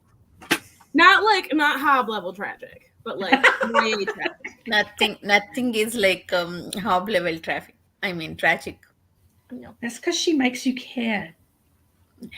Maybe Seal of the Worm. I feel very hopeless. He understands. I understand very much so. I'm There's a so lot. depressed and hopeless. Mhm. Need to read something uplifting. Like Lady Trent. Lady Trent is great. Lady anyone- Trent. Anybody want to see my spooky book? Oh yeah. Always. Do My you guys spooky book. classify Lady Trent as cozy book? Yeah. For the most part. Cozy? Ooh, yay! For the most part. There are some saddening scenes. But Yeah, They're but they're not. just sad. They're not Hob tragic. They're not. yeah, they're not Hob tragic. And It is very much- Tragic, Hob tragic should have a different classification. This is well, we my, just made it. There's Oh all my your spooky goodness. books. this is my pile of spooky things that I might read. If I had a Right. spooky In book pile, October? it would probably be This mostly is Ray for all of Bradbury. spooky season. I also have Babel and I guess The Secret History before Evie slaughters me. Well, This yeah. counts in my Okay. spooky season, and I have Frankenstein, Yay. Kingdom of the Good Wicked. stuff. Wait, let me make it full screen. Oh, Okay, now show. Here, The let me Kingdom of the Wicked, which is one YA. second. Whoopsies. There we go. Mm. This is YA. Ooh. It's supposed to That have a lot looks of cool. lot That of does have a good cool cover. Italian food like descriptions. Ooh. So yes, and there's like the princes of hell involved. I don't know. I've heard a lot of things about it. Mm. This one's cool. Belladonna.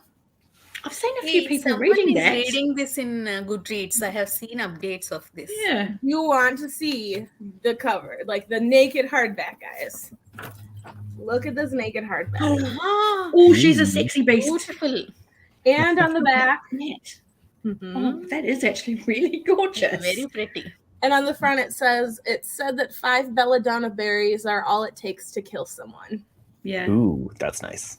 So spooky. I've seen, I have read a Karen Slaughter book this month, I mean last week. In that, the guy who is a serial rapist kind of guy, he gives that belladonna only to women. Oh yeah, the belladonna flower. Yeah. hmm You also tell me what book that is because That's, oh my God. It's right there, blindsided. ooh, I have to check it out. I'll send you the link.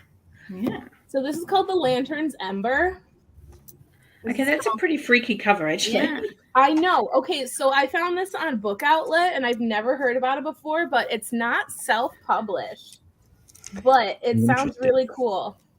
It's from an early age natural-born witch, Ember O'Dare has felt an indescribable pull to the ancient bridge in her town of Hallowell. Little does she know the bridge is a gateway to the other world, a realm crawling with fiendish beasts. And Jack, an ever-vigilant watchman, has one task: to keep the meddlesome mortals away. And Jack is what they call a lantern, and he waits okay, at right. the edge of the bridge. Yeah. Undeterred by Jack's warnings, Ember crosses over to a world beyond her wildest imaginings. But Ember's decision has grave consequences, and it's up to Jack to find her and prevent the earthly and unearthly worlds from descending into chaos. It says this author breathes new life into classic folklore in this wild, twisting adventure propelled by the spirit of Halloween. That sounds really good. I don't know why I've never heard about it before, and I've got it for like $5. Who's the publisher? Uh, mhm. Ember. Really? Okay. I've never heard of them. So maybe it just wasn't advertised enough, and that screwed Yeah, the. she has 3 other books. So I have no idea. But then I have The Death of Jane Lawrence, which is like spooky Jane Eyre, but Oh. more spooky. Yeah. The Okay. Hand of Glory. Oh, Jane Eyre might have gone if. Hey, are those been threads realistic. in between those hands? Yeah. They're like marionette threads. Ah, cool. It's gothic horror. Yeah, it's like gloriously gothic, haunting, and horrifying. Caitlin Starling's The Death of Jane Lawrence is Crimson Peak as a metaphysical fever dream. Oh my. So that's going to be trippy. Yeah, so I'm all about that. I know Albatross read this before. And then Small Favors, which is also another gorgeous book. Look how pretty this cover is. That Hey, is all beautiful. covers are actually very pretty. That is Uh, pretty. This I also do not- someone is reading in Goodreads. Mhm. Okay, Enter before not the someone poor- says that I am not stalking anyone on Goodreads, please. They just pop up, you know? They do. And this is another really pretty look at the side. There's her bees. Oh, that's gorgeous. Ooh, bees? Mhm. This is Bumblebees. Bumblebees. This one is one of the ones that's supposed to be like not jump scare, but like just creepy the entire freaking way through. And the inside's really pretty too. Oh, Wow. look at that. Yeah. Bees. Thanks for letting me have my show and tell, Pete. This is fun. It's okay. We okay. love show and tell. Yeah. And then I have Violet Made of Thorns, and this is the like special Barnes and Noble cover edition. Ooh. Fancy. You should make a video of it, Kate. Spooky book haul. Oh, I'm going to. This is my practice Yeah. for my spooky book haul.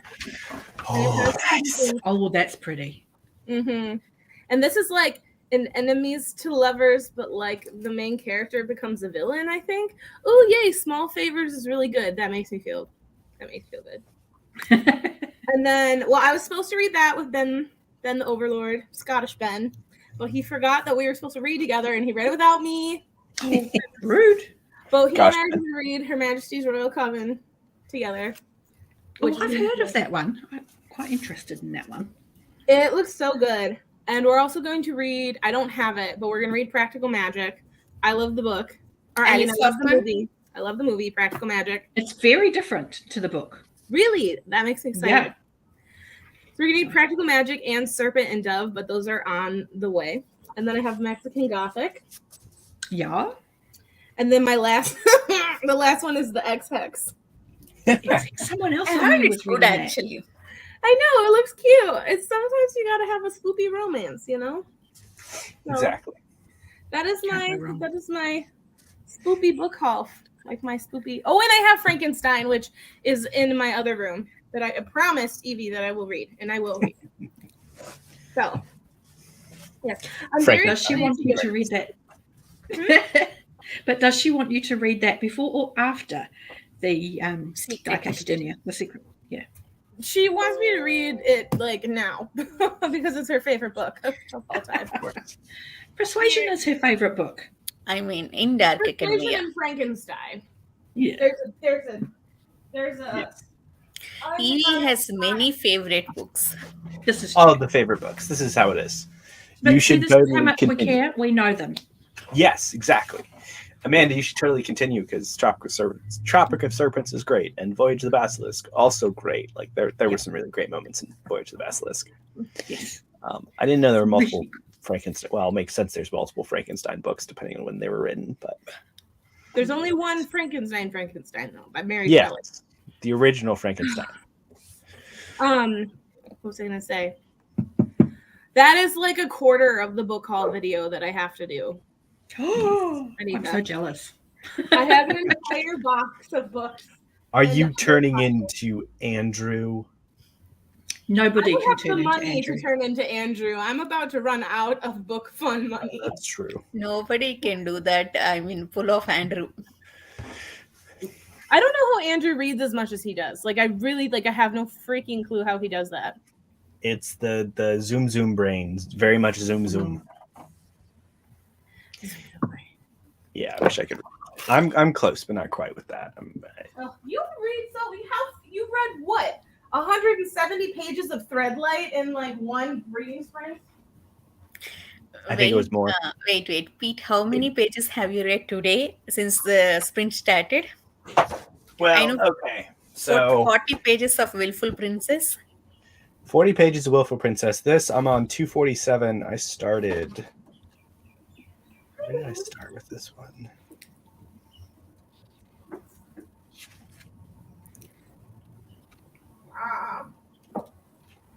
Okay, I started at 139, so another 100 pages, give or take. I thought you said another 100 pigeons, and I was very confused. And then Blackjack, I read about another 20, so I read about 160 pages ish. Oh, I've got that. That was free not long ago. Is it good? I'm not talking to you. I am not. I have Blackjack. Yeah. Haven't read it yet. Andrew either. specifically asked Barry not to read it. Yeah. I got a Voxer message that said, maybe don't watch my latest video. Yeah. But If that's I okay. recall, he did not like the last trilogy. No, he Mhm. didn't. Or the Dragon trilogy. No. Quadrilogy. I hate when people call it quadrilogies. It's like Just come call on, it a duology. It's really what Actually, it is. Derry is quite cool with that. She saw my rant video and she commented. fine. Her comment was very cool. It's a quartet, not a quadrilogy. Look, People are Paramita. allowed to dislike these books. It's true. They're allowed. They're wrong, but they're allowed. Okay. Paramita, you read so fast that I feel like sci-fi series or sci-fi fantasy series are great for you because you can actually spend time on something. Mm-hmm. Like this is I was like, hey, you should go read Robin Hobb stuff. And then she's like, well, I skipped over Live Ship. I'm like, you should go back. It's not as piratey as you thought. Yeah. Yeah, she thought it was really piratey. And I was like, no, it's not. And like, I think 4 days later, she's like, yeah, I'm done with Live Ships. That's impressive. It was really quick. It was like, I was like, how do you, what? Okay. You should read like Empire of impressive. Silence or whatever the heck it is, the Christopher Rucchio ones. Yeah, I read that. Everybody babies says are that's hefty. great. I want to read those, but I can't do any more Mm. sci-fi series until I finish Dark Age. Well, until I start and finish Dark Age, and before I read the rest of the Skyward books. Well, Dark Age, you gotta dive into. I'm not okay. I don't even want to finish Ship of Destiny right now. Why would I want to go into Dark Age? No. Emphasis on the dark. Yes. The grim dark of Dark Age. Oh, you were asking about Grimdark earlier, Anita. I think Dark Age definitely feels like a grim dark book. I haven't read that series at all, so no idea. You haven't read Red Rising yet? Empire Silence. What? Ooh, interesting.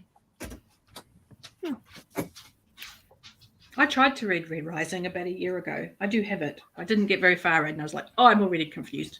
I don't care. And I thought, I will come back to this at a different time. I And ate haven't it up yet. like it was candy. I don't know why. Same. It's like anything. If you're in the mood, Just like I did with these little babies.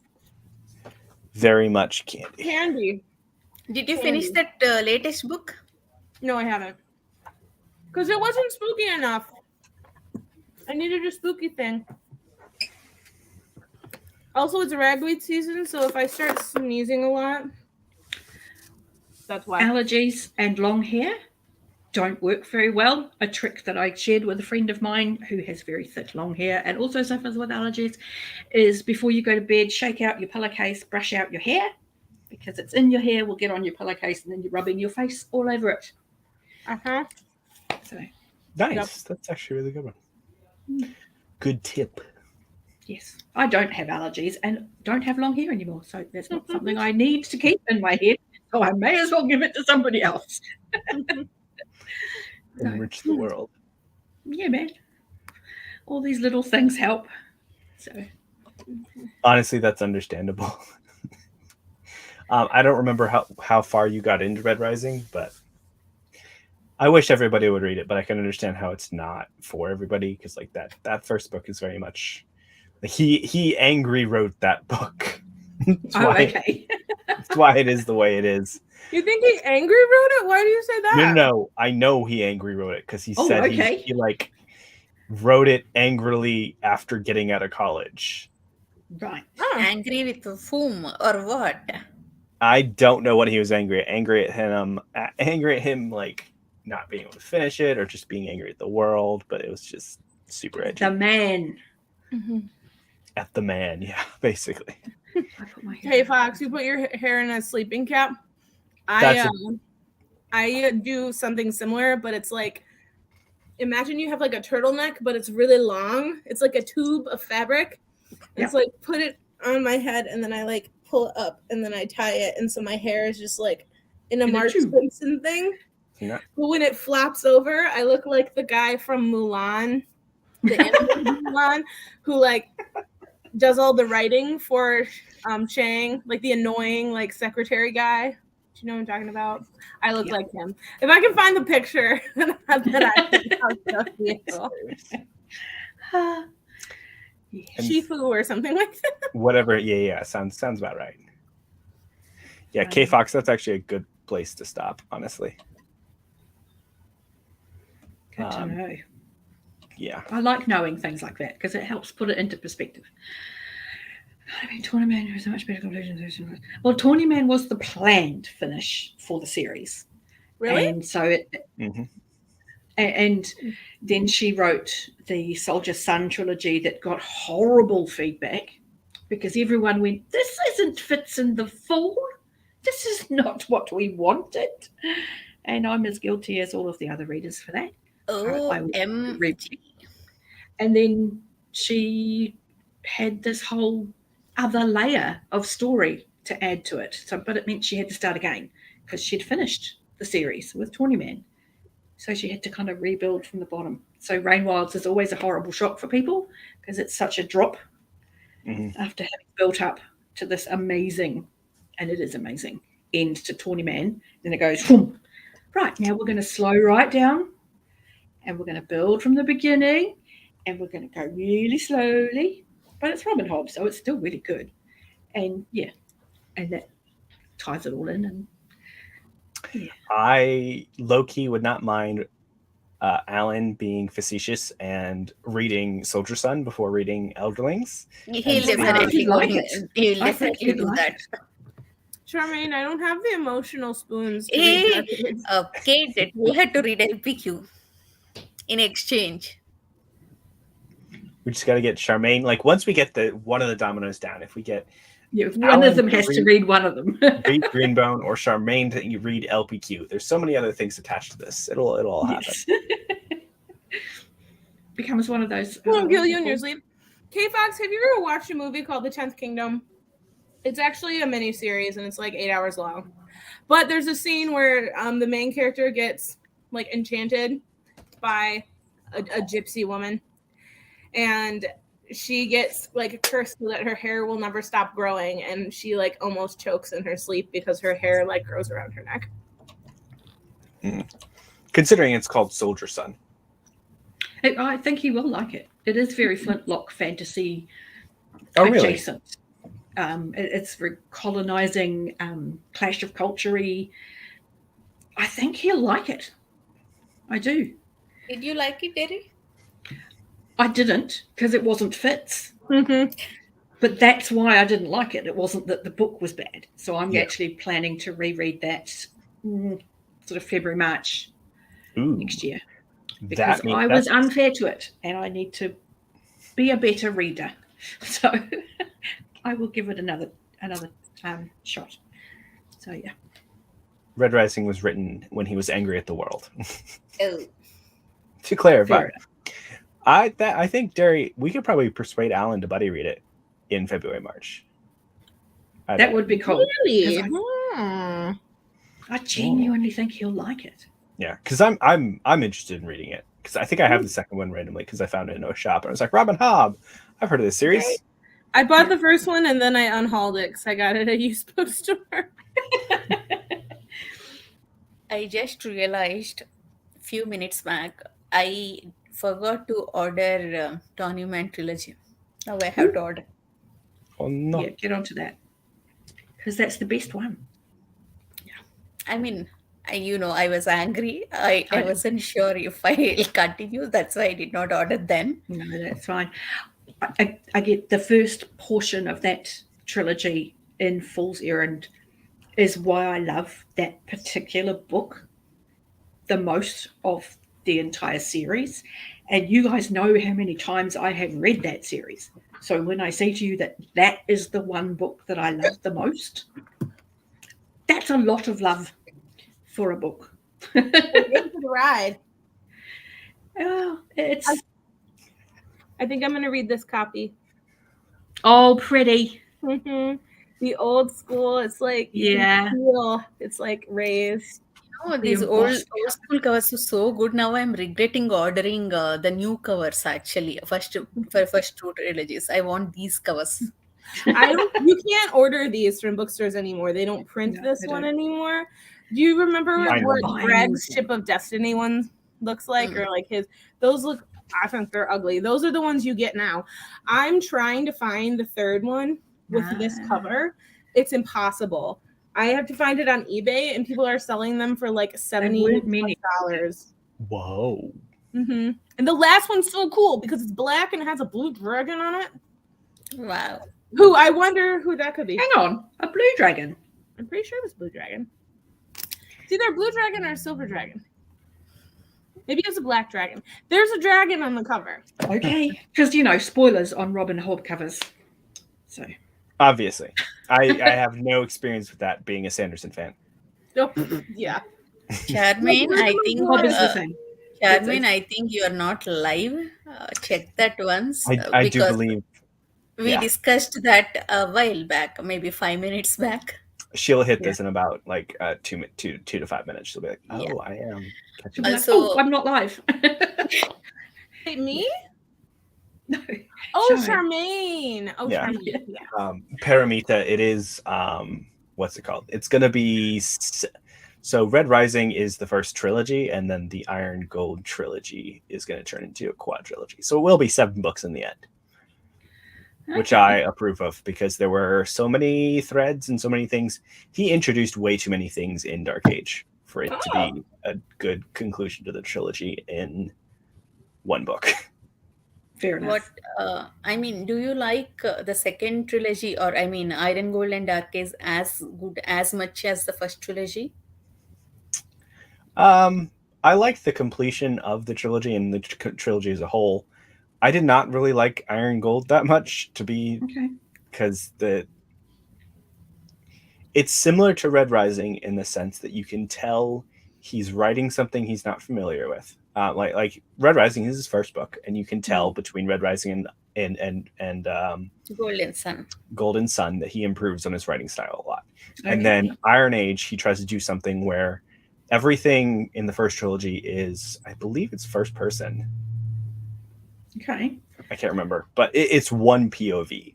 And so in the second book, second series, Iron Gold, he does a multi POV, and I think he does it very poorly.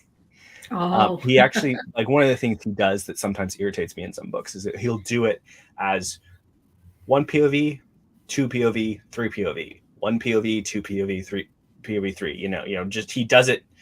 I'll do a chapter from this person and then a chapter from that person, and then reroute the cycle. And I don't think that works a lot of the time. It takes a very skilled storyteller to make that specific thing work.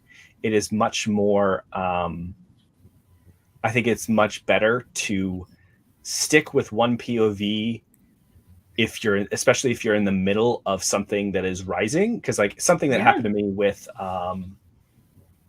what's it called? Guy who wrote Malice. John Gwynne. Yeah, John Gwynne. So the one with the big dragon on the cover. I can't remember the name right now.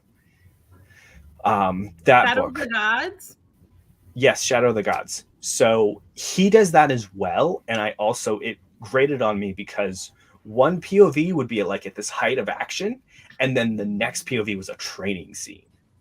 And so the emotional whiplash in that entire book kind of grated on me. and it does in Iron Gold to an extent as well. And then just I feel like he needed more time to develop those characters and more editing with that. That can be really hard because when you think about how well George Martin does that with A Song of Ice and Fire, he manages that variety of POV beautifully. Actually, Because even they all kind of match tone at the points where they meet. And Yeah.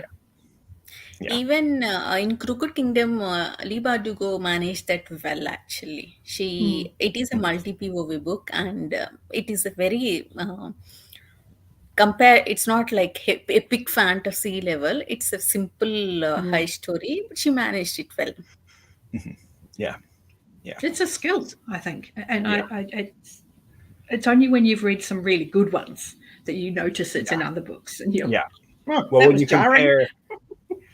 compare Iron Gold to Dark Age, like there's a stark difference. Like he does away with all the things that like he took everything in Iron Gold and took the things that he was doing pretty well and improved on them. And like some of the POVs you don't even encounter until the second part. Like he does, and it's like, okay, I'm gonna focus on this and then go to the next thing, and I'm actually going to tell the stories well and not be tied to 1P, 2P, 3P. Yeah. This formulaic thing that just didn't work. Pete, I'm not sure if it is the case actually. Seal of the Worm. Okay. I am reading this one ebook. My library didn't have physical copy. So I'm not sure because of the format of a script ebook or not. There is not change in the POV actually. The paragraph are like it starts immediately. I'm not realizing the POV is shifted until I read 2-3 lines extra. That sounds more like a formatting issue because I didn't have that issue with mine. Which part of the thing is it on?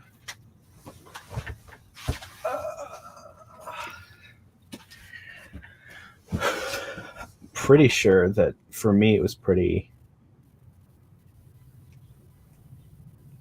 Like it does change POVs. Yeah, but see, it's changing like very drastic. Like we are getting that Collegium scene. We get that Fly Kingdom Professor, Fly Professor, that Timoska scene. Immediately it changes to Tynan scene. The paragraphs are not formatted properly. I need to read like twice. Okay, POV shifted.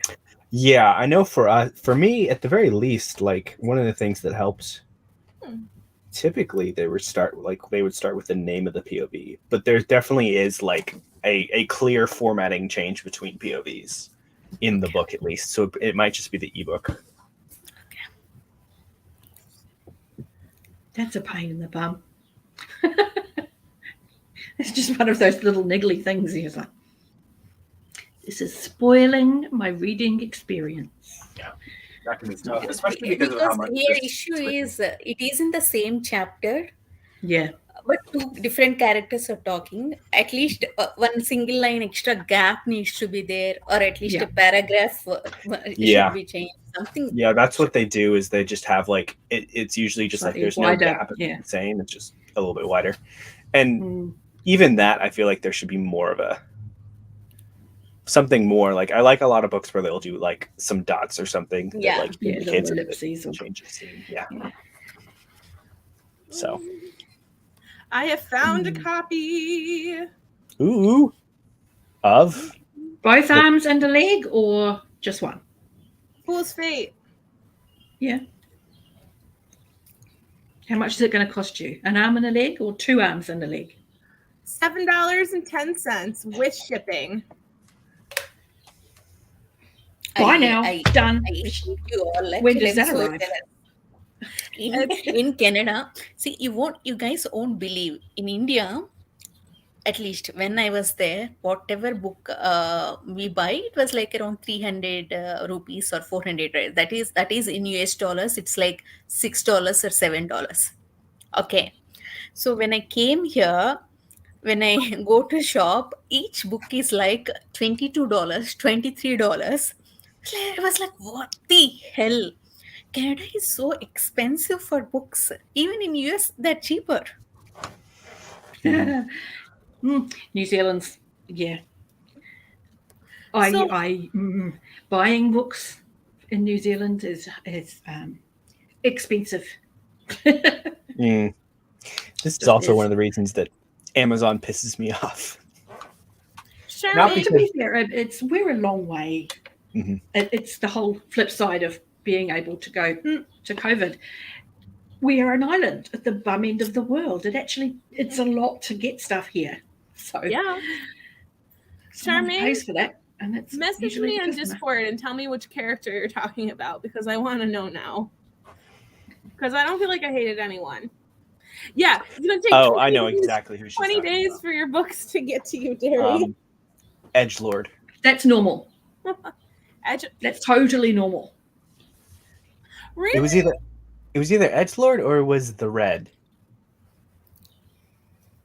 We can't say anything else without spoiling anything. Yeah, that's it. Look, if so, K Fox, you might want to know about this. The place that I just ordered this book off of is called Better World Books. And so in my summary, it has like they do carbon balanced shipping, which means it has the smallest like carbon footprint that you can get. And it says your impact. And so it's it helps fund nonprofit organizations. So because I bought one book, they donated one book. Oh, that's awesome. So yeah, so if I buy Better about World, mine, was it? I'm gonna do that again. Yeah. Yeah. Better World Yeah. Books. Hey, apparently they do ship to Canada. I don't know if they ship to Canada. That Okay, and things that ship to America and not to Canada make zero sense to me. Yeah. they just don't have It's the the right. same landmass. Yeah. If you're gonna ship to Detroit, you can cross the bridge to Windsor. Come on. You think? Oh, it's not that far away. That's hilarious. But okay. It's a blue dragon. Are the books more expensive over there? Probably I not. swear, I swear. It's a ratio thing. But Huh? mini rant about Amazon. Are the books more expensive? Oh, Where's it? Oh, they're all too far away. A standard mass market paperback is between $25 and $30. So that's Kiwi dollars. Mass So market? I don't know what that makes. That is It's about- expensive. Yeah. like this size or like this Yeah. size? This one. No, is that's a little trade one. paperback. The little one. Mhm. It's $30. So I'm just trying to think. Yeah, 25, 30 That- bucks. That's expensive. This book was $6.99. It's New Zealand dollars though. So what is that? Yeah, let me look up to? the conversion rate real quick. $10.99 in Canada. You can tell the conversion rates by when these books came from. Wow. Mm-hmm. So this one, I looked at it while you guys were talking about Amazon. This is a first edition mass market paperback. That was kind of cool. So a New Zealand dollar is 60 cents. So it's not as much more as we Wow. think it is. So $30 would be like not $30. So $30 would be like $18. Yeah. Which is still a little bit much for a mass Mhm. market. Yeah. So I agree. by the time we get hardcovers and trade paperbacks, it adds up real fast. So that's why I have almost all my books digitally. Yeah. So Yeah. I can at least justify that expense. So I have Kindle Unlimited, which I switched over from having Audible to Kindle Oh, yeah. Unlimited. And it is so worth it. There's Really? so many. I have downloaded so many books on my Kindle that they told me I have to return some because I like checked out too many and reached the limit because I was like, I want to read this and I want to read this and I want to read this and I want to read that. It's like just That's put them all awesome. Yep. That's awesome. So, like the Blackjack one is on Kindle Unlimited. Though I think I bought it I because bought it, but I bought it for nothing. So yeah, I think I bought it for nothing. Is it The Legend of Blackjack? Yep. Yeah. this Yeah. one. I need to read it maybe next month or November. It's a standalone and it's quite light, I think. Yeah, How that's long is it? I That's not Around too bad. 400. 436. That's not too bad. Margins margins are probably a little bit over average, maybe. They look a little big to me, but not like Fred the Vampire Accountant big. Like the I still margins need to read are those. K Fox. Oh, get away. Same. I don't like reading ebooks. Now my library doesn't have Seal of the Worm physical book. I end up reading ebook. I am not enjoying it. I tell Yeah. you what, I'm I so love sorry. my Kindle. K Fox, this is what I was trying to show you. It would be so good if I could actually read ebooks.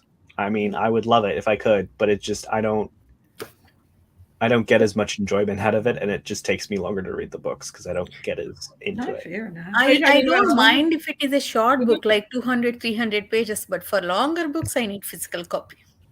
See, I'm the opposite. I read Way of Kings, Words of Radiance, and Oathbringer all on my Kindle, and it was very cumbersome and very difficult for me to read Rhythm of War Physically. in hardcover because it's freaking 1,300 pages. But like, I don't I know. couldn't do it. Well, I did it.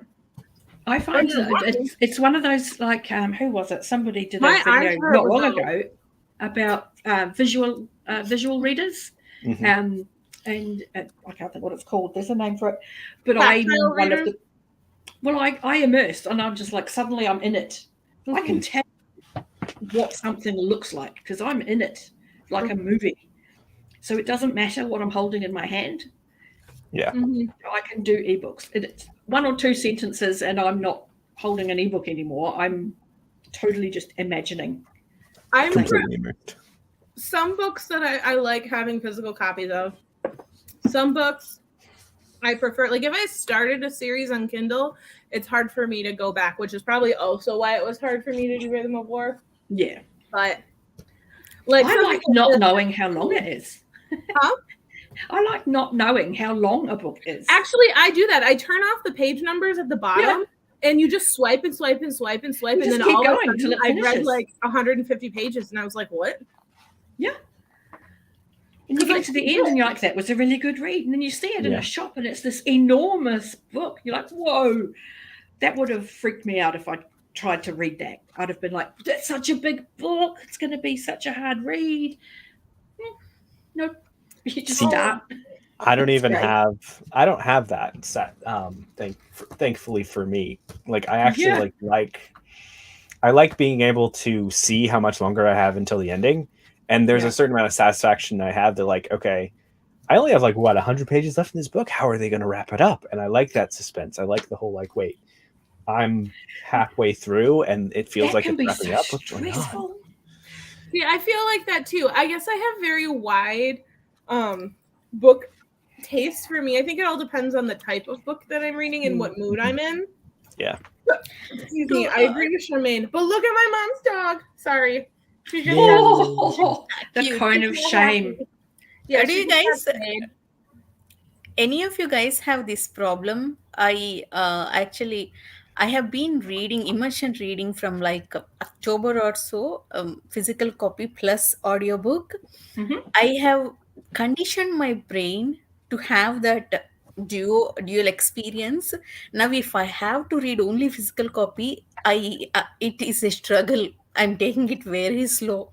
I mean, if that audio isn't there in my ear, I can't focus. Wow. I've never done an immersion read. I either do physical or audio. So I don't know.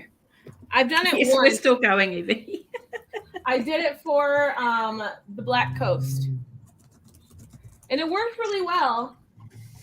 But I was exhausted. So I would probably not do I find I read too fast to have the audible going and have that make sense. Yeah, It's it distracts too me. fast. And yeah, My ADHD does not like it. no, it's not good. I mean, I can read faster actually with immersion reading. Without that, I become very slow. I mean, I did that for KJ Parker books. There are no audiobooks, so I read only physical copy for Folding Knife. It took me a long time, at least 5-6 days for a 400-page book. Still a decent speed for 400. Yeah, it's not bad. Yeah, y'all We read forget way that faster we're- than I do. You're used to such a breakneck speed, Anita. Depends on the book though as well, and what you're doing, and if you're tired, and Mhm. you shouldn't ever judge yourself for how fast you read something. I mean, I did read the first in this series in one day. I haven't done that in a long time. I'm excited to read But the it's second such a one. baby. Look at it. No, It's a little This is- baby one. it is 245 pages. But it's going to be real cute. It's a small That's little probably true, Chedia. Yeah. Interesting. Read fast. You're still don't reading judge. really fast, Anita. Actually, thank you So- for that, Shadia. From now on, I'll say that, I am not a native English speaker. You cannot read No. faster than you are bullying me, Pete. Also, this is a niche corner of the world where you're talking to people who read a lot. Yeah.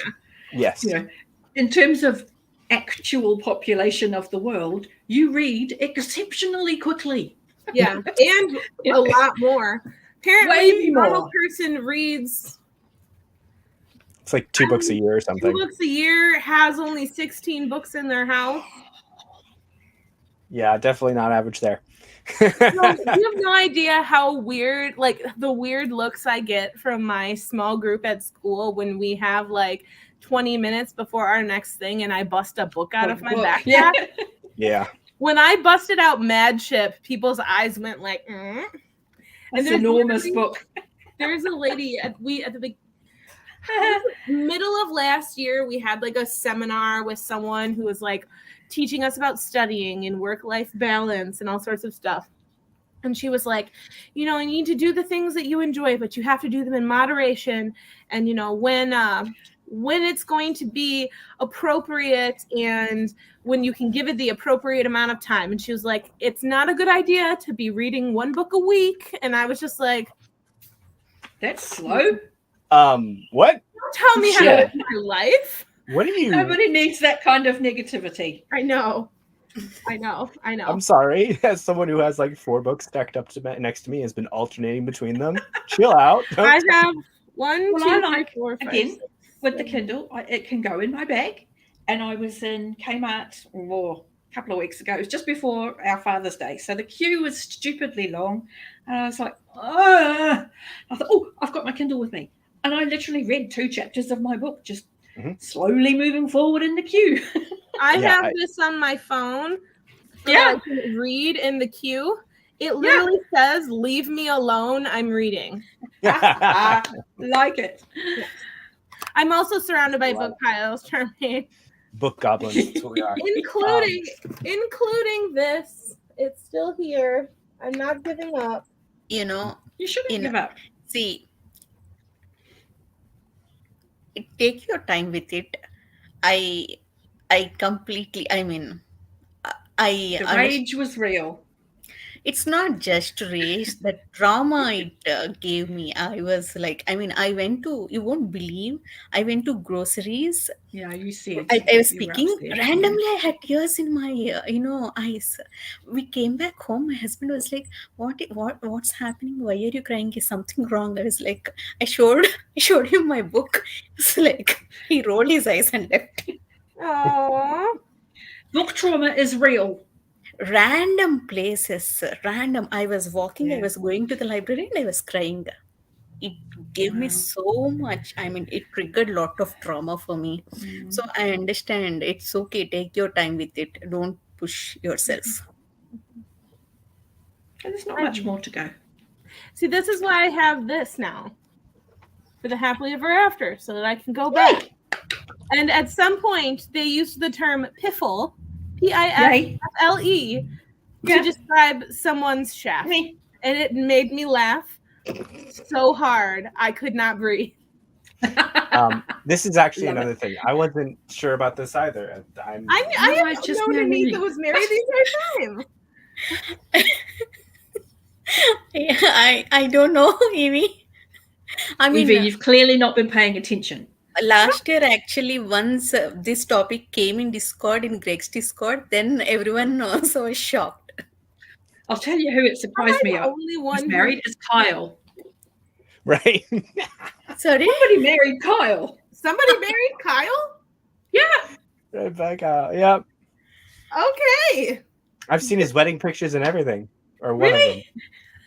It surprised me, and then I felt really weird about it. I was like, why did that surprise me? What picture of Kyle did I have in my head that surprised me? But it did. So yeah, There are a lot I of had to look at myself and go, a lot of booktube people are married. Yeah, not married. it's an interesting thing. It's If I'm not invited to Ben and Grace's wedding, I will be very sad. That's all I'm saying. Same.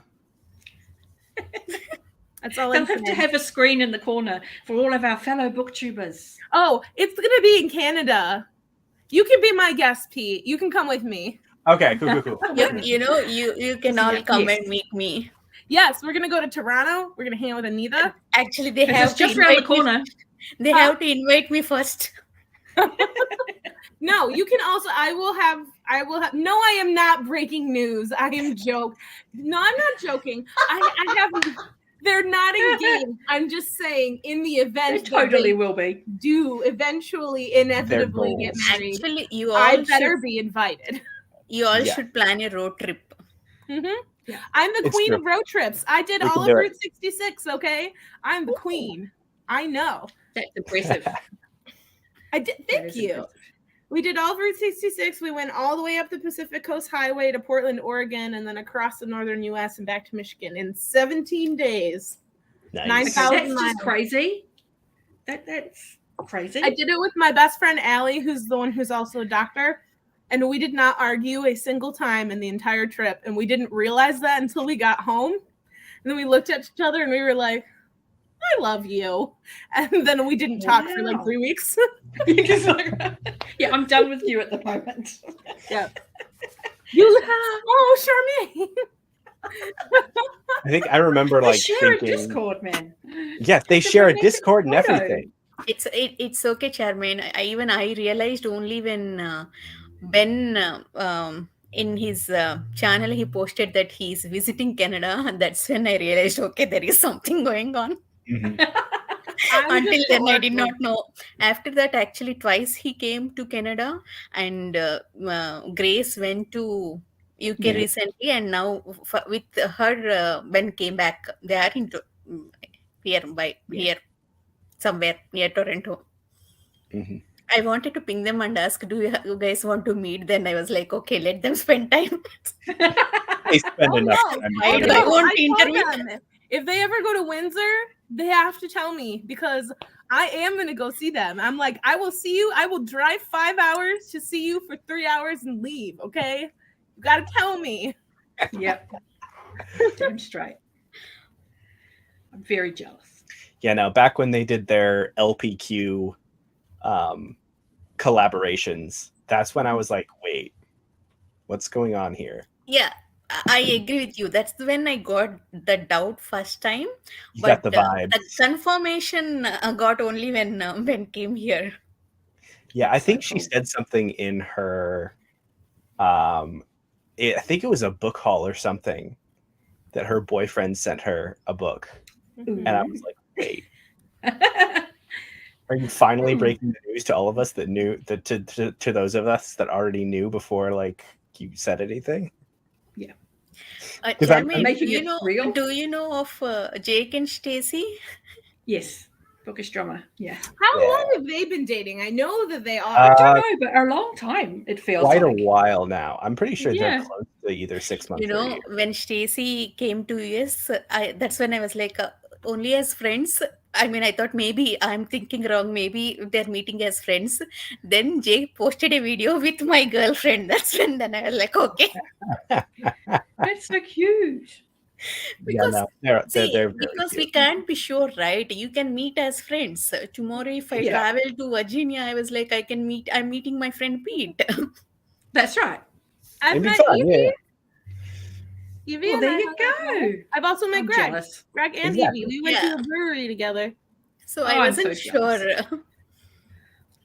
K Fox, Kim, come to Michigan. Hang out with me. Oh yeah, We they can do go- reading challenges with each other and everything. Charmaine. Like, Charmaine's brain is broken. Yeah, I mean, it's all right. It's only been 1 month even since I. But Stacy went 2 years, and Jake recently came to Canada. Mhm. Everyone is coming to Canada, but I don't want. I'm too scared to ask them to intervene in their personal time. I would love to I meet would love to Sharon. meet Sharon. I would love to get Sharon drinks with seems Sharon so and Andrew. lovely. Andrew promised me that in the inevitability that I go out to California, that he's going to take me out clubbing. It's going to be awesome. Sweet. I love Andrew. I've already Yes, told but him it's- I'm it's staying at his not- house when I visit. I'll babysit, and he and his wife can go out. And I'll have time We're not, with the are we baby. talking about the same Andrews? Maybe Oh, not. I'm talking about Get Salmon. Right On In and Andrew. No, Mhm. Andrew's Wizardly Reads lives about like 5 hours south of me.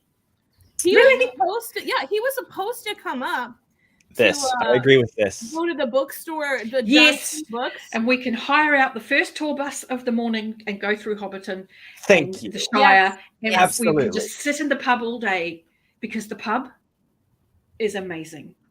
Yes, Because I they need to only go- I'll needed spend all my My time. my cousins live in Australia, Melbourne. They last year they traveled to New Zealand, and they posted all pics, Hobbiton and all. I literally cried. I mean, I was like, I need to go there. it is so beautiful.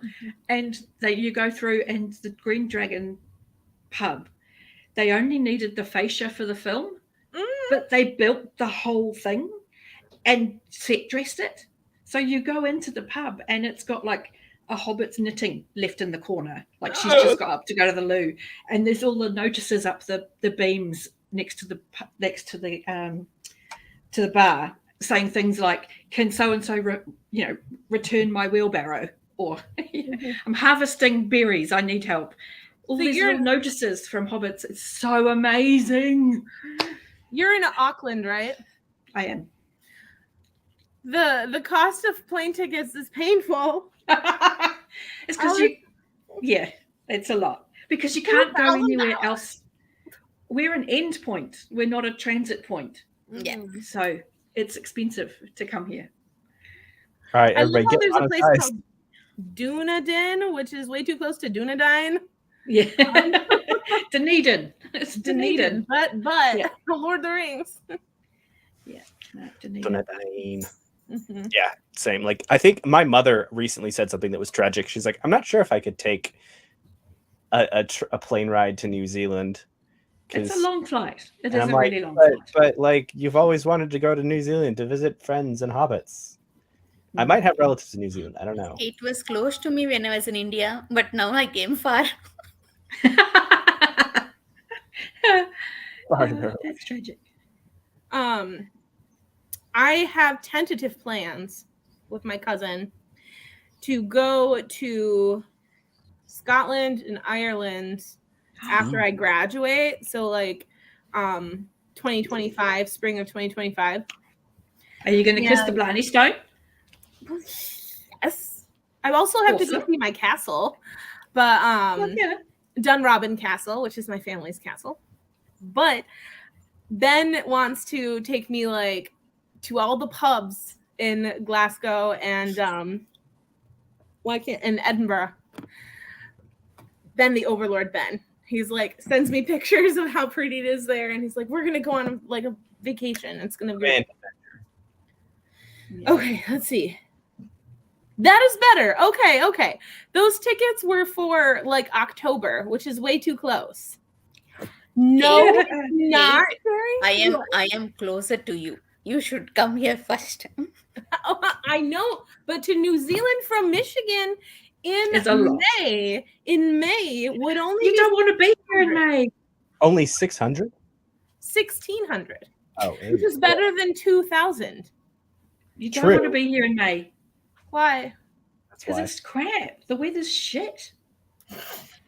You don't Oh want to yeah, be here in May. you're flipped. I forgot you're flipped. Why the Best ticket? time of year to come here is sort of February, March. That's when summer's actually being really lovely, and it's nice. And it's after the Christmas chaos of traveling.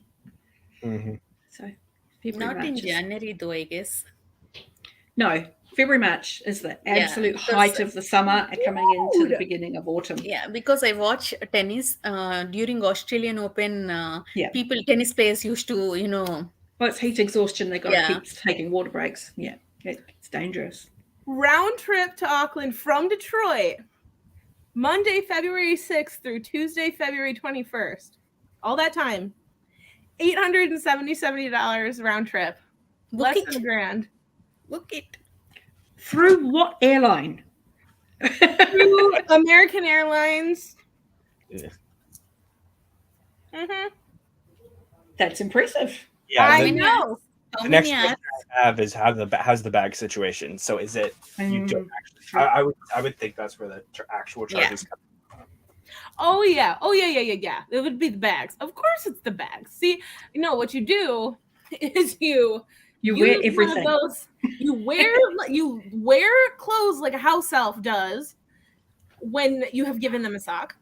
And then you take one of those like vacuum sealer things, Oh, vacuum seal everything, and you put it in a carry-on.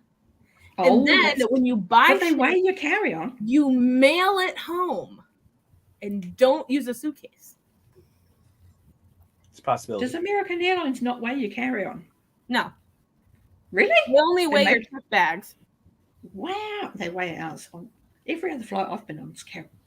Weighed the If carry-on.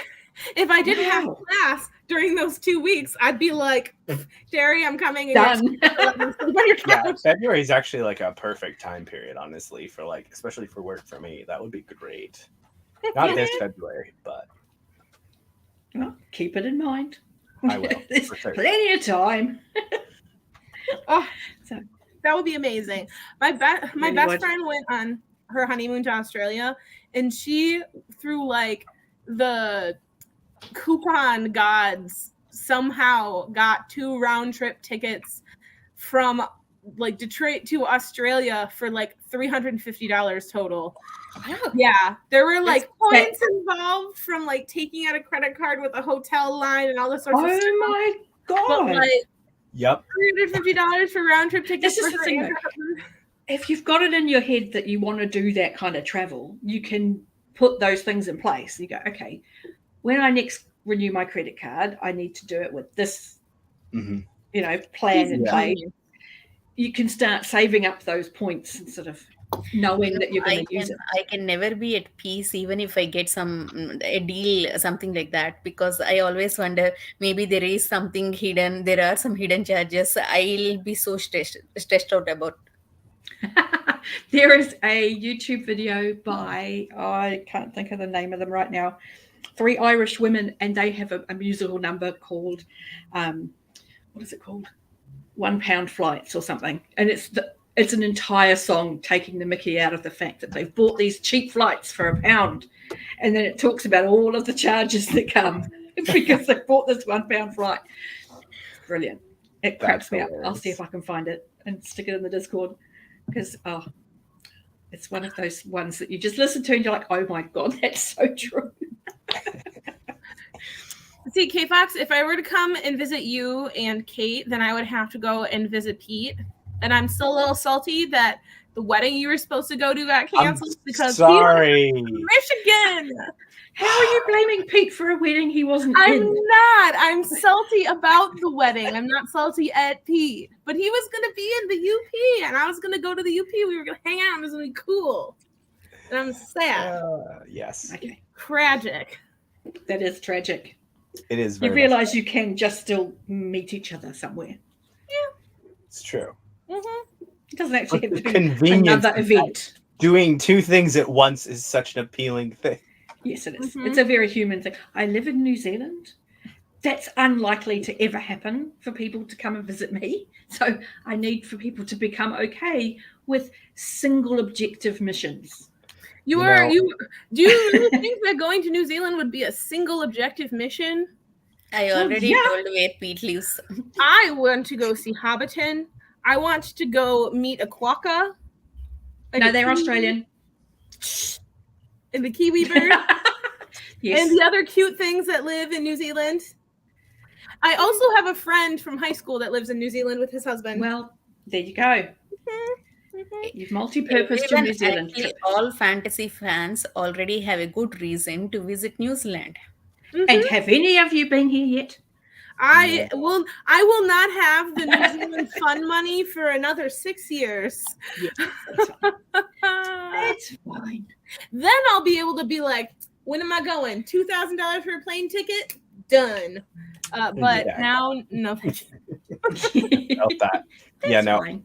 I'm somewhat close to UK Fox. I think you're in close to the Beltway, right? Or roughly around that. You're in.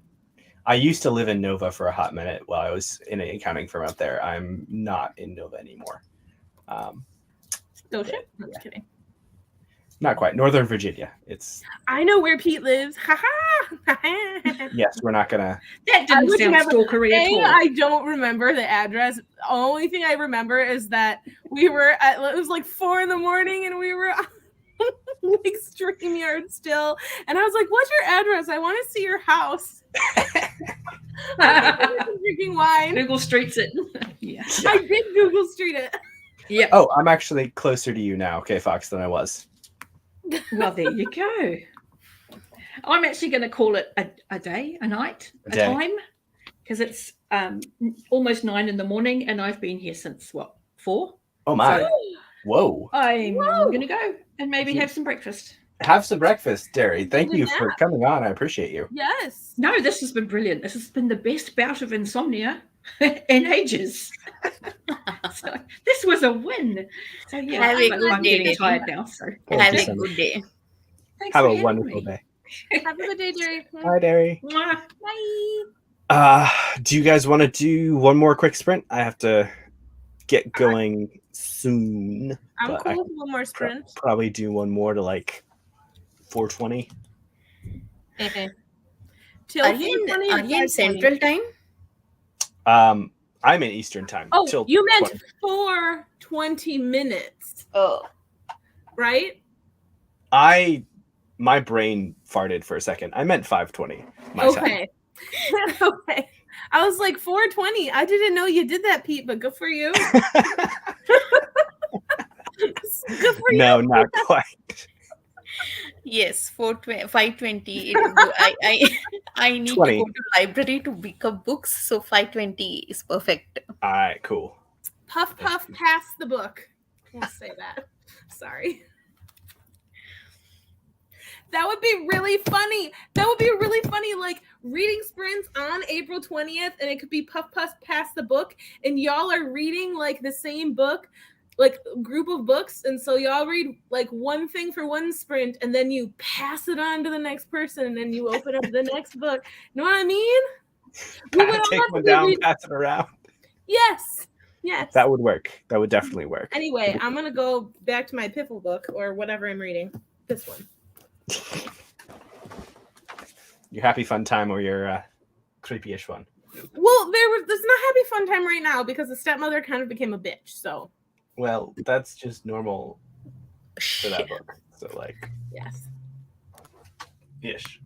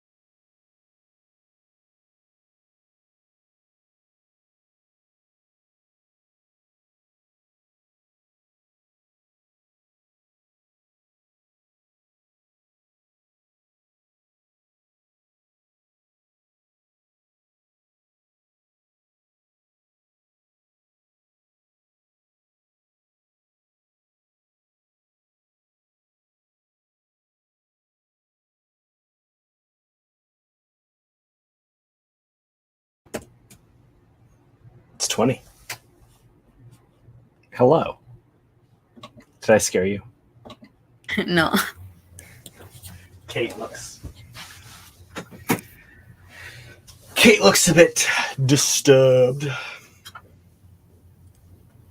Yes. Oh, It's okay. The books won't hurt you now.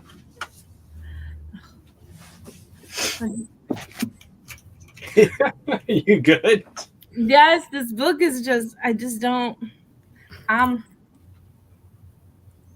it just like puts me on edge. Understandable. I'm on edge.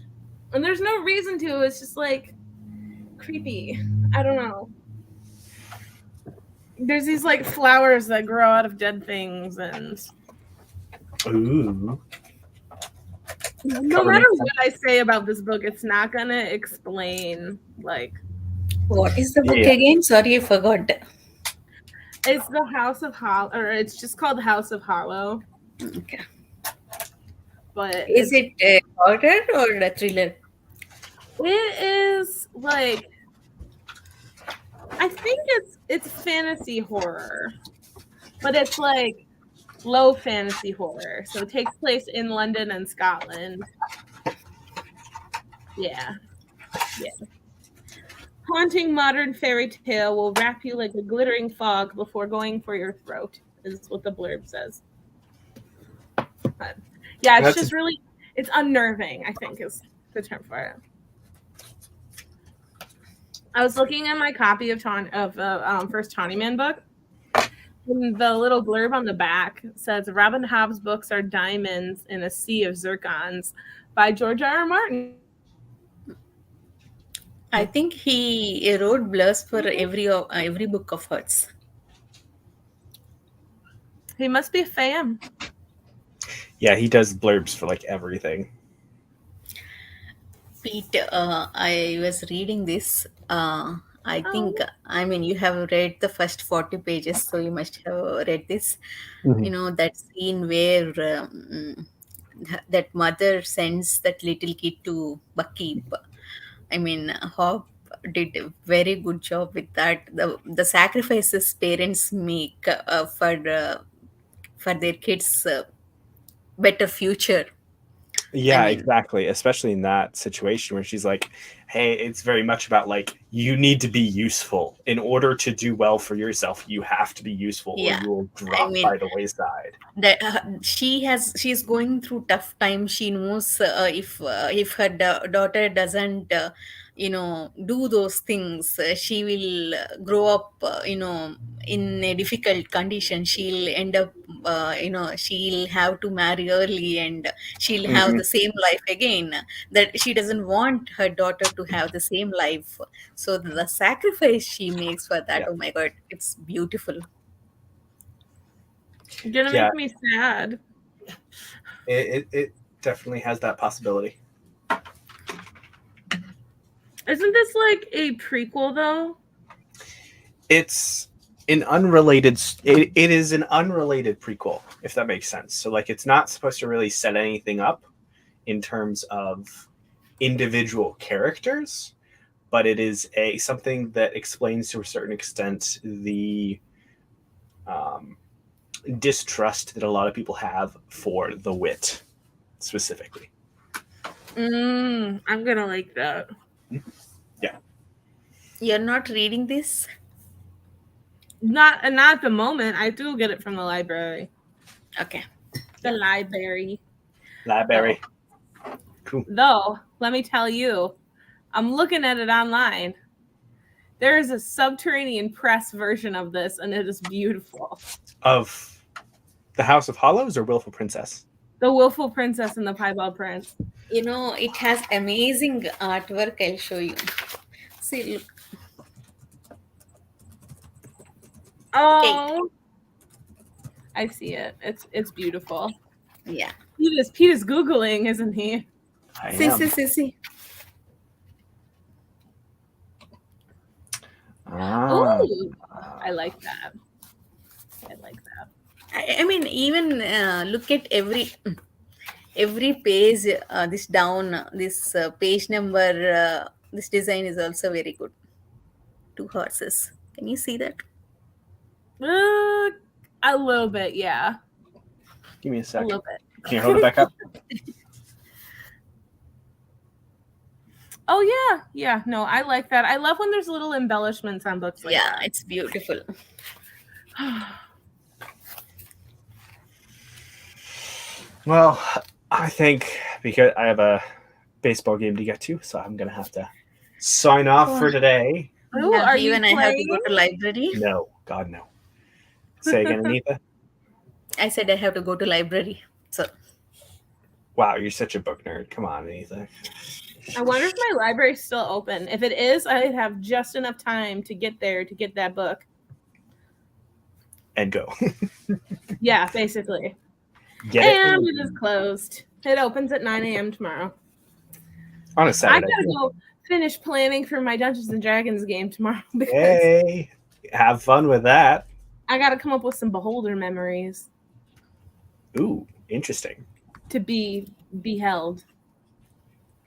I mean, Yes. to just make them beautiful because we all know that beauty is in the eye of the beholder.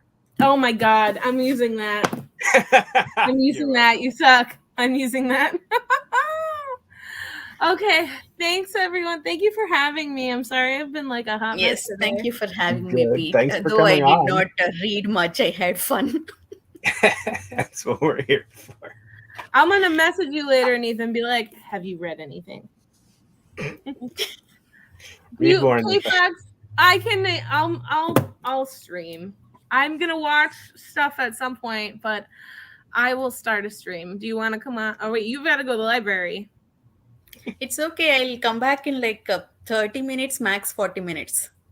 Okay, K-Fox, will you actually show up if I put on my own sprints? Or am I gonna Everybody- be here alone? Go over to Kate's channel for another 6 hours. Yeah, not for 6 hours, for a little bit. For a little bit. Well, I'm gonna set it up anyway, and if people come, cool. If they don't, well, I'm just gonna be on the internet. Bye, Pete. Okay. Bye, give me everybody. 40 minutes. I'll be back. Okay. Bye. Bye.